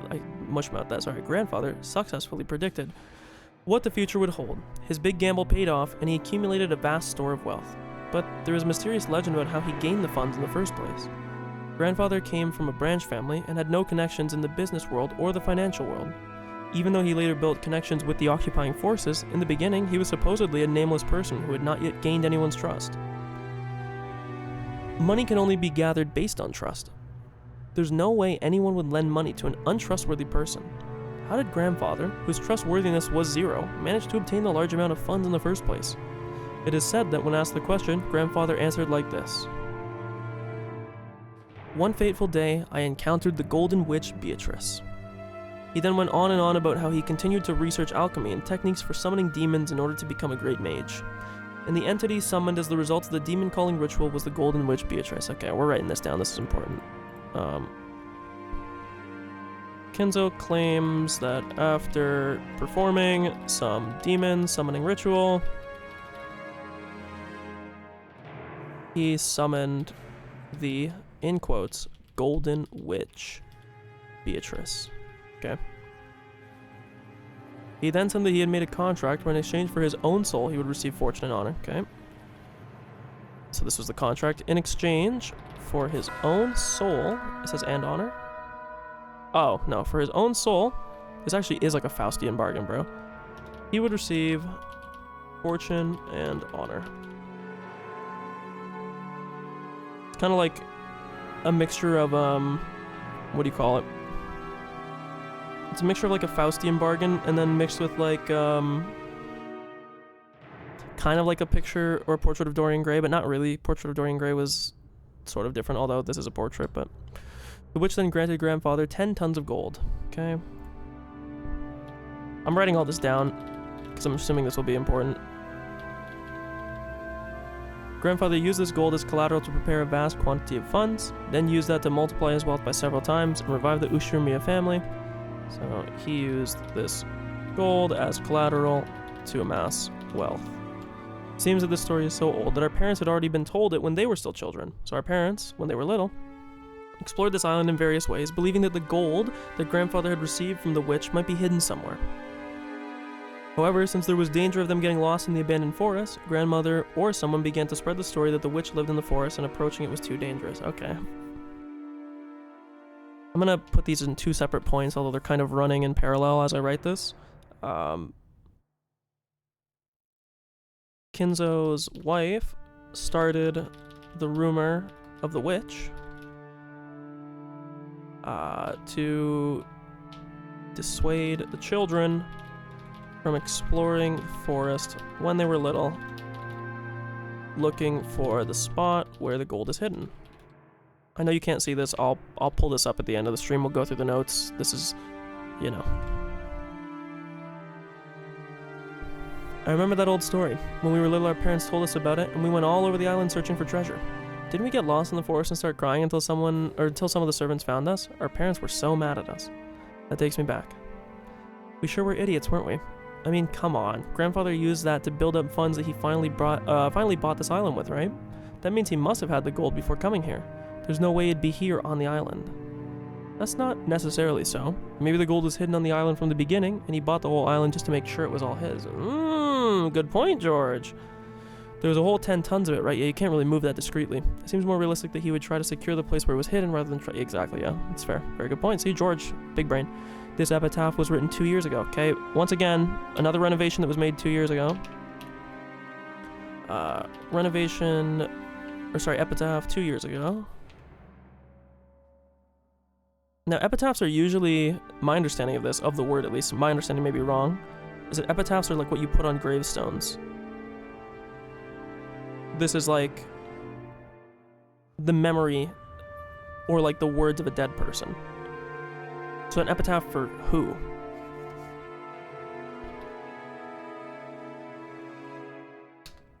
And since grandfather had it written himself, I see. This does make the legend of the gold more believable. Sorry, I'm just 10 tons of gold bestowed upon grandfather by a witch that it said he used to revive the Ushiromiya family.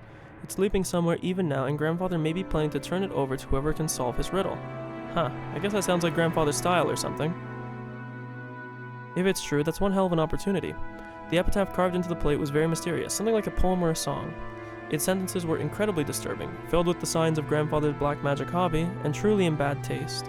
But it could definitely be viewed as a puzzle which, if solved, could lead to the place where the gold was hidden. So you can't tell me what it is? I can't even imagine if that's what he intended or not. All I can say, this shady epitaph was displayed here so that everyone in the family could see it. And that, even while hinting at the existence of the gold, he still refuses to touch upon the subject of its hiding place. That causes our parents' imaginations to run wild, and call it a battle of wits from grandfather. Bet it's my dad who's taking this nonsense at face value, his greed exposed to the world. Even though he laughs at grandfather's black magic hobby, he'll still believe this story about the hidden gold. He's all talk. Well, it's certainly not a realistic story. At that time, when grandfather was still nameless without any connections, there's no way anyone would have just lent him a massive quantity of gold bars for free, of course. Although it's not unthinkable to suggest that exactly why grandfather called his sponsor a witch. Or that's exactly why. Let me make sure I understand the sentence. There's no way anyone would have just lent him, of course. It's not unthinkable to suggest that that's exactly why grandfather called his sponsor a witch. Yeah, but it's 10 tons. 10 tons! If you traded that for money, how much would that come to? Anyway, it'd have to be a ridiculous amount, right? It would be a ridiculous amount. They say the total amount of gold mined by humankind since the dawn of history is at most 100,000 tons. So, you have like what, 1/1000th of it? Oh wait, I can't do math, sorry. 10,000 times 10, duh. That 1/10,000th of all the gold humankind has obtained throughout history should belong to just one person is insane. I mean, what are we, Mansa Musa? I mean, he had a lot of gold. And it should all be in one place, and there should be a witch who could just lend it to grandfather as if it was nothing. That would be no ordinary person. I mean, I guess. As for me, I think that number 10 tons sounds totally fake. In the first place, has anyone other than grandfather ever even seen it? And even if some generous witch lent him some actual gold, couldn't that 10 be right, but actually be mistaken for 10 kilos? I mean, that seems insane. Somebody would have to verify it if it's collateral. There's no way they would just take you on your word for it. Like, for instance, if I were to go make a bet of some kind and put up like my house or like a computer or something as collateral, you would have to have someone come and appraise its value first. Because the amount that you would be lent would be determinant upon the collateral that you put, assuming you didn't have, you know. So that doesn't really make much sense. There's no way you could confuse it for 10 kilos because the amount of money that he borrowed would have been determined by the amount of collateral that he put up. So, no, there's no fucking way that's true. Even 10 kilos would be a pretty incredible sum. It'd be a lot of money, but depends how much he withdrew. We don't know. 10 kilos of gold is how much? Maria, who couldn't keep up and felt like she was being spoken to in riddles, finally found a place where she could ask us a question. A question which I also wanted to ask right then. Whether I heard 10 kilos or 10 tons, I mean, that's still a very massive difference. We're talking 10 kilograms versus what, 20,000 kilograms? Unless a metric ton... Sorry, I'm thinking pounds. No. Versus 10,000. 10 kilos versus 10,000? Versus 10 times 1,000? Like, come on. Sorry, I was confusing tons and pounds, and I was doing 10 times. It would be like 22,400 pounds, but it's 10,000 kilograms. I know that's an incredible amount, but I couldn't put a number on exactly how incredible. George folded his arms and tried to remember the market price of gold. This is where the creator of this game searched up what was the price of gold in October 1986. Well, gold is affected by speculation, and its price can also change depending on its purity and the trustworthiness of the foundry. You'd also need to pay a commission to turn it into money. Still, it is definitely a precious metal, and some people estimate that if gold mining continues at its current rate, within half a century, we will have mined all of it. I don't think that's true still, but... By guessing haphazardly, for 1 kilo, I think maybe a price of 2 million yen. So 2 million times 10,000. Is that 20 billion? Or am I being slow in the brain?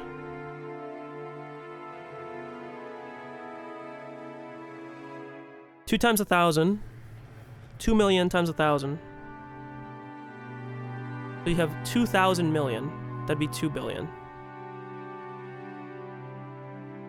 Then times 10. Yeah, 20 billion, right? I think. If my math's not wrong. He's gonna tell me in a second if I'm bad at mental math. Whoa. I know I just plucked that 10 kilos figure out of thin air, but even that would be worth 20 million yen. I weigh 28 kilograms, which means that if we have Maria's weight in gold, we could estimate it's worth at over 50 million yen. That's just mind-boggling. How much would 10 tons be then? It's 20 million for 10 kilos times 1,000, so that's it. Oh my god, shout out to my mental math not failing me. I'm not, I can do mental math! Fuck you calculators, fuck you AI! I can do basic math in my head! I can add zeros onto numbers, How much is 20 billion yen actually worth? We would have to measure it by putting it in terms we could understand. I mean, they say that wages over a lifetime are 200 million. Yeah, so that's a lot? So you'd need 5 lifetime salaries to make a billion. So, it's a lot. You grew up and worked like crazy, sacrificing your life for your company as you approach old age and are finally freed, and all that together, including the retirement money, comes out at 200 million yen. Yep. In other words, that is the cash equivalent of a human's life. No, you could even call it the price of a life. We're talking about a sum so enormous that it would require 100 of those lives. Assuming you work for 40 years from age 20 to 60, then it's equal to 4,000 years of work wages. It's a sum of money you could financially accumulate after working every day, starting from the Jomon period. Ooh, is 20 billion yen huge? Oh yeah, it's huge. Maria, you could buy more of that shortcake you love than you could eat in a lifetime. However, while I could imagine 20 billion yen in cash, I don't think it's very plausible for it to all be in one place as gold bars. Just as I said, gold is extremely heavy, and it is not very convenient as a method for storing all your accumulated fortune. I mean, it's not convenient, but it retains its value, right? If it was all in highly valued stocks and bonds or really expensive precious gems, it wouldn't be unthinkable. I mean, the only way that keeping it in gold would be worth is if gold was outperforming whatever it would be that you would be putting the money in. The question is whether or not he ever repaid the collateral. Like, it doesn't really... Or repaid whatever the loan amount was, which I assume he did if he made so much money. This seems like kind of a moot point to make. I don't really understand the...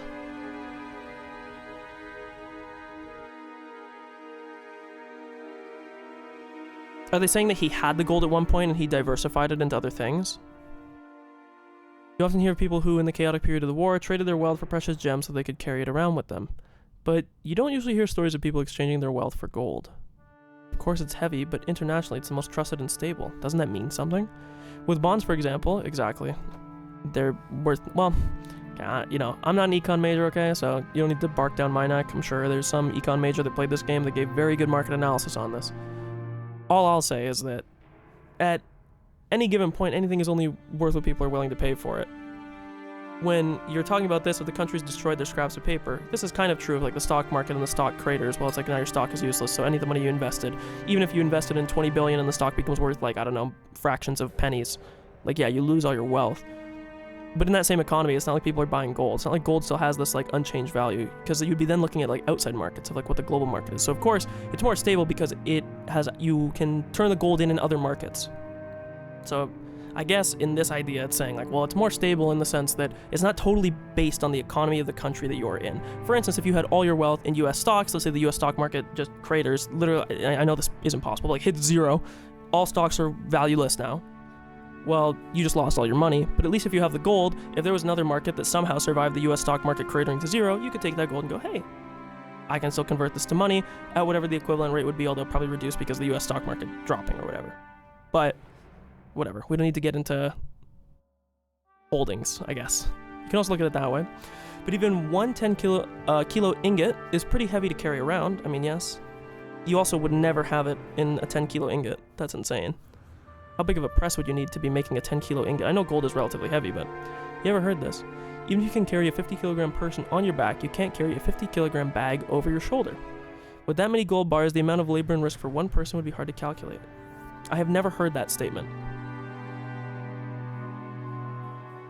It's probably more to be a weight distribution thing than it is an actual weight thing, but. So what you're saying is if we're talking 20 billion yen in banknotes lying around, that'd be one thing, but given that it's supposedly 20 billion yen in gold piled up, it doesn't really ring true. That's right. Although the legend of the gold does have a pretty interesting ring to it, even just the part about the 10 tons of gold is a little bit of a stretch. If you think about it logically like that, it sounds obviously fake. Well, the better question would be where he would hide it, not so much that it's like fake. 1 second.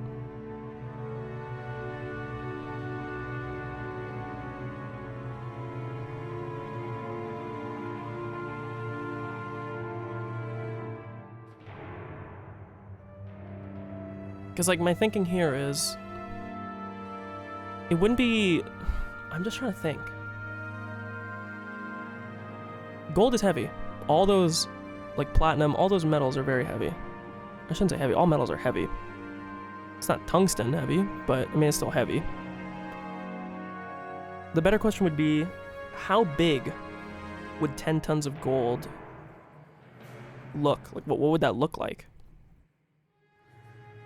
I wager to think it wouldn't take up as much space as you think it would. One, it would depend a little bit on like the denomination of gold. When I say denomination, that's probably not the correct word. Depend by what size metric it was divvied up. Like for instance, if you had 10 tons of gold and it was in 10 1-ton cubes or whatever, well, like a 1-ton cube of gold is probably a lot smaller than you would think. I used to work at a fucking truck dock, man. We would haul totes that were, you know, like 3,000, 4,000 pounds, and you know, you can wrap your arms around them, but you could lay down and be like as long as it. So like that's not unbelievable, but you know, if it was a bunch more, like if you had 10,000 1 kilo bars or whatever, well, now you're talking about way more space taken up because it's just like more inefficiently stored. But regardless, I'm totally going way, who cares? Kind of brings you back down to reality. That said, it is grandfather we're talking about after all. He may have announced his financing from some kind of rich person in an exaggerated metaphorical way as 10 tons of gold received from a witch. Even the number 10 tons feels pretty symbolic. You mean like his gratitude for the money he borrowed was worth 10 tons of gold or something? So they're saying that it's not a physical amount, that he's giving like a metaphorical meaning. Maybe some rich man leisured wife generously donated to grandfather, and maybe then he started calling this lady a witch. Jessica's example isn't bad. If someone was generous enough to lend a huge sum of money to grandfather when his trustworthiness was still zero, she would certainly be someone worthy of being called a witch. I don't know. I mean, witch, again, it depends what connotation you mean. I know witch is supposed to be like a woman with like magic powers, but witch also has like a pretty negative connotation. Why wouldn't you just call her like a saint or, you know, something else? Witch obviously implies something much more dark and demonic, you know? Furthermore, grandfather later used that money to build a vast amount of wealth. With such an incredible ability to judge people, again, she might well be fittingly called a witch. Also, since she went to the trouble of lending all that money, she might also have enthusiastically guided how it was spent. Come to think of it, the idea to get involved with the oh, that would actually make more sense too. If she was like this magical being that had this like divination power, it wasn't the grandfather that was making the choices. He offered up his soul and she was like, look, let me handle the reins. I got this shit, bro. And she directed where everything was allocated, blah, blah, blah, blah. Come to think of it, the idea to get involved with the occupying forces and profit from the Korean War demands might have come from the witch as well. With all that considered, saying that he received wealth from an honor from a witch might actually be a fair description. Okay, I'm gonna write this down. We also still haven't got the epitaph, so I still have a thing.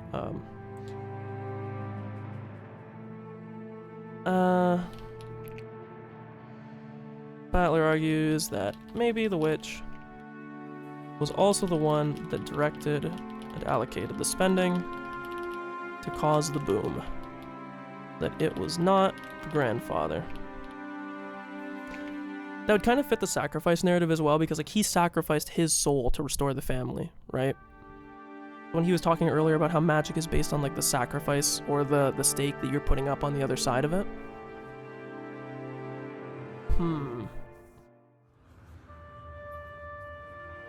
just trying to think, okay? There's a lot going on here.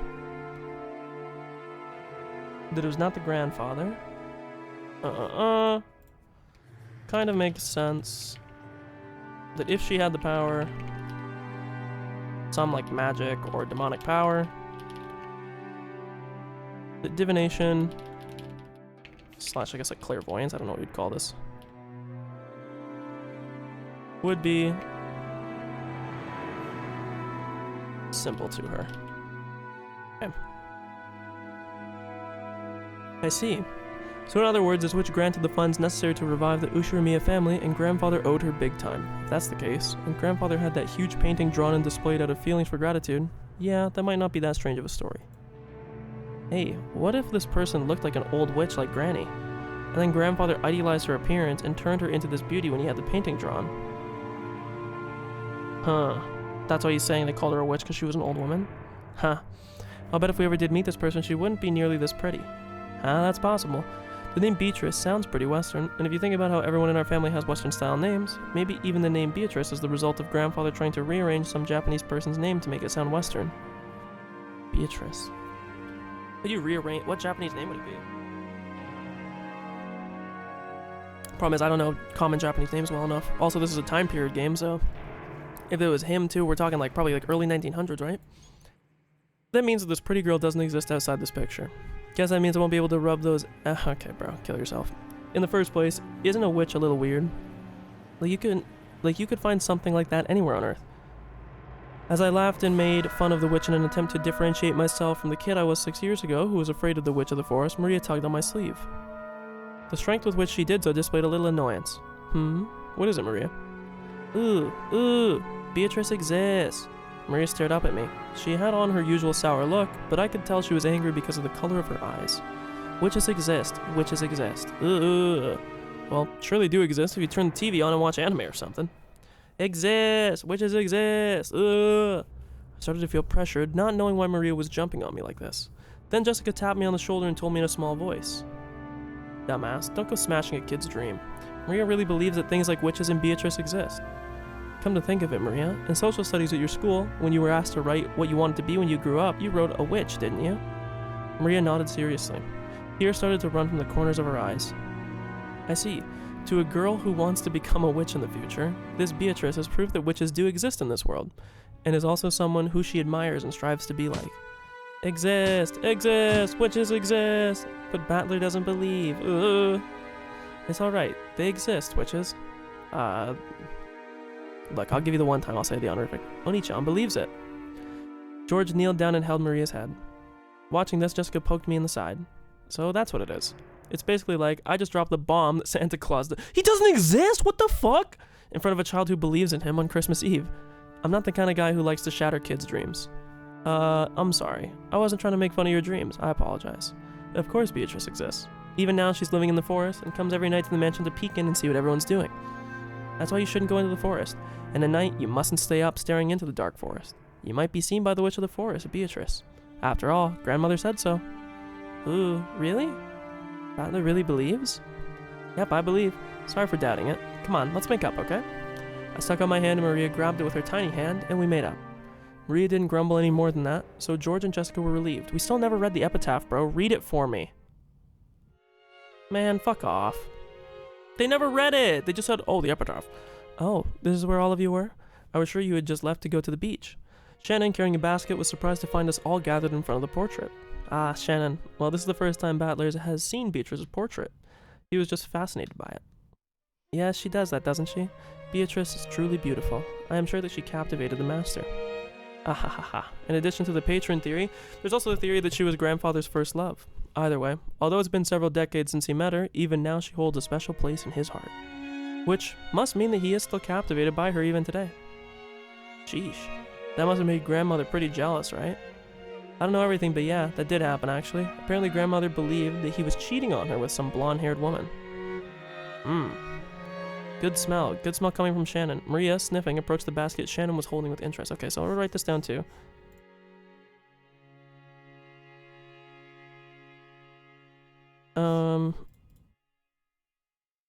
Apparently, Beatrice predates Kinzo's wife, as she was Kinzo's wife, I should say, or at least was around at the same time as. Notice how they only ever call her grandmother. We still got her name. Put that in the notes as grandmother. Apparently thought he was cheating on her with a blonde-haired woman. Okay. Now that you mention it, I do notice a fragrant scent with the essence of vanilla. I apologize. I was told by Kumasawa to bring them to you all. What is it, I wonder? Oh, excellent. Cookies. Wanna eat cookies. Wanna eat cookies. Certainly, you must eat as many as you would like. But, I'm unsure whether it was really acceptable to serve cookies in a place like this, in front of a portrait. Of the portrait, Shannon sent us a glance which seemed to ask what we wanted to do. While thinking about it, yeah, that would be bad manners. Maria, why don't we eat someplace else? Let's put the cookies in a bento and have a picnic. Ooh, have a picnic. Have a picnic! If we can eat cookies, let's go. Yeah, let's go get some fresh air. We shouldn't pick at food right in front of the witch. Oh right, didn't we say that we wanted to go down to the beach in the first place? Let's go, let's go. Shannon, sorry, but could I ask you to get us a blanket to sit on and some flasks of tea? Right, certainly. Shannon received her instructions and gracefully bowed before retracing her steps. We headed for the beach on our own. Everyone headed for the entrance in a group. Feeling as though that witch was staring down at our backs, I turned around once more. Jump scare ready? Damn, fuck, I was expecting a jump scare. Ooh. Battler, you still don't believe? Oh no, I believe. That way is more fantastical. The Golden Witch Beatrice gave Grandfather 10 tons of gold. And that gold might be sleeping around somewhere. Plus they're saying Grandfather wrote that strange epitaph as though challenging us to find it, if we can. I think that kind of romantic story is way better. 20 billion yen's worth of gold! Hell, even if we split it up between the four of us, that's still a ridiculous amount of money. 5 billion yen for each of us. Incredible. With that kind of money, any business would prosper. No, wait, we could live our whole lives fabulously without ever working at all. Ooh, not 5 billion yen. Cookies, cookies! Ah, Maria would take cookies over money. Still, 5 billion yen, that's like a dream. Can you read the epitaph though, please? No?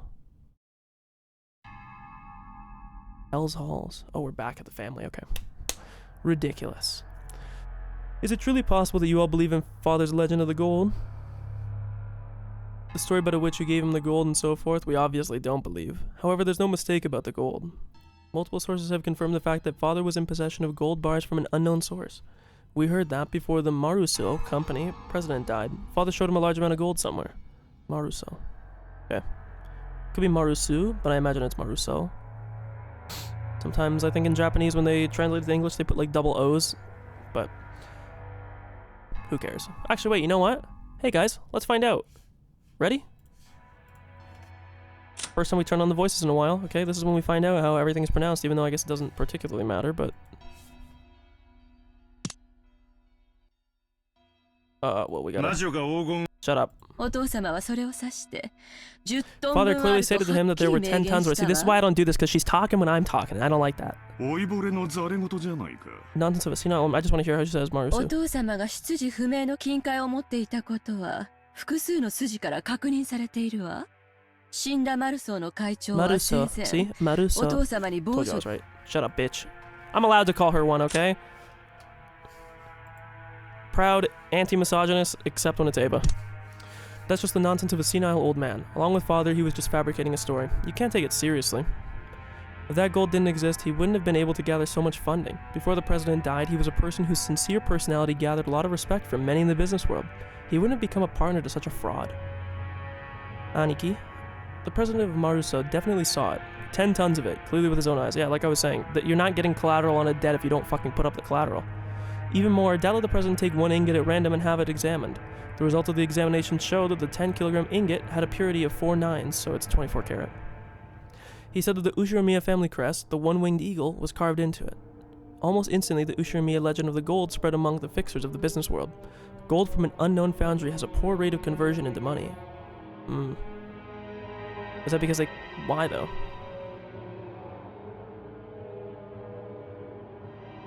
That doesn't make sense to me. Who cares if it's an unknown foundry? If you can test the purity, who gives a fuck? Like, who gives a fuck about the shape of the ingot or what's inscribed into it? Just gold from an unknown foundry has a poor rate of conversion into money. Thinking that it was a chance for decisive profits, they accepted it as collateral, and as a result, father was able to receive a giant loan. I'm guessing they're saying that because if it was accepted through like underhanded means or something, that like maybe he's like, I don't know. I'm sure there's some actual real world reasoning behind that being like a true tidbit, but it just seems bullshit on its face. This is the most ridiculous nonsense I've ever heard. How old are you people? Are you still taking that fairy tale you heard as a kid at face value? Which is funny too, because Jessica was joking that Krause would be the one taking it at face value, and it's actually the other two. Where's the proof that this 10 tons of gold even exists? Isn't it just the lies of father and those who were closest to him? Of course it's just a story, but still, Aniki. The amount of money that Dad raised required a suitable quantity of collateral. Even if the gold was just a rumor, that he must have shown them a treasure of comparable worth is an unmistakable truth. Exactly. Okay, this is a fair point, but I'm pretty sure there's probably gold. It was just a fiction of gold created by our penniless father. He made it seem that non-existent gold actually existed and fooled his sponsors. It was probably the gamble of a lifetime. No, that's fucking stupid. They're not going to take a gamble like that. Like, if you're an investor, you're like, no, I need to know that I can still get my value somehow. Fortunately, his use of those funds proved useful. Or successful. If the Korean War demands hadn't come and the Ushiramiya family had not been restored, father would probably have been hounded after as the crook of the country, or century. In that case, are you saying that the gold never existed, and that father made it all up? Also, I find it really weird that these people marry into the family and they call him father. That's very odd to me. Of course. Therefore, after he had become sufficiently successful, the fiction of the gold was nothing but an inconvenience, so father made up that absurd story about the witch and black magic and made the whole thing seem less believable. In other words, he revealed that the gold was a complete fiction. If he says that he received the gold from a witch, no one would believe that it exists at all, right? He may even have said it for all of your sakes. Nevertheless, some stupid offspring wanting to divide up this non-existent gold with the rest of the inheritance have appeared. Rosa, don't tell me even you believe this kind of a fabrication. Come on, Rosa, okay? I mean, he's wrong, so I don't really care what Rosa says. But Rosa, she's my favorite of the siblings so far. I can't prove whether or not father really has the gold. However, as one of father's 4 children, I just want to claim my rightful share. I mean, sort of centrist thing this take, but seems even Rosa has learned to assert herself. Alright, maybe this is what you all want to say. But I'm trying to keep all this gold to myself. Nee, the fact that you've obtained a massive amount of funding, if we rule out the possibility that you have been embezzling father's personal funds, then there's only one possibility left. So he's saying that if you're not, or she's saying, sorry, rather, if you're not embezzling his direct private income, there has to be somewhere else you're getting that money from. It's the gold. So you're trying to use up all this gold to yourself. Aniki, maybe you've already found the 10 tons of gold bars. Sure looks that way to us. Ridiculous. Something like that never existed in the first place, which would, I guess, make sense if you were to take their position and you agree with them and their line of argumentation. It would make sense. He would lie about it not being real. Even if he did truly believe it, even if he knew it was real, and even if he was using the gold bars, he would lie about it existing and everything. Because he doesn't want them to know about the existence of it. He wants us to, be an outside thing. Explain yourself. Embezzlement of father's assets, father's hidden gold. How could you have gathered so much funding if you didn't use one of these? I also have many friends in the political world and the financial world. I have done nothing more than gain their assistance. What is the tattoo on her arm? Is it like the family crest? Because she has like it on her shirt and on like her thing, but she also has a tattoo, it looks like. As for that, I have no responsibility to explain it to you. You understand, don't you? There are some topics that can't be talked about. If that's a story you insist on, then fine. But, Aniki, Dad doesn't have long. Nobody can ensure that he will live to see this day next year. When Dad dies, the inheritance will be passed on immediately. We will all set up impartial lawyers and accountants to inspect the state of Dad's finances. If at that time, the fact that our brother had unjustly interfered with Father's money comes to light, you understand, right? I don't have a clue what you're talking about. You're starting to make me feel as indignant as my wife was. Father's gold is definitely one of Father's assets. I understand it's money you can't reveal openly. Even so, the 4 siblings should have an equal right to it. In short, we will also have your financial situation investigated to determine whether or not you are hoarding the gold. You have a good opportunity right now. Prove the existence of this backup from friends and acquaintances that you mentioned. That way you will be spotless. And we can sportingly apologize for foolishly doubting you. Right, Rosa? That's right. Kraus, you are the one who's avoiding this topic. If you were guileless or guiltless, you could just prove that you were in the right, yet you aren't even trying to respond. However, Aniki, we still have to consider your position here. As Dad's representative, you're probably bearing a larger share of the burden than we are. It wouldn't be fair for the rest of us who've been living terribly relaxed lives until now to complain without taking that into account. Are they going to say that they'll cut him a better deal on the inheritance? Oh. I'm spoken ill of one moment and flattered the next. It is quite tiring. Please, get to the point. In short, randomly investigating nitpicky aspects of Father's wealth seems a pretty darn boorish way to do it. As you said, Kraus, you've probably got movements of money that are difficult to explain. We understand that, and that's why we've come to consult with you. A mutually beneficial consultation. Consultation? Oh. When the inheritance is distributed, you will be rewarded for your years of hard work taking care of Dad by an agreement that is generous in your favor. Don't misunderstand us. It's not like we're saying that we will abandon our rights. It's just that when we claim what we deserve, it wouldn't be bad if there was a generous understanding of your position. That's what we mean. So that they'll increase his share of the inheritance. Instead of it being like, let's say, 25, 25, 25, 25 split among the 4, maybe you shave off like 1% on each of them and you give him a little bit more. At the time of the division of the inheritance, we won't mind leaving the investigation of Father's financial status to you, Kraus. Excuse me. All the siblings from Ava downward suspected that Kraus was trying to steal their father's wealth. In that situation, letting Kraus report on the state of their father's state by himself was extremely contradictory and a huge concession. If, as they claimed, Kraus was actually embezzling money, Kraus would be able to hide that fact. Besides, I see what they're saying, so he can cut out that finance. Or he can cut that out, saying that if you tell us now, when we do the accounting, we'll let you have the sole share of it, so that you can cut out any of your guilt in the situation if you have been embezzling his money. Yeah, the controlled distribution inherits in a manner favorable to himself. Kraus, also realizing that this sounded too good to be true, couldn't help but feel doubt. He had to worry about what they would ask in return for such a compromise. Oh. After mistrusting me completely, you now say that you're willing to restore your confidence in me as the eldest sibling? And what are you asking for? Just what we deserve as siblings. You aren't the kind of person who would steal Dad's property, however there is no patron financing you.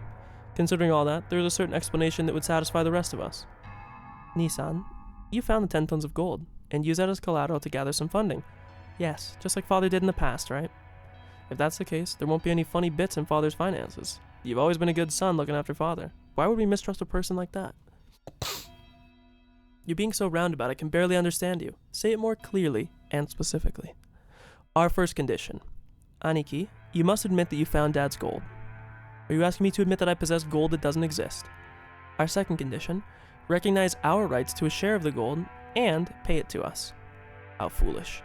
With the non-existent 20 billion yen of gold, that would be 5 billion yen per person. Are you telling me to pay a total of 15 billion yen? Preposterous. Sort of a weird thing to say if you didn't know the gold existed. Keep listening until the end. We know that much money can't just appear out of nowhere. We're not asking you to make an impossible deal. Of course, regarding the portions of the gold, we plan to reward you sufficiently for your hard work until now in our calculations. Our third condition. The portion of the gold to the one bearing the title of the successor of the Ushiramiya main family will be 50%. The remainder will be split fairly between all the siblings.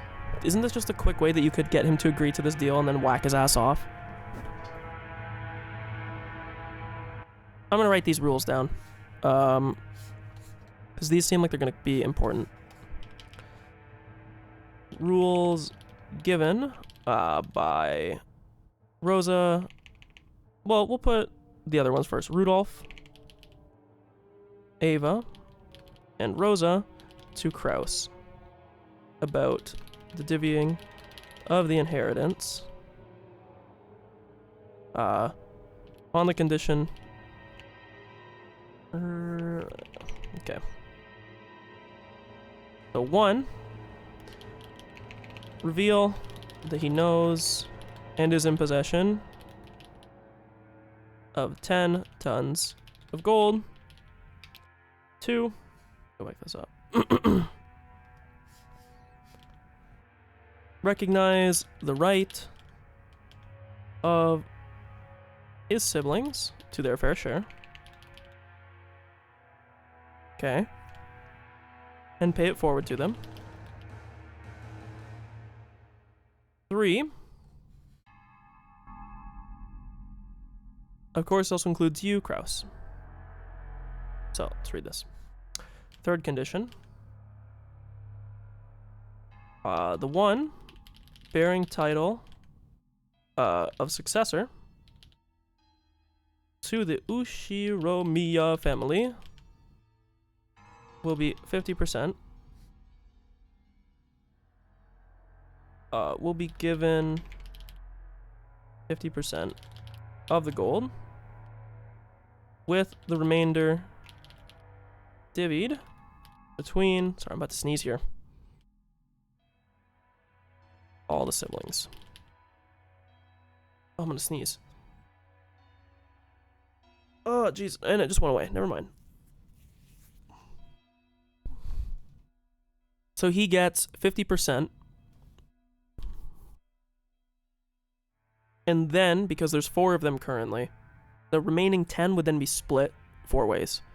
So he would get 12.5. And then the others would all get 2.5 each. Split as of writing would be Kraus 12.5, the rest 2.5 each. Total of 20. I'm gonna write this. Let me put this. Sorry, I don't know why I'm not showing my notes right now.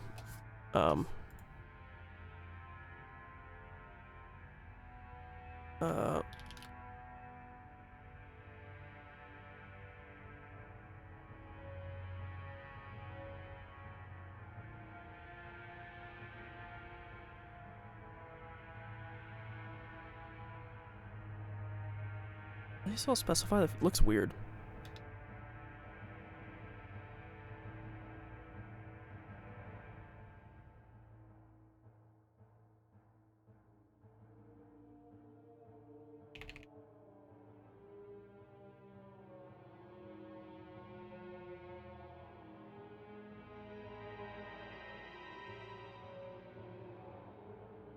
The only problem is killing him wouldn't really make sense. Because killing him, like, they could just kill him anyways and just jump the line, right? Unless, like I said, if we go back, I'm gonna open up display capture real quick. Unless if I open this up, let me hide the notes because if we're on display capture, you don't need to see it. That if we look at this, this was like the succession thing. I'm gonna save this picture too, because it's probably will be important to think about. Unless, like I said, if we think about the line of succession, we know that the first step is definitely this. It goes to Kraus. However, we don't know if then it goes to Ava or if it jumps to Jessica. If it jumps to Jessica, then there would be no purpose to kill him. Because you would just be replacing Kraus with another person. But if we imagine that it's just these 4, right? Actually, I don't want to do it like that. I'll do a line so I can remove it in one thing. If we imagine that it's just these 4, right? We don't give a fuck about these and we pretend that this is the line of succession. Again, we know the line of succession is something like this. We don't know for sure right now. If we imagine that this is the line of succession, then if he agreed to this, they could just kill him and then whoever the next head would be, which would be Ava. But then that doesn't make sense why Rudolph or Rosa would agree to it unless the actual meme then is when Ava was the head, she would be like, okay, we split it 3 ways.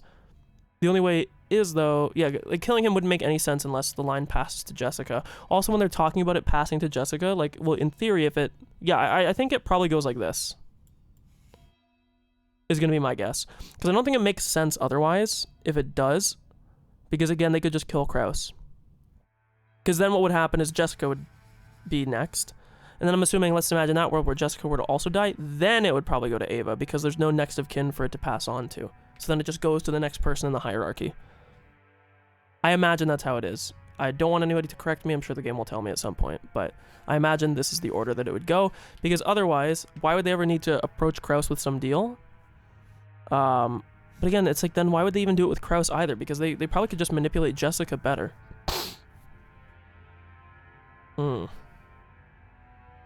This is all very confusing. But I'm excited to hear...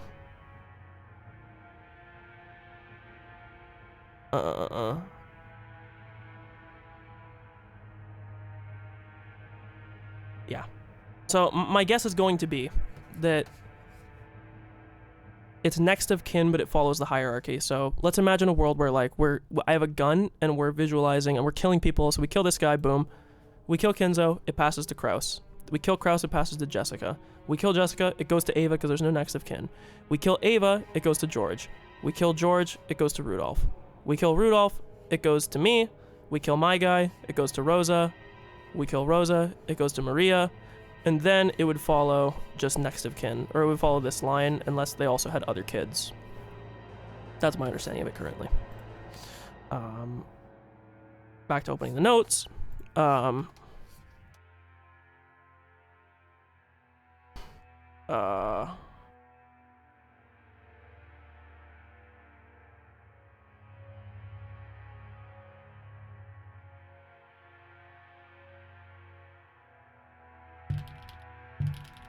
Sorry if you heard that bang, that was not you, that was my roommates.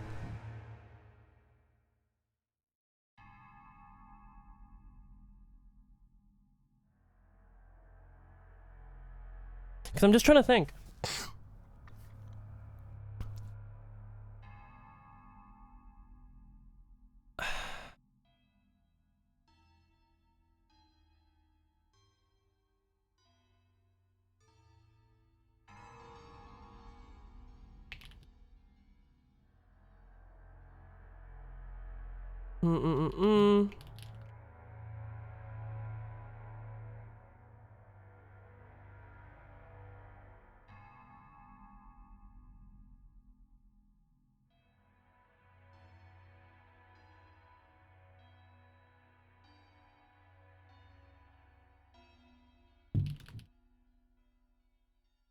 Excuse me.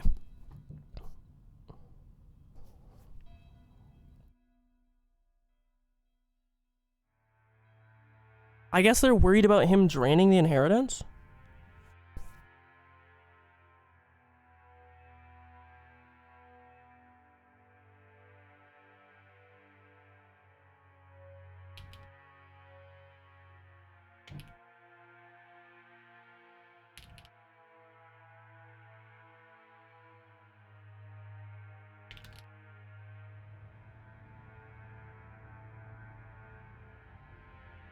So this is my thing right now, sorry. I know we're kind of stalling a bit, but to me it's like, it just doesn't really make sense. Like, the only way they would make this deal is, but even then, like, this deal actually makes no sense at all, because even, let's imagine that, like, the actual sum, let's say that he does have it, right? And there's actually only 10 billion, or 10, yeah, sorry, there's 10 billion yen that's left, right? Well, in that case, them offering him this deal, the pie has just shrunk, but like I said earlier, it doesn't change the divvying up. Nothing has changed here. So, they don't get anything out of this, ever. Like, all they do is lose in this deal. There's no benefit to them making this deal. There has to be some fuckery going on.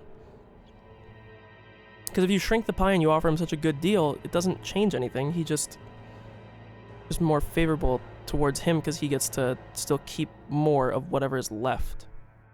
You know? Like, if we imagine they all had 25%, but the sum was 10 billion versus 20 billion, well, the proportions didn't change, just like the actual absolute amount did. So why would they offer him a deal where the percentages are so biased in his favor? Because they're saying, like, oh, we'll overlook your thing. The only thing would be is if, like, they had some way to cut him out, which maybe I'm, like, totally pause champing, and we're going to continue, and they're going to say, oh, if not, we're going to cut you out of the will, fuck you. So, like, take something or get nothing. But again, why would you offer him such a big deal? You already have so much leverage. Why would you still give him a favorable deal with leverage? You should say, like, you could say even, like, we'll accept, like, just an even split if we don't expose this, but whatever, we'll continue. To me, to Rosa, yep, we knew that. A distribution that makes me so grateful I could cry. So you're saying for the sake of the gold that doesn't exist, I must pay you 7.5 billion. What's wrong? Ni, your share is 5 times the size of ours. That's such a good condition, I'd be jumping for joy. Hehehehe. Our fourth condition. Oh. Sorry, I'm gonna add this.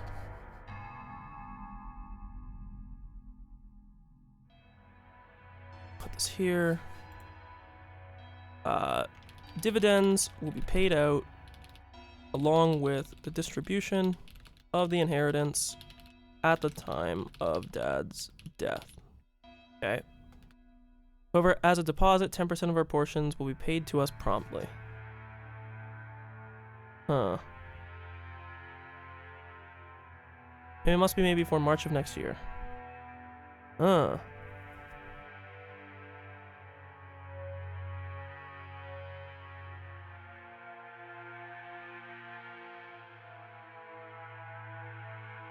Before March of 1987. What do you think, Kraus? This is an ideal chance for you to restore the trust you need to run Father's assets, isn't it? Of course, it might be impossible to get a whole 7.5 billion before Father dies. However, you can't say that you couldn't manage a deposit of 750 million, right? Paying 700 million in half a year might be slightly bothersome, but someone like you, who has many friends in the political and business spheres, should be able to manage it. Normally, I'd hope to receive the 7.5 billion right now all at once, but out of concern for your position, if you'll just show your sincerity by delivering 10% for the time being, it's alright to let the remaining 90% carry over into the distribution of the inheritance.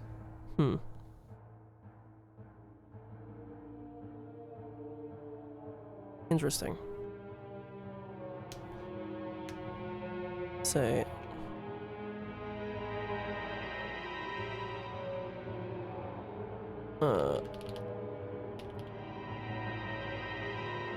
Surely even you can offer a mere 10% to show your sincerity.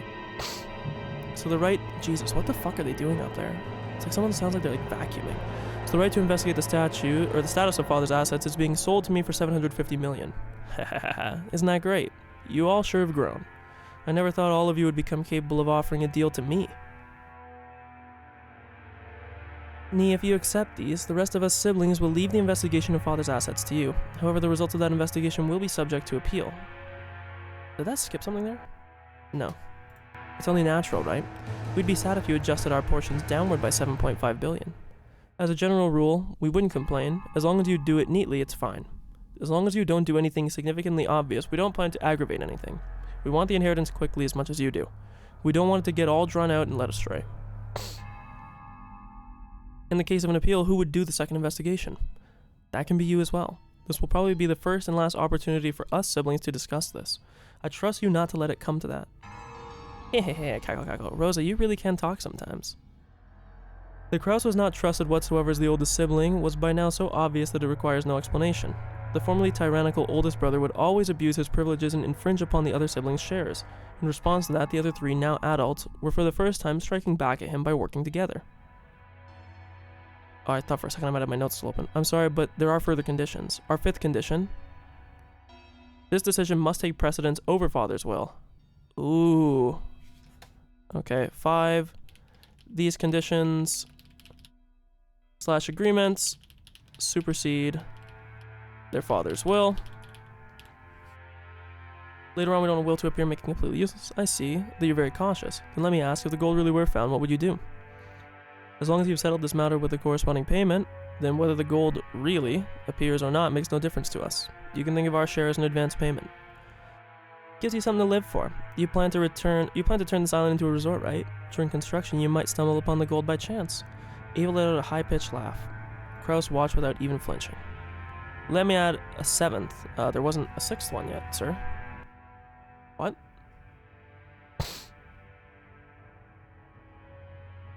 Yes, sir, there was no... a 7th condition before I accept. In the situation that any sibling other than myself finds the gold, they will immediately turn it over to me. We'll guarantee you that, Giggle. I mean, that's odd.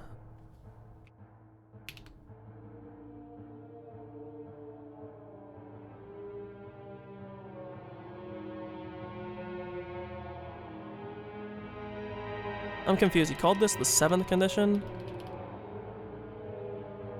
but only 6 were listed. I'm gonna put that in the notes because it's a bit confusing to me.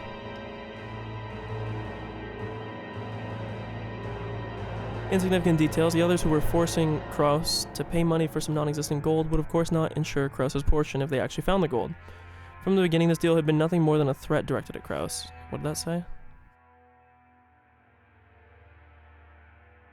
Of course, yeah. While the truth might be different, the probability that Kraus was embezzling his father's assets was extremely high. When at last Kinzo faced death and it came time for the inheritance to be distributed, surely some unpleasant facts could come to light. In that situation would likely be a fatal wound to Kraus. They had latched onto that weak point and were threatening their brother under the veil of compromise, trying to wring out a huge sum of money. However, they had let one thing slip their minds. The 3 of them had forgotten that their oldest sibling, who they couldn't defeat unless they banded together, was a very nimble thinker when it came to being crafty. Kraus relaxedly let out a gloating laugh as he spoke to Ava, who could not hide her smile, so certain she was of her victory. Ha! This all sounds marvelous to me. I've been feeling a deep pain in my heart at my estrangement from the rest of you. If by accepting these conditions I could make our siblings' relationship friendly once again, I'd be quite pleased. I'll gladly take you up on your offer. Be happy, Rosa. We have a deal. Rosa's expression dimmed. When her brother started talking like this, the conversation would never change for the better. Ava was also sensitive enough to realize this. Therefore, even though Kraus had obediently accepted the deal, she was unable to wipe away her feeling of insecurity. My, how obedient. Does not like you, Nii. That's harsh. You think I have an ulterior motive? Of course I don't. I'm just like all of you. I'm just like all of you. It felt as though only that part was emphasized. The color of Rudolph's face darkened. I have a plan, just like all of you. That's what it sounded like to him. That gave him a sense of urgency. Trying to bring his near-finished discussion to a conclusion, he rushed to wrap it up. Then we're good. So, Aniki, would you mind signing here? This is a written contract containing the discussion we have been having. There's one for each person. Everyone will sign for the same contents. Rudolph took 4 written contracts out of his breast pocket that had the details of their deal written on them. Of course, we'll also add the 7th condition that you proposed. I don't know why you keep saying 7th. There wasn't a 6th one given. I'm not crazy, right?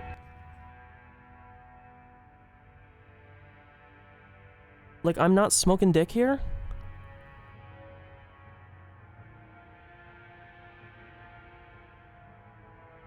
So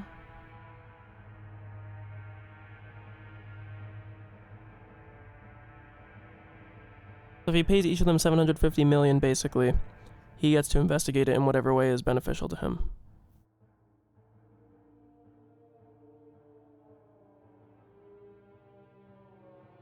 Are they saying that the 2nd investigation would be his? Is that like the 6th?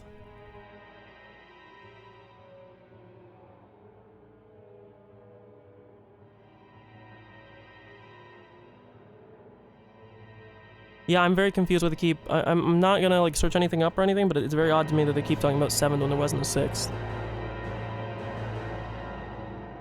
We'll also add the 7th condition that you proposed straight away, don't worry. Aniki will use a pen. Rudolph took a fountain pen out of his breast pocket and offered it to Kraus. Kraus made as if to accept, but then with a small laugh, drew back his hand without taking it and spoke.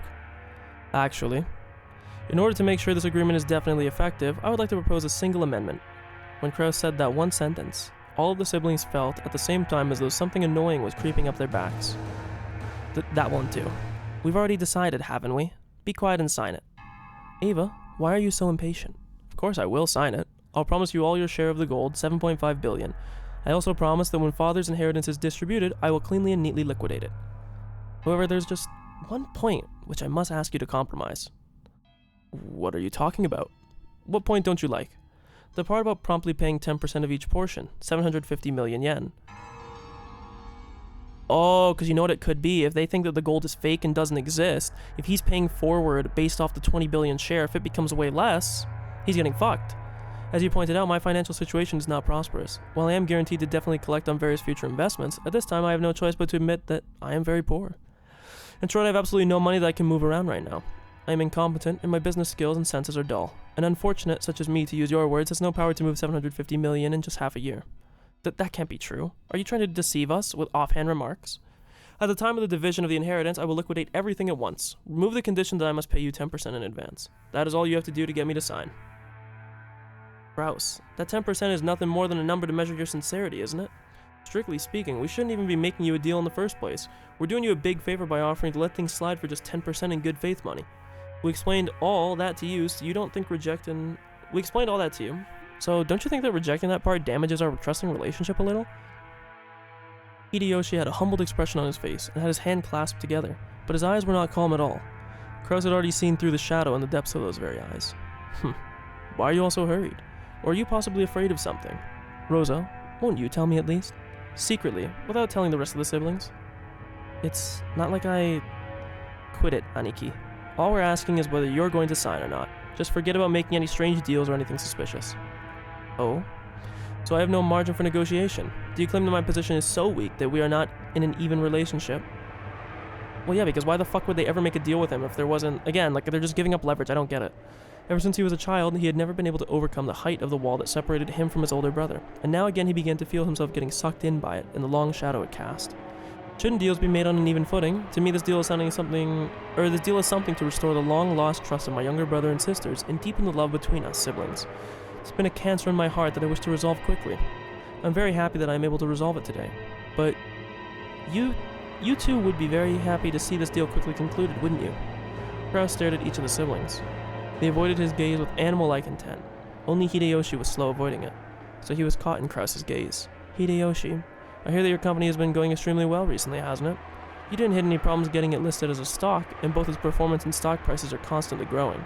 I am truly jealous. My husband's situation surely has nothing to do with this. However, it is unfortunate that you have neglected your stockholders. It's also horrible that you were unable to solidify your base when you became stock listed. Before you realized it, some bad-natured fellows had bought up a considerable amount of your company's stock, hadn't they? Are they saying that they lost like a controlling share in his own company? How could you know something like that?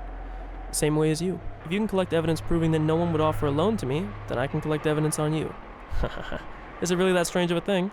Kraus grinned broadly. In contrast, Hideyoshi's face was turning obviously pale.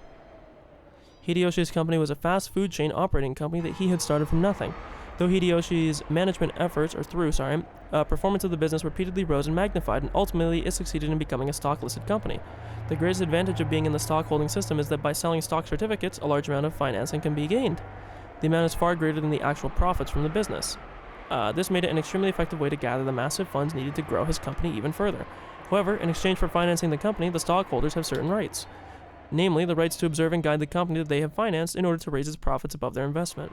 That right is guaranteed to all stockholders, and they sometimes even use it to reorganize ineffectual management. It is the right to prevent the money they have spent financing the company from going to waste by watching the management of the company. However, if they use this right forcibly, they can eject the former management and take over the company. Because the general body of all stockholders has the power to dismiss the management and nominate new management, that right is exercised on a majority decision by the stockholders. And people who hold more stock get to cast more votes. In other words, if some person or group holds a majority of the stock, they can freely chase out the old management and make the president anybody they would like. If they want, it's even possible for them to make themselves president. Many companies, in order to prevent their stock from being bought up by malicious people and their position from being threatened, take some kind of defensive measures, such as having their own employees or people close to them buy a lot of stock certificates in order to prevent a hostile group from securing the majority. However, since Hideyoshi's company had only recently become stock listed, they hadn't had the time to strengthen those defensive measures. No. Maybe Hideyoshi himself was so engrossed in the management of his company that he hadn't realized the dangers of being stock listed. It's hard to say whether he should be viewed as a kind-hearted and skilled manager immersed in management, or as a foolish manager who had his feet swept out from under him. But in any case, there were people out there who would not let him get away with that naivete unscathed. They rapidly bought up Hideyoshi Company's stock and instantly gained a significant amount of power. Then they sent anonymous documents to the stockholders and began to capture the majority. The documents read, "The current management continues to make pointless investments and is ignoring the needs of the stockholders. Let us force the current management to retire, cut the current wasted investments, and let this company be born again as one that gives more back to the stockholders." It is very difficult to make the actual state of a company's management known. They maliciously twisted the figures Hideyoshi had produced from a tiny amount of sleep and a constant concern for his company, and made him lose the trust of his stockholders. Their efforts had almost collected a majority of the stock in the company. At that point, even Hideyoshi noticed and started to buy back the stock, but the stockholders, who realized that the company was undergoing an acquisition maneuver, demanded a ridiculous price for the shares. Yeah, so they don't want to let him buy back his own stock because, If he buys it back, he gets more of a controlling share, and they can't do this like mutiny type deal. They continually tortured Hideyoshi, who had no leeway in the negotiation of the price. One of the certainties of capitalism is that value will rise when both parties vie for the same thing. And one of the certainties of democracy is that the majority controls everything. So in the end, whoever managed to buy up the most stock wins. So whoever had the most money wins. If Hideyoshi could obtain a large sum of money at this critical time, he would be able to... So he wants the money so that he can save his own company, basically. And avoid losing what he built up. Therefore, more than anything else, he wanted a lot of money right now. He couldn't wait for the division of Kinzo's inheritance, which may not happen for some time. Okay, so let me write that down here.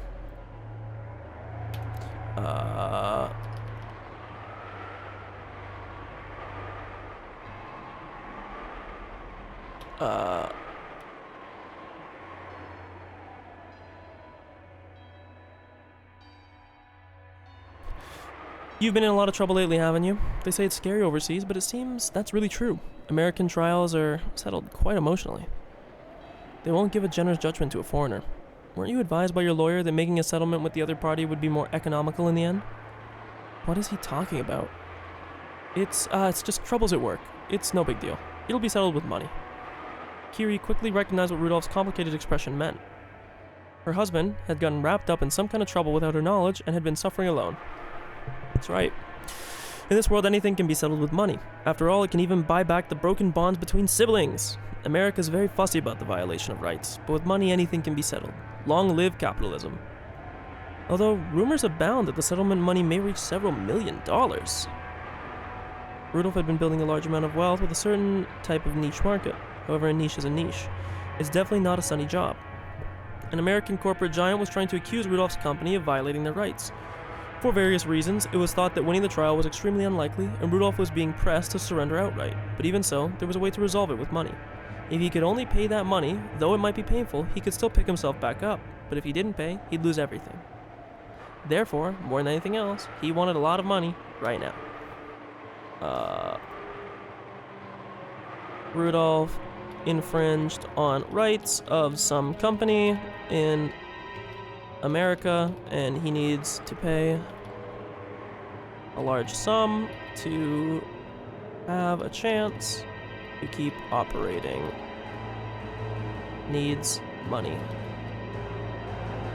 Rosa, you're a good and noble little sister. You wouldn't even touch a dangerous money game. However, your soft-hearted nature was your ruin, wasn't it? Is she being extorted by someone else? I wouldn't think one should agree to become a co-signer so lightly. That has nothing to do with you, Kraus. Rosa uncharacteristically laid bare her emotions and yelled, because she had thought she had kept it a secret. As Kraus watched, he let slip a muffled laugh. There was nothing to fear, every one of them. More than anything else, wanted a lot of money right now. And then Rosa co-signed on someone / something, and now is shouldered with a large debt to pay. The only thing is, this only works if the gold is real. If it's not, none of this matters, right? Like, in other words, the situation had been reversed, because only Kraus, who they were threatening, had no urgent need for a large sum of money. Compared to that, the three who were threatening him wanted money quickly, no matter what the cost, so the longer Kraus postponed this deal, the greater the advantage to him. Kraus was very sly. He had known of their Achilles heel from the beginning. Even so, he had not been certain, therefore he had hidden that until the very end, and upon closely and completely examining their attitude, he had struck back. If I could, I would love to raise some money for my darling brother and sisters in their time of need, but unfortunately I have nothing on hand. If you have any sponsors in mind that can raise a whole 750 million, I suggest you try there first. Kraus's elated words were horribly blunt. The other siblings could do nothing more than listen, grinding their teeth. If they could think of a sponsor that convenient, they wouldn't have kept up this charade. They had entered this huge battle specifically because they had exhausted all other options. If you're still set on relying on your older brother, I could use my influence to find you sponsors.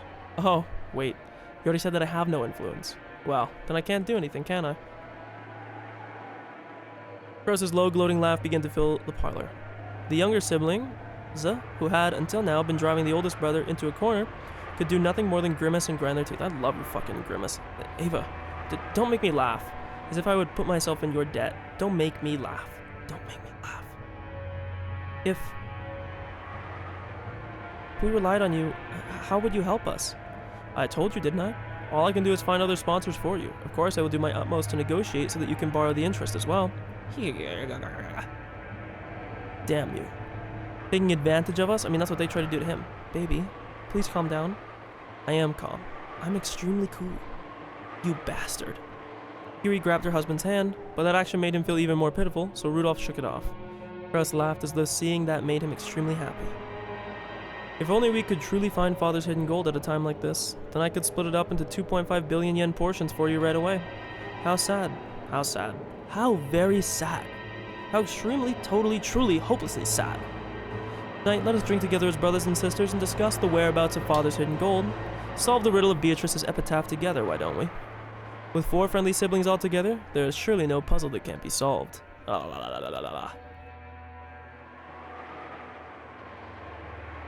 Interesting.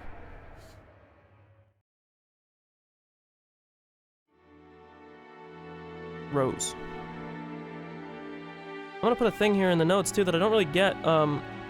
This is all contingent on knowing if the gold, I should say where / if the gold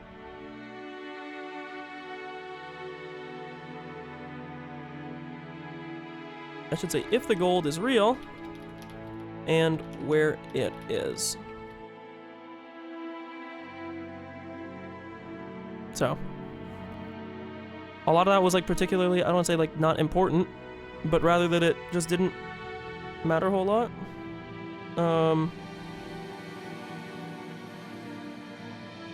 One second. Responding to my girlfriend.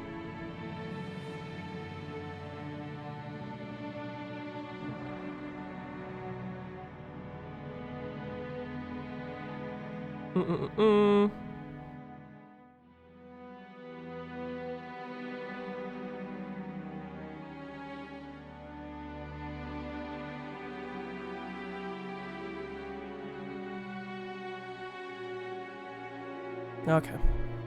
Polish off this chapter, we're getting close, we must be. How interesting. And what are the conditions that they attached? Certainly. Whether or not Kraus actually discovered the gold, he would pay Ava, Rudolph, and Rosa a total of 7.5 billion for their shares. However, 10% of that would be paid before March. Hoo ha ha ha ha ha. Kraus, you dunce. That he would have his feet swept out from under him by his younger siblings. Truly amusing. But it seems they couldn't seal the deal? Yes. Kraus exposed that Ava and the younger siblings all had an urgent need to get money. So if he's given something that simple, he can see through it then. He can't even manage incompetence. What are they doing now? The conversation's been put on hold for the time being. Now Beatrice's epitaph is being discussed. They're trying to solve the riddle and find out where my gold is hidden. Yes. Kenzo set down his glasses and snorted. Will the miracle be fulfilled first, or will those fools expose the gold first? What a sight to behold. If those fools solve my puzzle, at that time I will be completely defeated. They can suck my corpse down to the last fragment of bone. The magnitude of the fool's greed imbues my great magic with its miraculous potential. But if the fulfillment of the miracle comes first, if it comes first, Beatrice will be resurrected again. That smile which I have been chasing half my life will be restored. Oh, Beatrice, the sacred night when the miracle is wagered will come and the devil's game will begin. I will definitely win and will definitely remain alive. You can have the lives of the others. I don't need wealth or honor or assets or gold or anything. I only want to see your smile one more time. Kenzo choked, apparently in great pain. Cannon got closer and tried to pat his master's back, but Kenzo signaled that he didn't need to. You know why I went to the trouble of exposing the hidden location of the gold so that everyone could see it? No. It's because magical power is determined by risk. The greater the number of people who try to discover Beatrice's gold, the greater the danger of that happening. Then assuming that the bet is successful despite those long odds, the magical power will bring about an even grander miracle. In other words, magic is a game. It is not true that the most superior person will become the winner. The winner becomes superior because he is granted magic. Do you understand? Just as the miracle of life is granted precisely because of a victory against divine odds of several 100 million to 1. Is this a little difficult for you to understand? So he's saying that, like, rather than you being like some divinely ordained person, you become divinely ordained because you were granted magic. It's not that you had all these people who beforehand were like unequal, and then the most superior one rises to the top. It's rather that of those people, one of them is granted the power of magic, and that is what makes the person superior and allows them to win. And so what he's saying is similar to like being born, you are gifted the gift of life by winning the odds of the race, which in this case, the euphemism would be being granted magic. And then winning the race and being given the gift of life would be winning whatever he's talking about. My apologies. That's fine. It all comes down to this. To the one that solves the mystery of Beatrice's epitaph, I will give all of that which I've built up. Wealth, honor, gold, and succession to the Ushiromiya family headship. Everything I have established. The right to tackle the riddle is not limited to my children. Even if it were you who succeeded in solving it, that would make you qualified to gain everything. Yes. However, I couldn't possibly understand such a difficult riddle. Of course, I made it difficult, but you must also challenge it. That will become the seed with which the miracle of my magic will be summoned. If everyone challenges it, and everyone fails, that will be that. However, if the miracles are gathered and the magical power is born, it will happen then. Beatrice will revive. Therefore, you too must challenge it. All must challenge it, and in doing so, they must give strength to my magic. Do you understand? Yes, I will try. Okay, one sec. I gotta write this down. This is a big deal. Okay, so Canon reveals to Kinzo the plan among his children. Kinzo talks about magic and how he wants, and how everything he has will be given to the person who solves the riddle, regardless of if they are next to succeed or even a part of the family at all.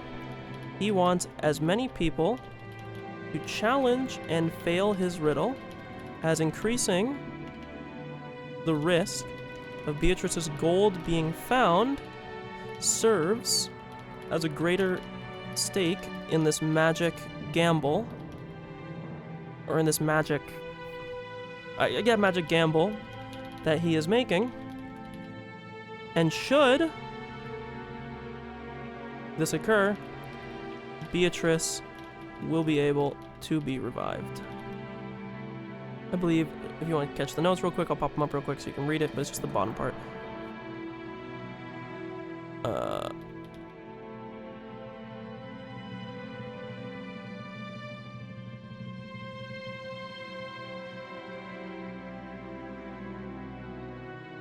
Kinzo talks about magic, how everything he has will be given to the person who solves the riddle, regardless if they are next to succeed or even a part of the family at all. He wants as many people to challenge and fail his riddle, as increasing the risk of Beatrice's gold being found serves as a greater stake, because it's like a greater risk of it being found, in this magic gamble that he is making. And should this occur, in brackets, everyone failing, Beatrice will be able to be revived. There you go. For a long while, Kinzo repeatedly muttered to himself, agitated and grabbing onto his head. Canon stayed where he was, alert and unmoving, until he was given the next order from his master. Kinzo finally realized this. That is all. Leave me now. There's a bag of sweets on the liquor cabinet. You can take some with you as a reward. I'm fine. After all, I am furniture. So furniture doesn't eat sweets? Indeed. In that case, leave me. As you ask. Please excuse me. Canon bowed and left the study. As the door was closed, a heavy locking noise resounded.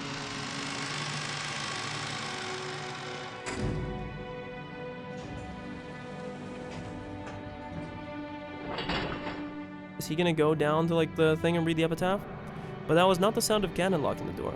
It was the door locking automatically, of course the button, yeah. Without Kinzo's permission, once they left, they could not enter again. It was a mechanism that Kinzo, unable to trust his blood relatives, had created to lock himself up in his own study and isolate himself from the outside world. The only ones he could trust now were not the sons who shared his blood, but those servants who called themselves furniture. Yeah, because the other people all think they have something. Makes sense. He's gonna read it here. Please, give me the epitaph. Oh, he might read it. Dr. Nanjo, is something the matter? Ah, Genji. Oh, it's just, I had no place in there anymore. With a bitter laugh, Nanjo turned to face the door to the parlor. It seemed that because of that motion, Genji understood what Nanjo wanted to say. For the most part, Genji also understood the family situation. It must have made him want to frown, knowing that right now in the parlor, the master he served was being discussed so disrespectfully. but it would have been very difficult to gather that from his indifferent expression. Still. It isn't clear to me. Why did Kinzo have something so provocative written, I wonder? Nanjo looked at the portrait of Beatrice. No, he actually directed his gaze beneath the portrait, at the plate with the epitaph. I failed to understand the master's thoughts.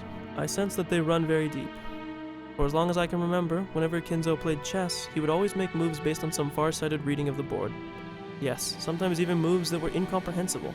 For an average person like me, it is impossible to see through to whatever it is he's planning. I personally suspect this may be some kind of will from the master.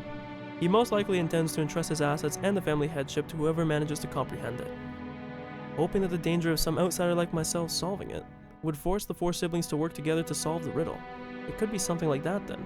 Kinzo may rudely disparage his children, but he might also be hoping that the siblings repair their relationships. That's fair. So he's saying that doing all this would cause the siblings to lean on each other because they wouldn't want somebody else outside of the family to get it? Please read it to me.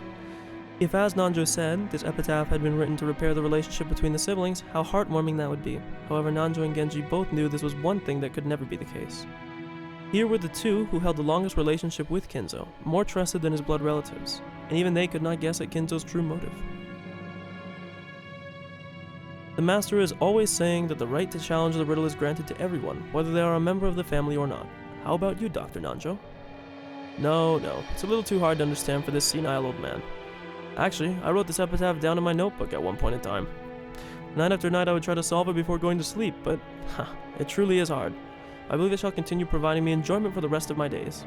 What about you, Genji? I am nothing more than furniture that serves the master. Golden assets are useless to me. My, you are a humble person. That's probably why Kinzo trusts you so much. I want to hear how they pronounce his name, just on the odd them saying Kinzo wrong, although I doubt it. I don't think there's many ways you can pronounce that name.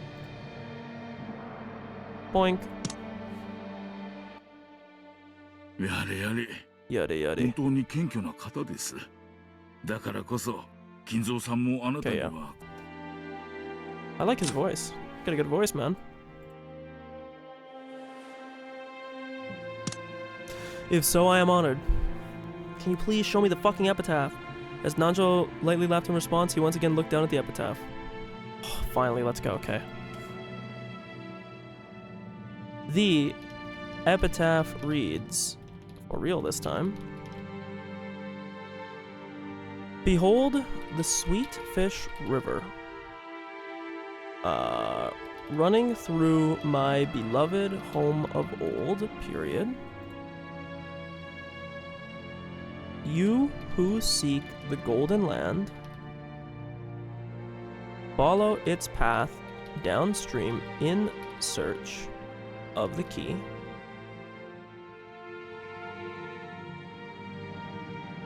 That which is written on the epitaph of the portrait of my beloved witch Beatrice is as follows.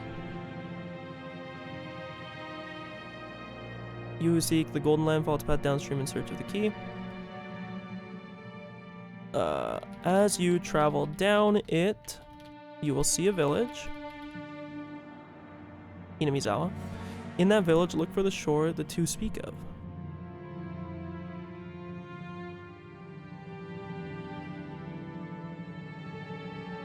Okay. There the key to the golden land sleeps. There the key to the golden land sleeps.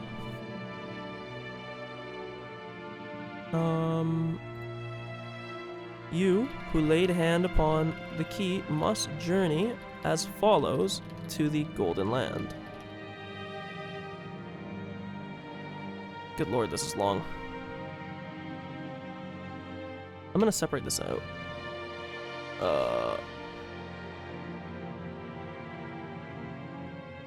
Sorry, I'm separating this out of my notes. Let me, well, I won't show it right now because you're seeing, I'm basically just typing exactly what it says word for word.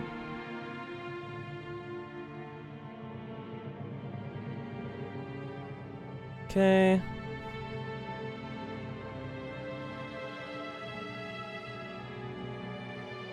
Okay, so then it's on the first twilight. Sacrifice the 6 chosen by the key.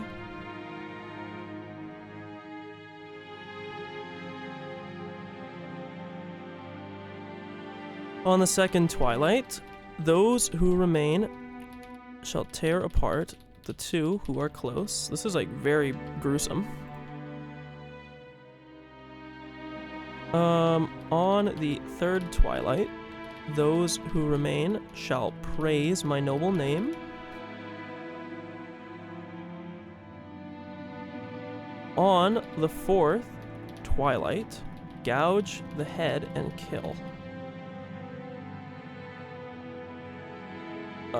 On the fifth twilight, gouge the chest and kill. My lord. On the sixth twilight, gouge the stomach and kill. Can I just like, I'm just gonna get all these.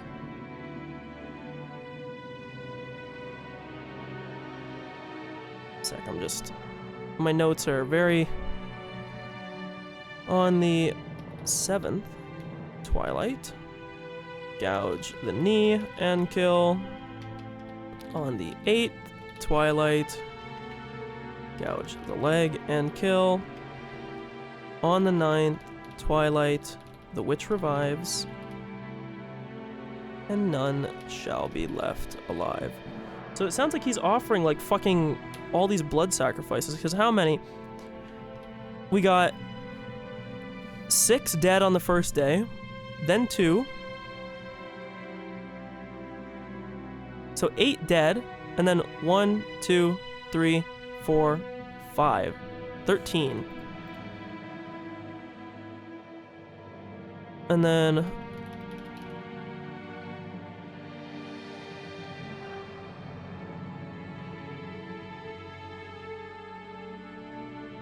hey. Jesus.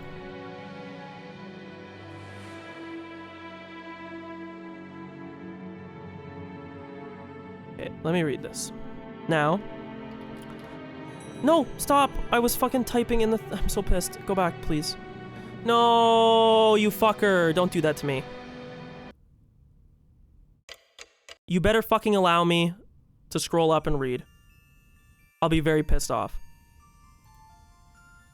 I don't care about this. This is next stream content. You're cucking content. Stop! Okay, thank you. I was typing, and I was typing in game, and I pressed space and it advanced it. The witch shall praise the wise and bestow 4 treasures.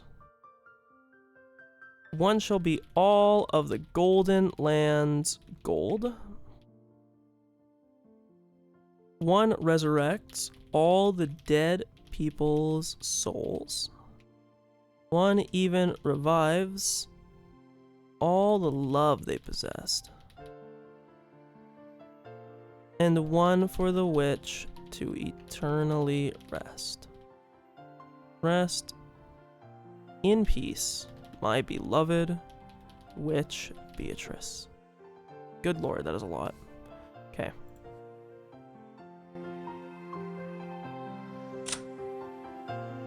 Let's save here. If it will save, I did click. Yep, this is the, yep, save, right? It's loading, okay, we'll give it a second. I think it is, at least. Maybe. I mean, the music is playing, so it's doing something.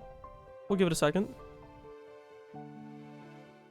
If not, we might be doing some, Yep, it just crashed. Well, ain't that a doll? Is there a quick save feature or not? If not, we might be doing some controlling off. Okay, yep, we're gonna be doing some controlling off stream. Good that I wrote it down then, huh? So, why did it ungame capture? Hello, game capture, hello. I don't know why it's not game capturing now.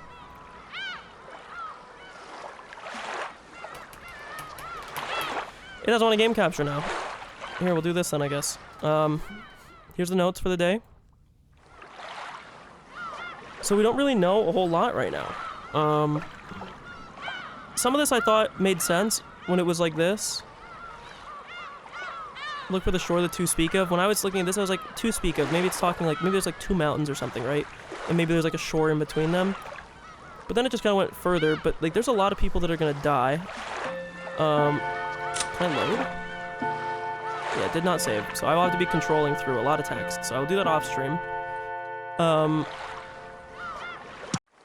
But that was something. I very much enjoyed that. It got its teeth in. We got to, I think, a very good stopping point. Pretty much perfect, bar the, the game capture has started to work now because, let's say, because I don't see my thing anymore. But okay, I'll pop the notes up real quick through this then now. I don't think there's a whole lot of theorizing that we can really do right now. Other than it seems like this is going to be like a death game of some sort. When it says gouge the leg, like, I wonder if there's, like, a corpse of the witch somewhere. I wonder if that's what it means. Because when it's saying, like, gouge the head, chest, stomach, knee, leg, and then kill, like, offer soul. So if it's 6, right, then 2, so we have 8, 9, 10, 11, 12, 13. The witch comes alive, but nobody is left.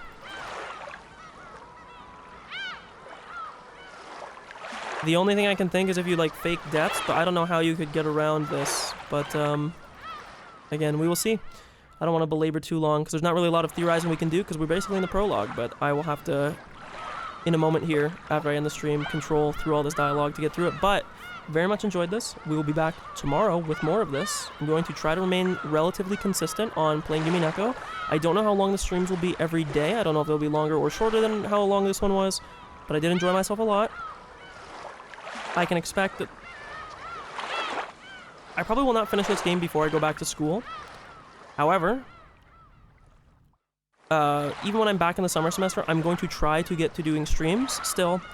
The streams at that point will probably be shorter, but we will cross that bridge when we get to it, depending on how much time is left. But I very much enjoyed this. Thank you for stopping by if you did. I'm going to try to get these VODs onto YouTube, and they will stay on Twitch until, you know. But I'm going to try and get them exported to YouTube as quick as possible. You can see a link to the VOD archive below, where all playlists, including the playlist for this, will be. So again, thank you for stopping by, and